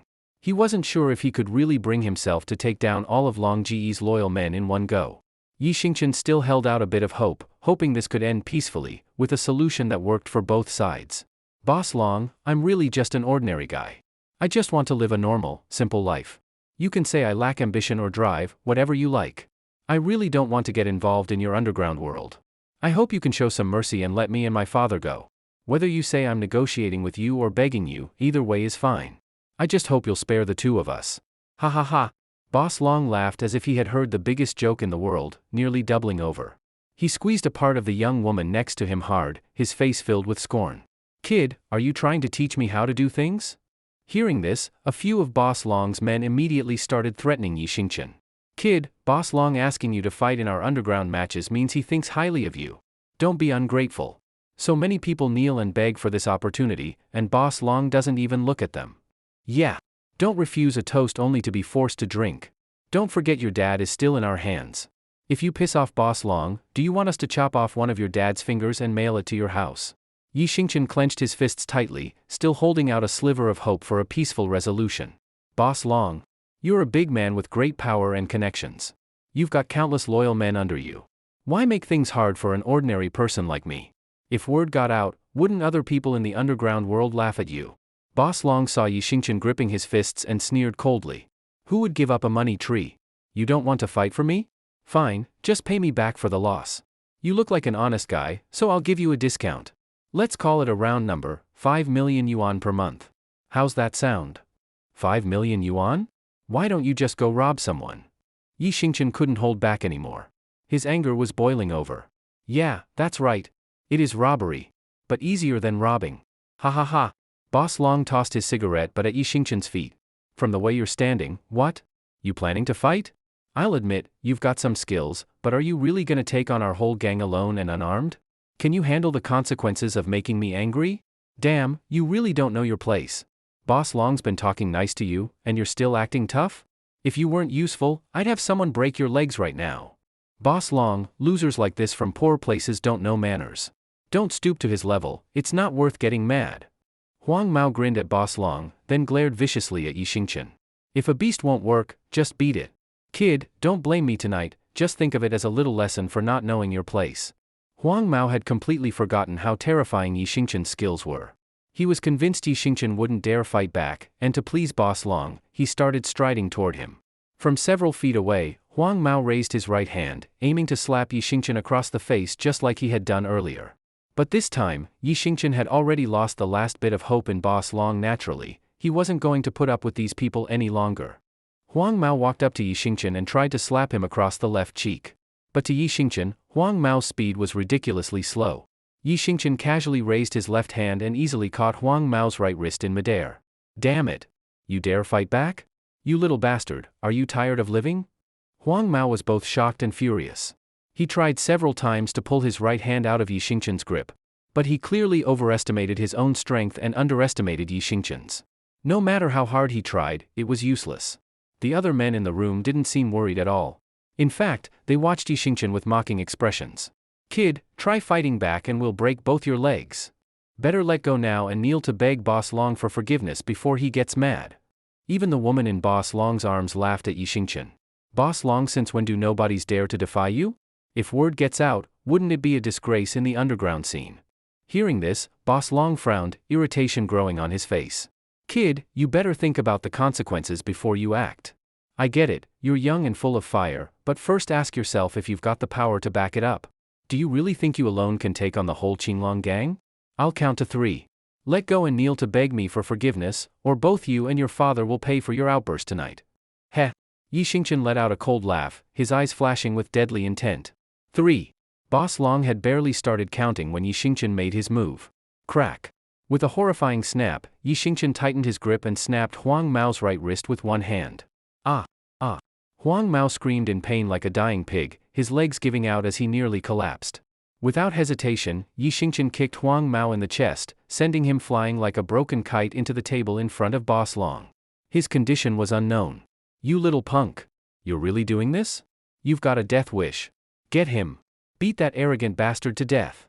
Brothers outside, get in here. Kill that piece of trash. Get him. Avenge Huang Mao. Everybody, charge. Take him out. As the shouting filled the room, several big guys rushed at Yi Xingqian with their fists raised. You brought this on yourselves. Yi Xingqian no longer held back. He lifted his right leg and kicked one of the men in the face. The man collapsed instantly, bleeding from every orifice. Without letting up, Yi Xingqian charged at 4 more men. These guys were seasoned fighters in the underground world, more than enough to handle regular folks. But against someone like Yi Xingqian, they were nothing. In just one exchange, one round, Yi Xingqian dropped all 4 with a single punch each. Their condition was unclear. You bastard, how dare you touch Boss Long? Kill him. Over 10 men from outside stormed into the room, shouting. Yi Xingqian glanced at Boss Long, then spun around and kicked 3 more thugs to the ground in one move. The few remaining men had never seen such overwhelming strength. With a single kick, 3 people were taken out on the spot. As the rest hesitated, Boss Long, visibly terrified, pointed a trembling finger at Yi Xingqian. Get him. Whoever kills that bastard gets 5 million yuan. Big rewards bring brave men. The few remaining thugs, driven by money, charged at Yi Xingqian again. All about the money, huh? 5 million yuan? You need to live long enough to spend it.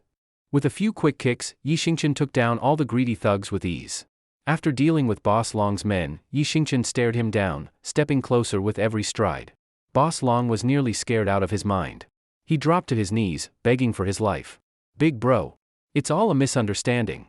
I didn't know who you were and acted stupid. Honestly, you might not believe me, but I swear I never meant to squeeze you from the start. It was those bastards who misled me.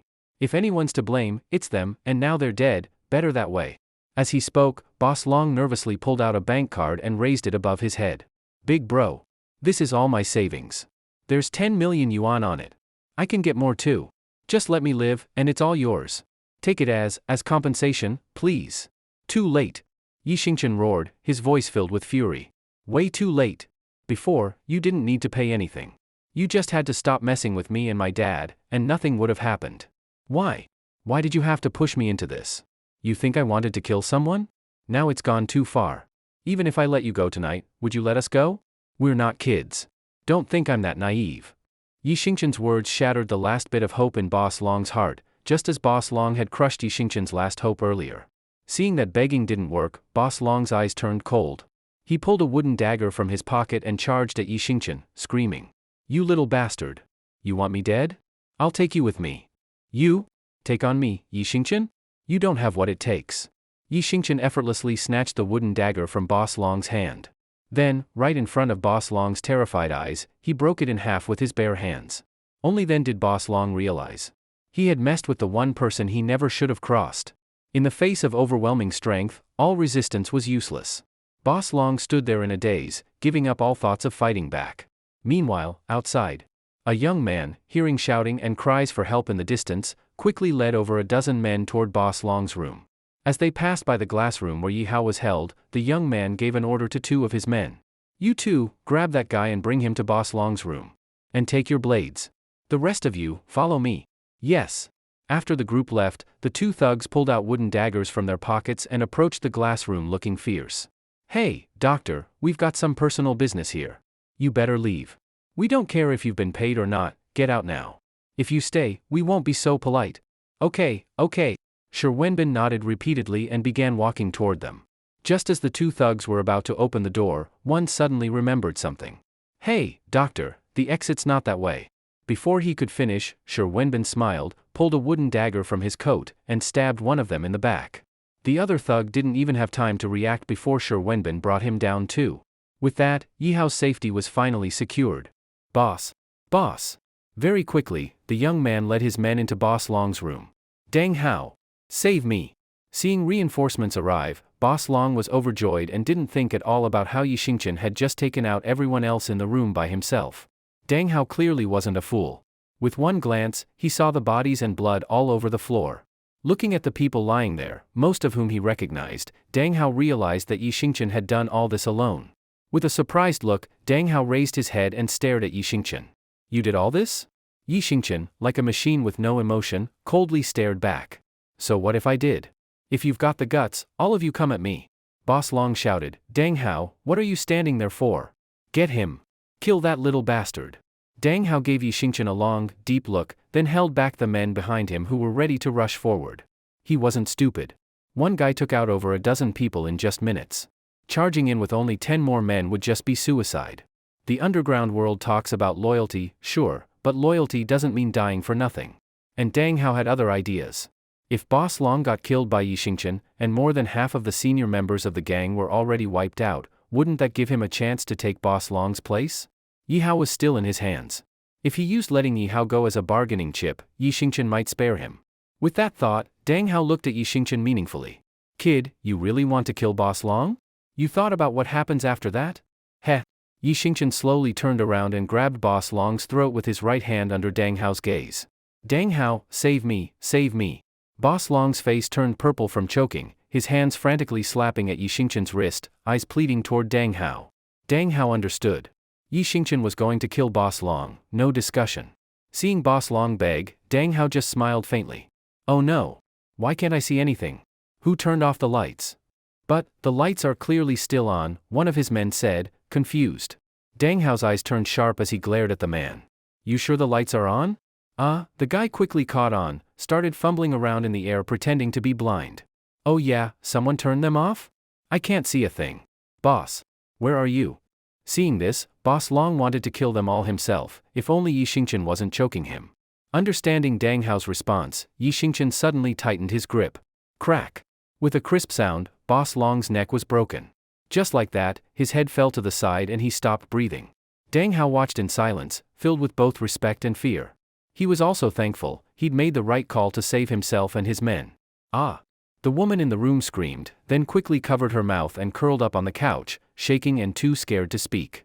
Dang Hao glanced at Yi Xingchen and got straight to the point. Brother, you've got real skill. Grudges have causes, and debts have owners. Boss Long is dead now. How about this, you take your father and leave, and we'll pretend none of this happened. From now on, we stay out of each other's way. Deal? No way. Yi Xingchen refused coldly without hesitation. Dang Hao's face darkened.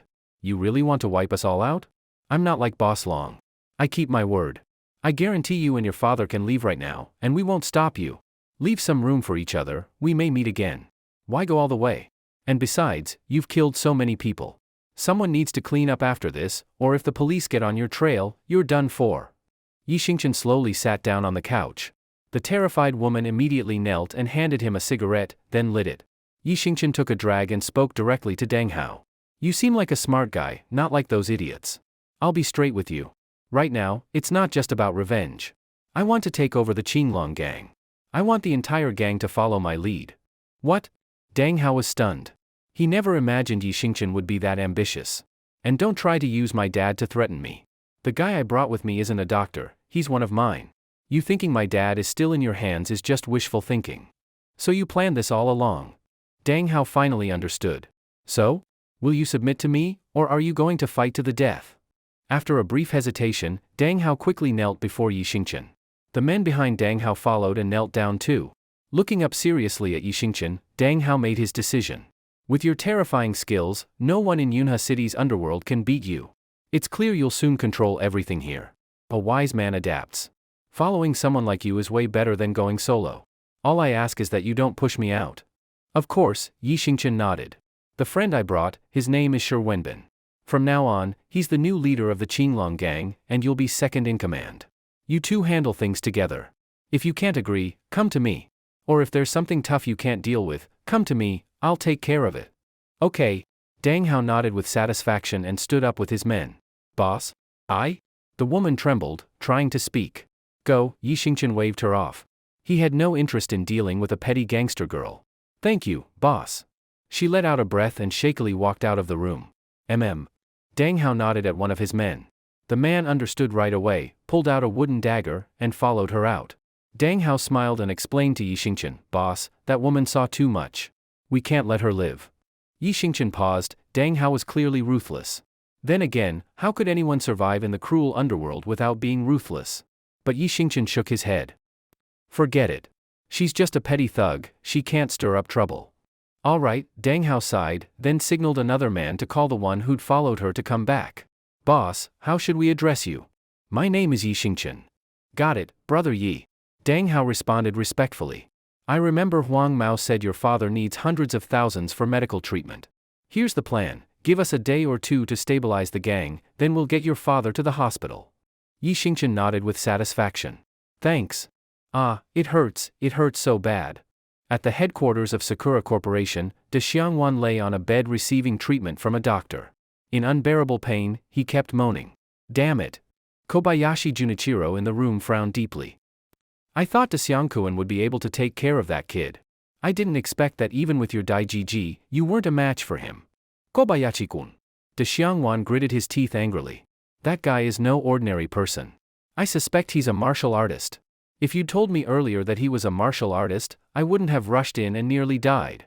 Well, Kobayashi Junichiro looked a bit embarrassed. De Xiangkuan, I didn't mean to hide it.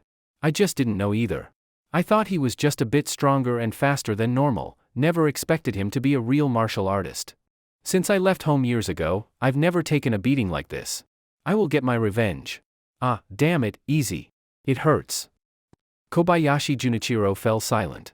Even De Xiangwan, his strongest fighter, had lost to Yi Xingchen. Who else could defeat Yi Xingchen? Kobayashi let out a long sigh. Is there really no one who can deal with that guy? Don't lose hope, Kobayashi-kun, I've got a way, to handle him. Though De Xiangwan had been depressed about being helpless against Yi Xingchen, he suddenly remembered something and a glimmer of hope lit up his face. Oh? Hearing this, Kobayashi's eyes lit up. Tell me, what's the plan? In 2 days, a martial arts family we're connected with will be sending Miss Tomomi to the city. The military told me that if I ran into something I couldn't handle, I could ask her for help. She's a martial artist too. Once, she gets involved, that punk is dead meat. Perfect. Kobayashi laughed excitedly. If she gets involved, that guy won't even have a grave left. Hehe. De Xiangwan's face turned vicious. That punk not only beat me like this, but he even threw away my Daijiji. Now I can't find it. I will get my revenge. I swear I'll break a few of his ribs and make soup with them. Heh. Kobayashi laughed darkly. I'm going to cut off his junk and soak it in liquor. De Xiangwan froze slightly. He hadn't expected Kobayashi Junichiro to be that extreme. Kobayashi laughed and explained, you don't get it, De Xiangkuan. That part's a great tonic, it boosts virility. I've been living rough for too long. Gotta nourish myself. Ha ha ha ha. De Xiangwan forgot his pain for a moment and laughed heartily. Ha ha ha. Kobayashi also laughed wildly, imagining the scene in his head. The headquarters of Sakura Corporation echoed with an eerie, bone-chilling laughter. V-room. After parking the car, Yi Xingchen got out, followed by Yi Hao. Dad. Yi Xingchen quickly got out of the car. Are you really not going to move in and live with me? Hee. After everything that had happened, Yi Hao clearly had let a lot go. Yi Hao just smiled, gently patted Yi Xingchen on the head, and said, Son, I'll never gamble again. I thought if I made you hate me, you'd stay away, but instead, I put you in danger. I'm sorry. Dad. Yi Xingchen stared at Yi Hao in a daze. My illness, let fate decide. The gang agreed to pay for my treatment, but I'm sure they asked you for a lot in return, didn't they? No. The gang said they'd pay your medical expenses as compensation. Worried that Yi Hao might object to him joining the gang, Yi Xingchen didn't tell the truth. He explained that his underground matches had made a lot of money for them, and that he decided to act as a protector in name only stepping in if someone particularly strong caused trouble at the fight club. After one fight, everything would be settled. Also, the gang agreed to pay Yi Hao's medical bills until he fully recovered. It was a white lie from Yi Xingchen. Yi Hao just smiled and shook his head. All right, since you've already made a deal, there's no turning back. You're an adult now, you need to take responsibility for the choices you make. So, you're really not going to move in with me? I could take care of you. No need, Yi Hao smiled and shook his head again. When you earn enough to buy your own place, I'll move in with you then. Right now, you're living in a company-provided apartment. If I move in and your boss doesn't like it, it might hurt your career. Yeving Champosit. He didn't think Qin Yanran would mind. In fact, she'd clearly said he could bring in whoever he wanted while working there. But considering he might not stay at Yida Company long term, he didn't insist. What if he decided to leave in a few days and strike out on his own? After all, his monthly pay of tens of thousands of yuan barely covered basic needs. If he quit, Yihao would have to move again, not worth troubling his dad like that. Alright, go on back. Work hard. Yida is one of the top construction and real estate companies in our country. As long as your boss values you, your future will be bright. Focus on your career. I can still take care of myself, I can earn and live on my own. You don't need to send me money every month. Save it for your future, either to get married or to start your own business. Yi Xingqian's lips moved slightly, as if he wanted to say something, but held it in. Okay, I'm heading back. You go, too. Drive safe. Yeah. Yi Xingqian looked at Yihao's slightly hunched back and nodded firmly. Dad. Don't worry. This world isn't the same as it used to be. In this new world, I will build a real future. I will give you a good life. Good morning, Director Qin. Early in the morning, Yi Xingqian was already waiting in his car outside Qin Yanran's house. Good morning. Qin Yanran was slightly surprised when she saw Yi Xingqian. In the past few days, Yi Xingqian had been mostly quiet, and they barely talked in the car. But today, he actually greeted her first. After starting the car, Yi Xingqian drove steadily toward the headquarters of Yida Company. After a few minutes of hesitation, Yi Xingqian finally decided to be honest with Qin Yanran. Director Qin, there's something I think I need to tell you. But I'm worried you might think I'm using my position to take personal revenge or smear a colleague. Qin Yanran, who was working on her tablet, looked puzzled when she heard this. Then she put the tablet away. Go ahead. I've gotten a general sense of what kind of person you are these past few days. I'm not someone who jumps to conclusions. All right, then I'll say it. Yi Xingqian nodded and continued, last night, an agent from that foreign company attacked me, he tried to assassinate me. What? Qin Yanran was furious. Was it someone from Sakura Corporation? That bastard. I thought he'd only use dirty tricks against me, but I didn't expect him to go after you too. Are you alright? I'll bring people to their headquarters right now. If he doesn't give me a proper explanation today, this won't end well. Thank you for your concern, Director Qin. I'm fine. Yi Xingqian was genuinely moved by her protectiveness. Please don't get too worked up yet. No need to rush over to confront them. After I took the guy down, I questioned him and learned something shocking. What was it? Qin Yanran looked at Yi Xingqian in confusion. Our company has lost to Sakura in several bids recently, right? Yeah, that's true. Qin Yanran seemed to guess what Yi Xingqian was getting at and didn't hide it. Their prices have always been just slightly lower than ours. I've suspected an insider, but we haven't been able to identify anyone. The insider is the head of the security department, Shen Jingbing. What? Him? Qin Yanran looked at Yi Xingqian in disbelief. Are you sure? He's always been a bit hard to get along with, but he's been a trusted right-hand man for many years. I'm not completely sure either. That's just what the agent told me. Of course, it's possible he was lying. Still, it's something we should watch out for, right? That's why I wanted to give you a heads up before saying anything more. Qin Yanran nodded thoughtfully. If he really did sell us out, it's probably for money. All I need to do is have someone check his finances, and we'll know. If it's true, I'll personally send him to jail. Don't be in a rush, Director Qin. Yi Xingqian chuckled. Why not test him? If it really is him, we might even be able to use him to strike back at Sakura. You mean? Chief Shen. Director Qin said the light in her office isn't working. She asked you to send someone to fix it. Just before lunchtime, a Yida employee gently knocked on the door of Shen Jingbing's office. Shen Jingbing was slightly taken aback at first, then a smile he couldn't hide slowly spread across his face. All right. I'll take care of it right away. Hurry up. Okay. Shen Jingbing made a hand gesture to his colleague. Chief Shen, how about we let Xiao Chang take a look? If it's broken, we can quickly replace it for President Qin. There was another colleague from the security department in Shen Jingbing's office. After hearing this, Shen Jingbing immediately looked displeased. That's President Qin's office. Can we afford to be careless? Xiao Chang may be good at this kind of thing, but he's clumsy. What if he accidentally breaks something in President Qin's office? Who's going to be responsible? You? Or me? The colleague was startled by Shen Jingbing's response and didn't dare say another word. How about this, I'll go check it myself.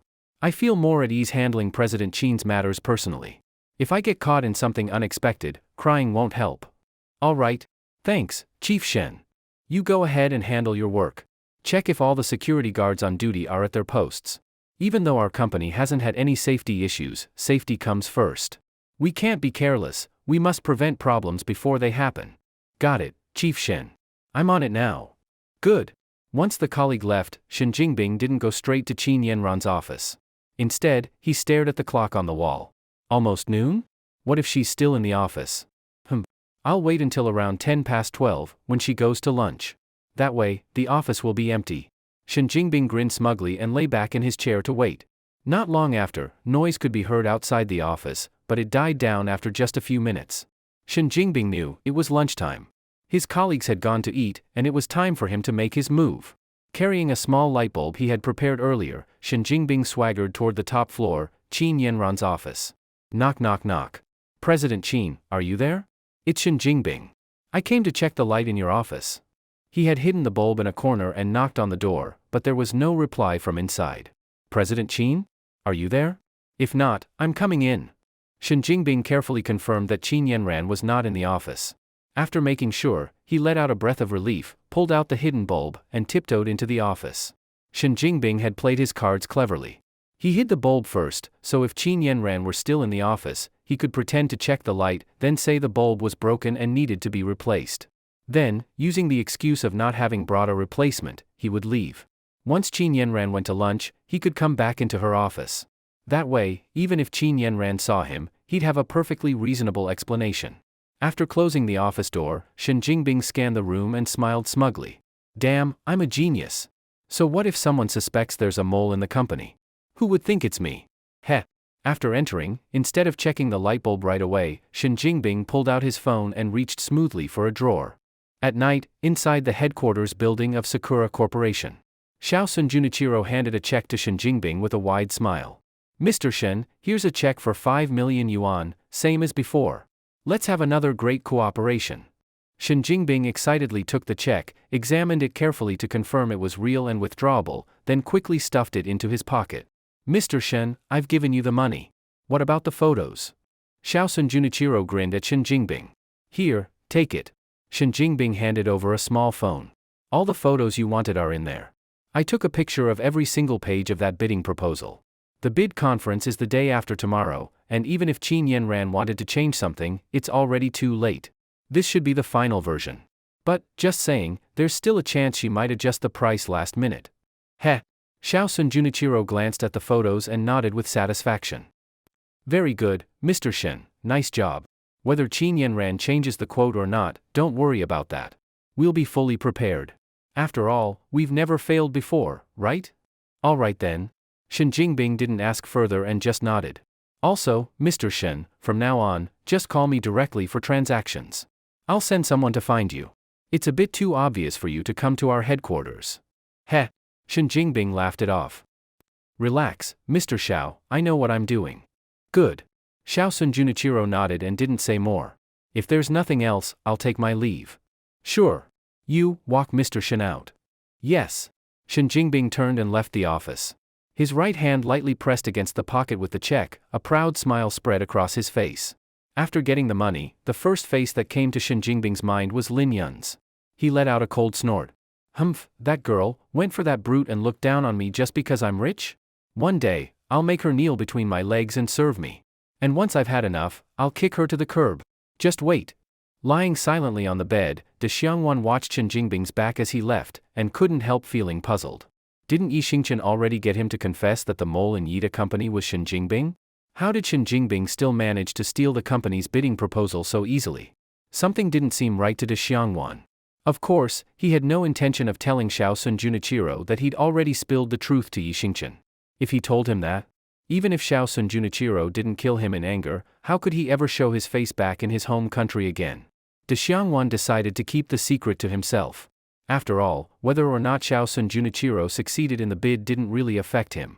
If he won, De Xiangwan wouldn't get any extra money. If he lost, he wouldn't be blamed either. Maybe, once Miyamoto Tomomi came to Cloud Crane City and dealt with Yi Xingchen, there'd be no proof left. De Xiang, what are you thinking about? Xiao Sun Junichiro noticed De Xiangwan was lost in thought and asked curiously. Huh? Nothing. De Xiangwan shook his head. Just thinking, besides Yi Xingchen, who else do I have a grudge against? I'll ask Miss Miyamoto to take care of them all. Heh. Xiao Sun Junichiro chuckled. Once Miss Miyamoto arrives, things will get much easier. Not only will we deal with that guy who's been ruining my plans again and again, but also that woman Qin Yanran. Nanny? De Xiangwan looked at Xiao Sun Junichiro in shock. Mr. Xiao Sun, you want to kill Qin Yanran? Kill her? What a waste. Xiao Sun Junichiro grinned perversely. That woman's face and body are top-notch. A woman like that should be kept around. I'll lock her in a cage and make her my personal slave. Ha ha ha. Ha ha ha. De Xiangwan looked at the extremely twisted Xiao Sun Junichiro with an awkward smile on his face. Ah? Back home after a shower, Yi Xingchen stretched lazily. Looking at the water stains in the bathroom, Yi Xingchen suddenly had a new doubt. Since the people in this world have weaker bodies now, how do they take showers? Could someone get killed just from water pressure while bathing? Seems like. I should study how people take showers here when I get the chance. Thinking of this, Yi Xingchen smacked his own forehead. Damn, why am I having such pervy thoughts? Others say lust is emptiness, but I'm like, got time? Let's get lustful. Outrageous. Totally off the rails. Just as Yi Xingchen was about to go to bed, his phone suddenly rang. This late? Who would be calling me? Yi Xingchen looked puzzled, then picked up the phone. It was Deng Hao. Hello? Hao, what's going on? Broye. We've got a big problem. That girl from before, who knows what crazy idea got into her head, she actually went to the police and reported that a bunch of people were murdered at the Green Dragon Gang. What? Yi Xingchen's heart sank, full of regret. If I'd known she'd screw things up like this, I never should have let her go. Looks like I can't be soft-hearted when dealing with serious matters again. Wenbin, who's now the official leader of the Green Dragon Gang, has already been taken in for questioning. Bro Yi, I swear, this has nothing to do with me. I'm not stupid enough to send that dumb woman to do something like this. If the Green Dragon Gang gets taken down, I'm done for too. I've asked a lot of people for help already, but no one can get Wenbin out. I had no choice but to call you this late. Yi Xingchen felt a headache coming on. I'm just a small employee, I don't have the kind of connections needed to get your Wenbin out. But soon, a face flashed in his mind. Long Qingxian. Long Qingxian probably comes from a powerful background. If I ask her for help, this might get resolved. Got it, how? I'll handle this. Okay. Thanks, Bro Yi. After hanging up, Yi Xingchen immediately dialed Long Qingxian. Hello? Handsome Yi, what's the matter calling me this late? Long Qingxuan's pleasant voice came through the phone. Miss Long, I need a favor. Sure Wenbin, the current leader of the Green Dragon Gang, has been taken in for questioning. I'd like your help to get him out. Long Qingxian didn't hesitate at all. Sure. Let's meet tomorrow. Okay. When are you free? Although Yi Xingchen expected that Long Qingxian had the ability, her quick response still surprised him a bit. Tomorrow morning at 10. Table 25 at Ruixing Cafe near the Yida Company headquarters. Is that okay? Okay. Alright, see you tomorrow. See you tomorrow. The next day, after getting to work, Yi Xingchen started waiting for the time to meet with Long Qingxian. At 9 a.m., Yi Xingchen got a call from Yi Hao. Hello? Dad, what's up? Son, last night you said you broke up with Wenwen. I've been thinking about it, and honestly, that's Wenwen's loss. Huh? So? Yi Xingchen had a bad feeling. Yi Hao wouldn't call just to talk about something so trivial for no reason. Sure enough, Yi Hao continued, so, I talked to your Aunt Wu. Her daughter happens to still be single too, around your age. Even better, she works at a company near your Yida headquarters. We agreed you two should meet today. Time and place are already set, at a cafe called Ruixing near your office, 9:30 a.m., table 24. Don't be late. What? A blind date? Yi Xingchen was dumbfounded. No way. Dad, even if I agreed to go on a blind date, I'm working right now. How can I suddenly just go? Cut it out. You said yourself last night that your job is flexible and you can leave any time, as long as you drive your boss around. I? Yi Xingchen let out a bitter laugh and wanted to slap himself. Why couldn't I just shut up? Just answer me this, are you going or not? If you're not going, then forget about me getting treatment for my illness. Fine. I'll go, alright? Yi Xingchen surrendered instantly. That's more like it. Remember, 9:30, Ruixing Cafe, table 24. Got it. Yi Xingchen hung up the phone helplessly, then suddenly realized something. Wait a minute. Ruixing Cafe? Damn. Isn't that the same place I'm meeting Long Qingxian?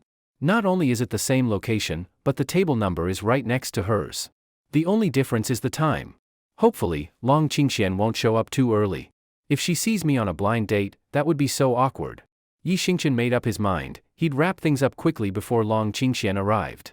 With that thought, he quickly messaged Lin Yun on WeChat, then rushed to Ruixing Cafe. By the time Yi Xingqian arrived, it was already 9:20. He glanced inside the cafe and saw a woman around his age already sitting at table 24. She was most likely the so-called blind date. Yi Xingqian took a deep breath and walked over with a friendly expression. "Hi there, are you Aunt Wu's?" The woman looked up and nodded lightly. "Yes.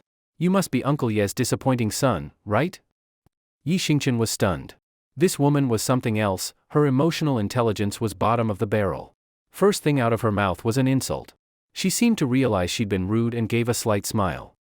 "Sorry, I tend to speak my mind." It's fine, being straightforward is good."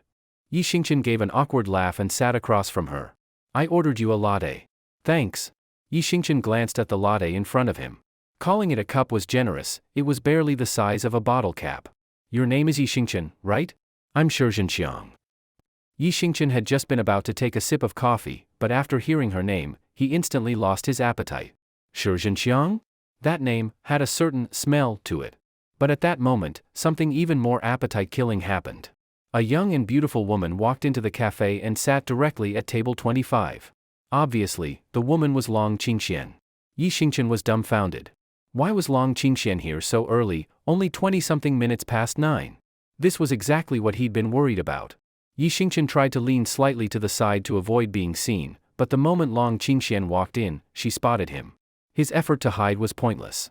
What made Yi Xingqian feel a bit relieved was that Long Qingxian gave him a slight smile but didn't say hello. She quietly sat at table 25 and ordered a coffee. "Everyone's time is limited, so I'll just ask directly," said Xiang, not noticing the awkward tension between Yi Xingqian and Long Qingxian as she casually sipped her coffee. "Sure. That way it won't waste your time. My first question, what's your view on the housing market?" "What? Sex life?" Yi Xingqian froze. Was this girl really that aggressive? Asking something like that in public? Wasn't she embarrassed? Huh? Xiang looked at Yi Xingqian, confused. Seeing that she didn't seem to be joking, Yi Xingqian hesitated for a moment and then answered weakly. I haven't actually tried, but I think I know the basic positions. Of course, the difficult ones, that's a different story." Xiang looked completely puzzled at first, then her expression changed. "Who asked about your sex life?" "I said housing market. Real estate." "Oh." Yi Xingqian was beyond embarrassed. Forget it, what are you even thinking? Let's skip that question. Next. Do you have any brothers?" Yi Xingqian was slightly stunned. "Yes. A big one." "And do you have a biological younger brother?" "Well." Yi Xingqian awkwardly looked down at a certain unmentionable part of his body. "That might be a little tough. I can't really do that right now." "What?" Xiang looked confused again, then suddenly understood. Her face turned red with anger. "Hey, Ye Ring-chan. I was sincerely asking a few questions to get to know you better. What's your problem? Are you messing with me on purpose? Can this blind date even continue? If not, just get lost already. Seriously, what kind of person are you?" It was only at that moment that Yi Xingqian realized he had completely misunderstood Xiang's intentions. He thought her two questions were a sneaky way of testing his abilities in certain areas. But what she really wanted was to gauge his financial background through the housing market question and assess any family burdens or inheritance-sharing siblings with the brother question. Pfft. Sitting nearby, Long Qingxian couldn't hold back and spat out the sip of coffee in her mouth right onto the table. If it weren't for the people around, Long Qingxian probably would have already been laughing out loud while holding her stomach. Yi Xingqian didn't want Xiang to go back and tell Aunt Wu that his head was full of dirty thoughts. If that got to Yi Hao, he definitely wouldn't let him off. Yi Xingqian had no choice but to quickly apologize to Xiang. Sorry. Miss Shi, I was just joking with you a little. If you didn't like it, then just pretend I didn't say anything. I promise nothing like that will come up again in our conversation." Seeing that Yi Xingqian sincerely apologized, Xiang's expression softened slightly. She calmed herself down and shot a dissatisfied glance at Yi Xingqian. "I didn't mean anything else. I just wanted us to understand each other better. Since you couldn't catch the deeper meaning in my questions, I'll just ask directly. Okay. First question, you work at Yida Company, right? How much is your monthly salary?" I'm still in the internship period. I make 80,000 yuan a month. After one more month, I'll be officially hired, and then it should go up to over 100,000 yuan. Shi Zhenxiang nodded slightly. A 100,000 yuan monthly salary. It's a bit low, but barely enough to cover the basics. Yi Xingchen looked at her in shock. Didn't see this coming. Shi Zhenxiang was actually a hidden powerhouse? Calling a 100,000 yuan salary a bit low? Shi Zhenxiang continued asking, do you have a house? Yi Xingchen thought about it. The villa provided by the company probably didn't count, right? So he shook his head. No. Do you have a car? He shook his head again. No. How much do you have in savings? This question made Yi Xingchen's face show a trace of frustration. He originally had 100,000 yuan saved up, but due to the drastic changes in this world, just buying rice, oil, meat, and noodles last time already cost tens of thousands. Almost nothing. Yi Xingchen awkwardly shook his head again. Oh, Shi Zhenxiang smiled, and her gaze toward Yi Xingchen became more and more disdainful and dismissive. Your conditions are pretty bad. No wonder you need a blind date. If we actually got together, your 100,000 yuan a month would barely cover my everyday expenses, not to mention you don't have a house, a car, or savings.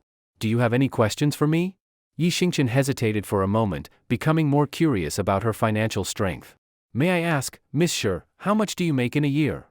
My monthly salary is 3,000 yuan. Yi Xingchen was dumbfounded. 3,000? Did she forget to say 10,000? Since when can a woman who makes 3,000 yuan a month call a man who makes 100,000 a bit low, or say he has bad conditions? Could it be that Shi Zhenxiang owns tons of property? Shi Zhenxiang noticed his strange expression and just smiled slightly and explained, I'm a woman. Oh, Yi Xingchen nodded and asked curiously again, so Miss Shi, do you own a house? No. I'm temporarily staying in the company dorm. Huh?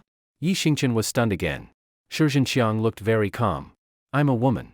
Oh, Yi Xingchen frowned slightly. Then, do you have a car? No. Yi Xingchen started doubting life. This woman, with those conditions, actually said he had poor conditions? Where did she get the confidence?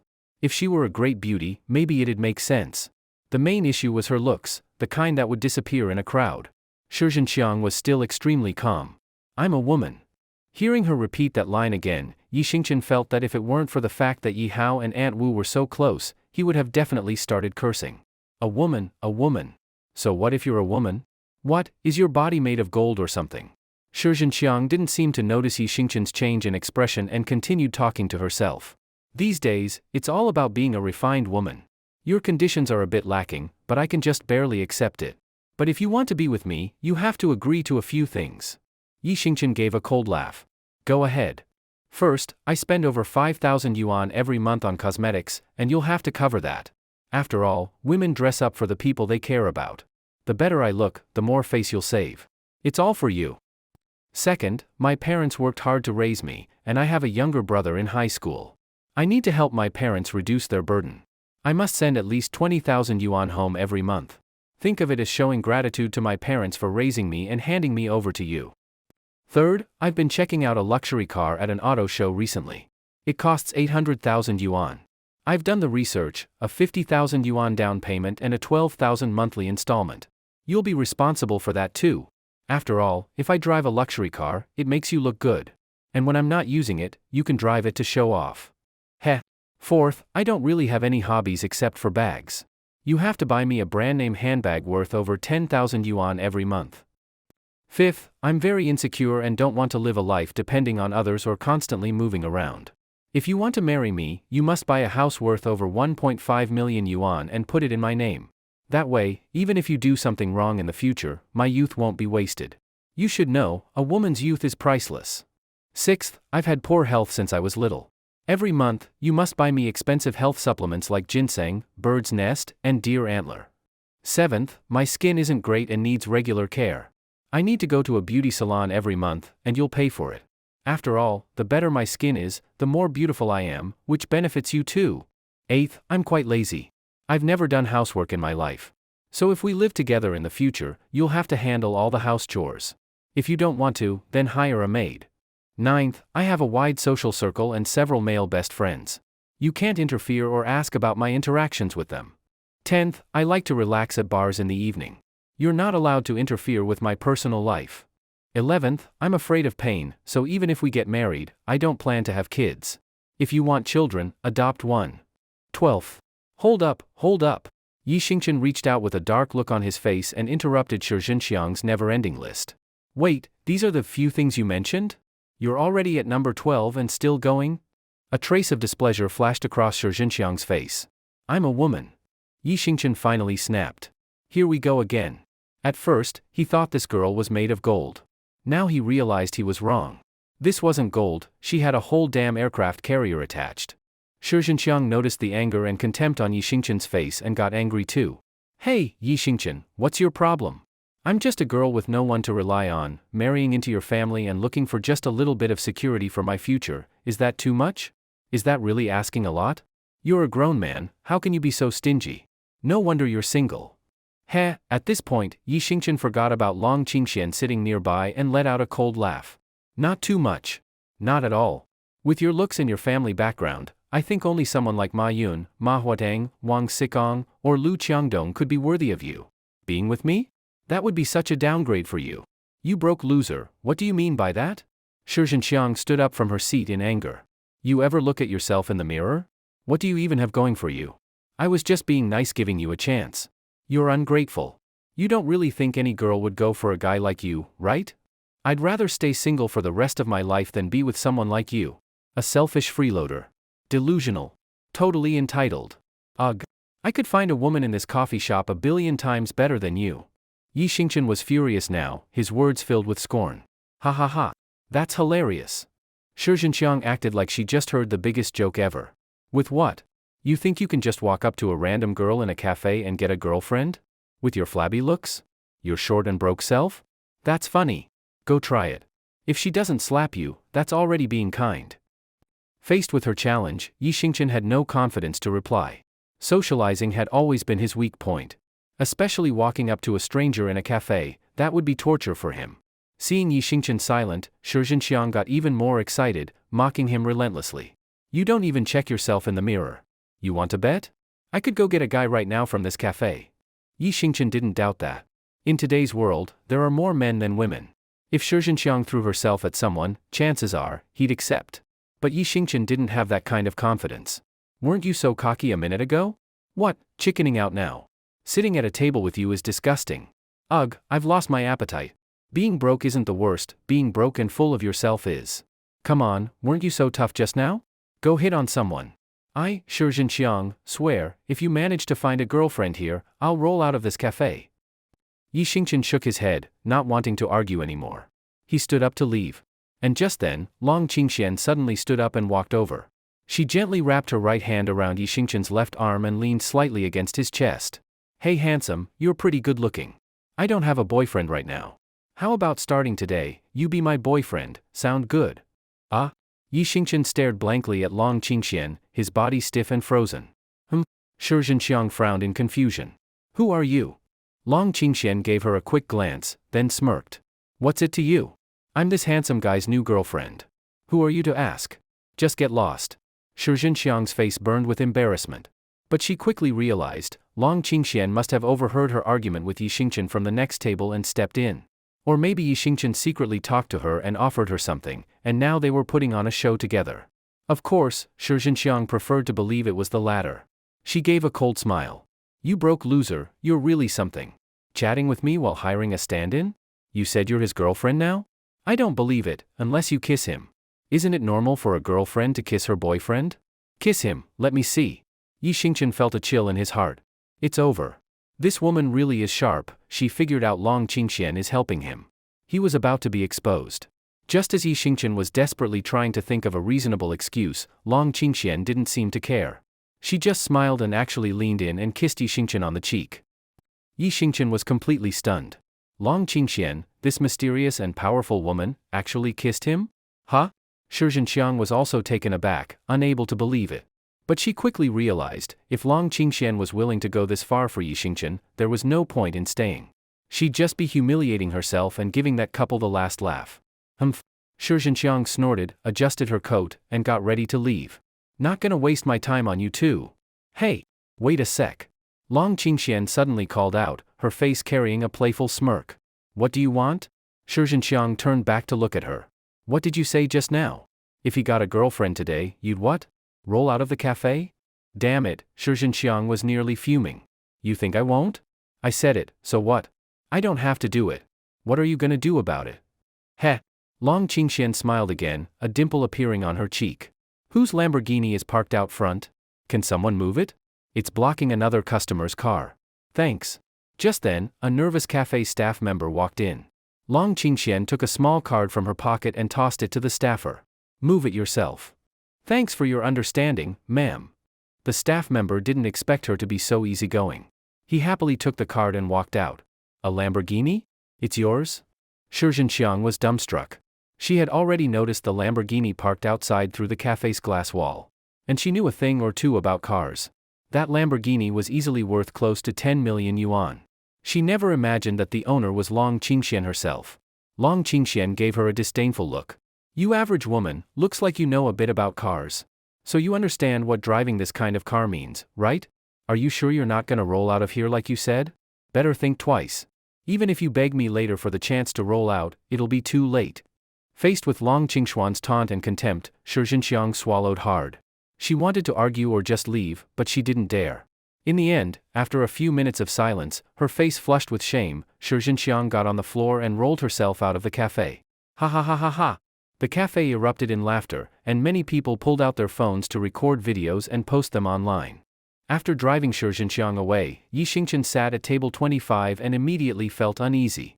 He had already known that Long Qingxian had an extraordinary background, but now, after seeing her car, he understood her even better.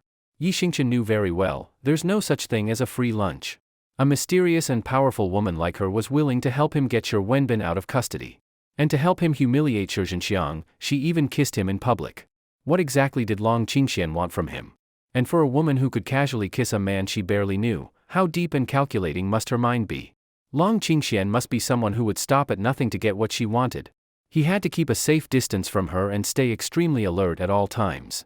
Heh, are you scared of me? Long Qingxian seemed to read his thoughts and smiled. No. I'm just really grateful that you helped me just now. Otherwise, my dad wouldn't be able to face his old friends anymore. Yi Xingchen lowered his head, answering nervously. Ha ha ha. Yi Xingchen had no idea which part of what he said triggered Long Qingxuan's laughter, but she suddenly burst out laughing. Miss Long, what I mentioned to you last night, can you really help get my buddy out? Of course. Long Qingxian nodded confidently. It's a small thing. I can solve it with one phone call. Ah? Yi Xingchen stared at her in shock. This woman's background really was terrifying. Just one phone call and it's done? But he couldn't help feeling suspicious too. If it really only took one call, why did she ask to meet in person? Why not just settle it and bring up any conditions over the phone? Even though I can handle it with a single call, I can't just help someone for free, right? Sure, you saved me once, but I already helped you deal with your ex. That makes us even. Long Qingxian rested her chin on both hands, then picked up the coffee cup with her right hand and took a sip. Of course. Yi Xingchen nodded honestly. I wasn't expecting you to help for free either. I'm just confused. With your background, is there anything you need from me?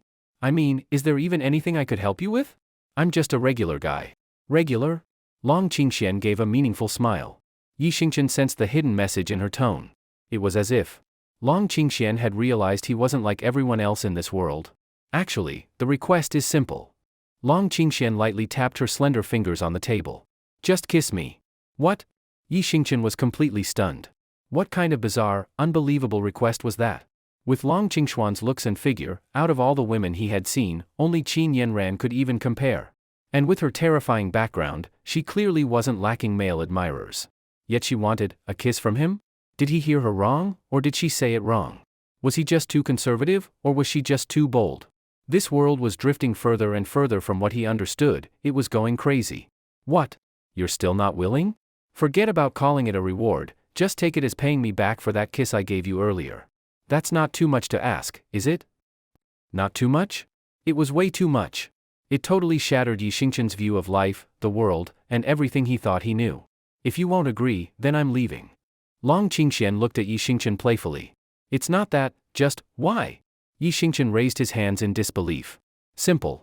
Because I want you to be my boyfriend. Pft, cough, cough, cough. Yi Xingchen nearly choked to death on the spot. Don't think I'm joking. I'm serious, Long Qingxian said solemnly, clearly not joking at all. Why? At first, I wanted to just come out and ask you to be my boyfriend. But then I thought about it, I don't really know you that well yet, and you don't really know me either. Or rather, it's not time for you to fully understand me yet, Long Qingxian said seriously, looking directly at Yi Xingchen. Hard to understand? Then let me put it more bluntly, there are things I'll need your help with in the future. She paused a moment and continued. These things are a bit tricky. If we were just regular friends, you wouldn't help me. You wouldn't have to, and I'd feel awkward asking. But if we're in a relationship, that's different. You'd have an obligation to help, and I wouldn't feel bad asking. Don't worry. If we really do become a couple, I'll fully take on all the duties of a wife. Yi Xingchen went quiet hearing this. Even a woman like Long Qingxian, with her terrifying background, had troubles she couldn't solve. What made him think he could help her? Don't worry. These things may be tough for me, but not necessarily for you. I can promise that. Really? Yi Xingchen looked at her half doubtfully. So, even though it's not time to be a real couple yet, I figured I'd start getting used to it early. That's not a problem, right? No, no problem. Yi Xingchen gave an awkward smile. So? Long Qingxian smiled again and pointed at her cheek with her index finger. This. Yi Xingchen glanced around. It really was a little embarrassing. Ha ha ha. Long Qingxian laughed when she saw how shy he was. Don't tell me you're still a... Who said that? Yi Xingchen jumped up like a cat with its tail stepped on. In that moment, he had made up his mind. Right now, if he wanted to get Shi Wenbin out, Long Qingxian was his only option. So he might as well agree. If she asked him for help later, he'd figure it out then. As for kissing her? Who would turn down a kiss from a stunning woman with looks, figure, and power all rolled into one? Thinking this, Yi Xingchen took a deep breath, got up, walked over to Long Qingxian, and lightly kissed her cheek under the envious, jealous glares of every guy in the cafe. Long Qingxian blushed but nodded in satisfaction. Deal. Then she pulled out her phone and made a call right in front of Yi Xingchen. Hello? Get someone named Shi Wenbin out of the station in Yunhe City. Give them a heads up, don't mess with the Qinglong gang anymore. Early the next morning, after picking up Qin Yanran, Yi Xingchen didn't go to the Yida Company headquarters but instead went straight to a certain department, not specified to avoid being blocked, to begin bidding on a tourism project in Yunhe City. When Yi Xingchen and Qin Yanran arrived at the parking lot in front of the department, Yida Company staff, including Lin Yun, were already waiting for Qin Yanran. President Qin, these are the related documents. I've already organized them. The bidding starts in 1 hour. Lin Yun quickly walked up to the car and reported the plan and details to Qin Yanran. Good. Let's go inside now. Has everyone eaten breakfast? Yes, President Qin, we've all eaten. All right, let's go in. We must win the bid for this tourism project today, otherwise our company won't have any major projects lined up in the short term. Qin Yanran held her small tablet and led the way toward the department building. As they walked, she suddenly turned around and looked at Yi Xingchen. Xingchen, you come in too? Huh? Me too? Yi Xingchen was confused. He was just a driver and bodyguard. There didn't seem to be a reason for him to go inside. After all, he couldn't help with anything. And who would dare to try anything against Qin Yanran in a government office? Yes, President Qin, Xingchen is just a driver. What if he causes trouble for us? This is a major project, such an important event. Having him come in with us isn't appropriate, is it? Several colleagues from Yida questioned Qin Yanran's decision. Qin Yanran's beautiful eyes narrowed slightly, and she glanced coldly at the employees who had just spoken. Ah, Xingchen, don't just stand there. Come on. Let's go in together. Seeing that President Qin seemed displeased, the employees quickly changed their tone, even though they didn't understand why she valued Yi Xingchen so much. All right. Yi Xingchen nodded, got out of the car, locked it, and quickly followed behind Qin Yanran. At the same time, Lin Yun gave Yi Xingchen a wink, as if to say, President Qin really values you, do your best. The group moved quickly toward the entrance, and just by chance, they ran into Sakura Company, also here to bid. Well, President Qin. What a coincidence. Such a grand scene? Looks like you're really determined to win this bid? Koizumi Ichiro greeted Qin Yanran with a fake smile, his beady eyes filled with open desire. Heh. Qin Yanran only gave a slight smile, not wanting to engage with Koizumi Ichiro. One of the Sakura Company staff behind Koizumi chuckled, President, Yida Company has already lost to us in several bids. If they lose again today, they won't have any big projects for months. How are they going to pay all those employees? Saka. If they can't support that many employees, they'll have to start laying people off. Once that begins, the whole market will lose confidence in Yida. Their stock will crash, and it's very likely Yida will go bankrupt. Koizumi Ichiro seemed to enjoy his subordinate's words. He gave a lewd smile and said, President Chin, if that day really comes and Yida goes bankrupt, you can always come to me for help. After all, we've been business partners for years. As long as you ask, I'll definitely help you. Qin Yanran didn't want to waste even a word on Koizumi Ichiro, nor did she want to stay near him for a second. His lecherous gaze made her feel extremely uncomfortable. Lin Yun, Qin Yanran's secretary, couldn't hold back anymore after seeing how arrogant Koizumi Ichiro and his group were acting. What kind of daydreams are you having? The bidding hasn't even started yet, and you already think you've won. Heh, Koizumi Ichiro gave a deep laugh. Is there even a need to think about this? Our Sakura company is definitely going to win this bid. I hope President Chin won't be too sad when she loses. Of course, if you're willing to let your secretary spend a few nights with me, I might consider dropping out of the bidding and giving it to you. Ha ha ha. The Sakura company staff all burst out laughing. You're disgusting. Lin Yun's face turned red with anger, but she didn't know how to respond. Many times, when men verbally fight with women, especially using sexual insults, they do have the upper hand. Koizumi Ichiro, right? Yi Xingchen stepped forward and blocked Lin Yun. Spend a few nights with you doing what? You can't even do anything. I heard you have ED and premature issues. You can't even get it up. Even if you had the chance, you couldn't perform.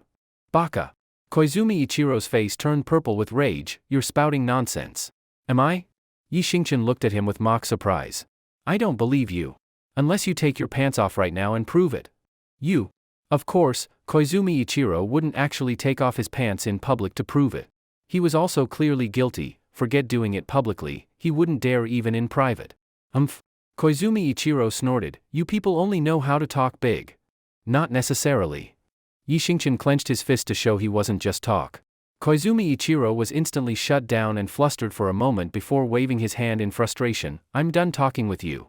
Your culture is so vulgar, unlike our refined and elegant culture. Oh really? Yi Xingchen wasn't happy now. Our culture is vast and profound. Forget you, most of our own people wouldn't dare say they fully understand it. Who are you to call it vulgar? Do you really think you know it all? Koizumi Ichiro sneered, your culture is just hard to write characters. What's so difficult about it? I've been in your country for over 10 years, I understand it completely. And besides being vulgar, there's not much else to say. You dare say you completely understand our culture? That's hilarious. Let's do this, I'll ask a question that even any local would know. Let's see if you can answer it. Go ahead. If even your average person can answer it, why would I be stumped? I don't believe it. All right. Mr. Inu, here's the question. In a classroom, there are 3 people, A, B, and C. At this moment, A says to B, hey B, is that girl at the door your sister? B looks and replies, your sister. My sister? His sister. So, the question is, whose sister is the girl at the door? Koizumi Ichiro looked at Yi Xingchen, completely dumbfounded on the spot. Did you enjoy the story, guys? I hope you did. Support this video with a like and a comment. I'd really appreciate it. Thanks for watching and see you next time.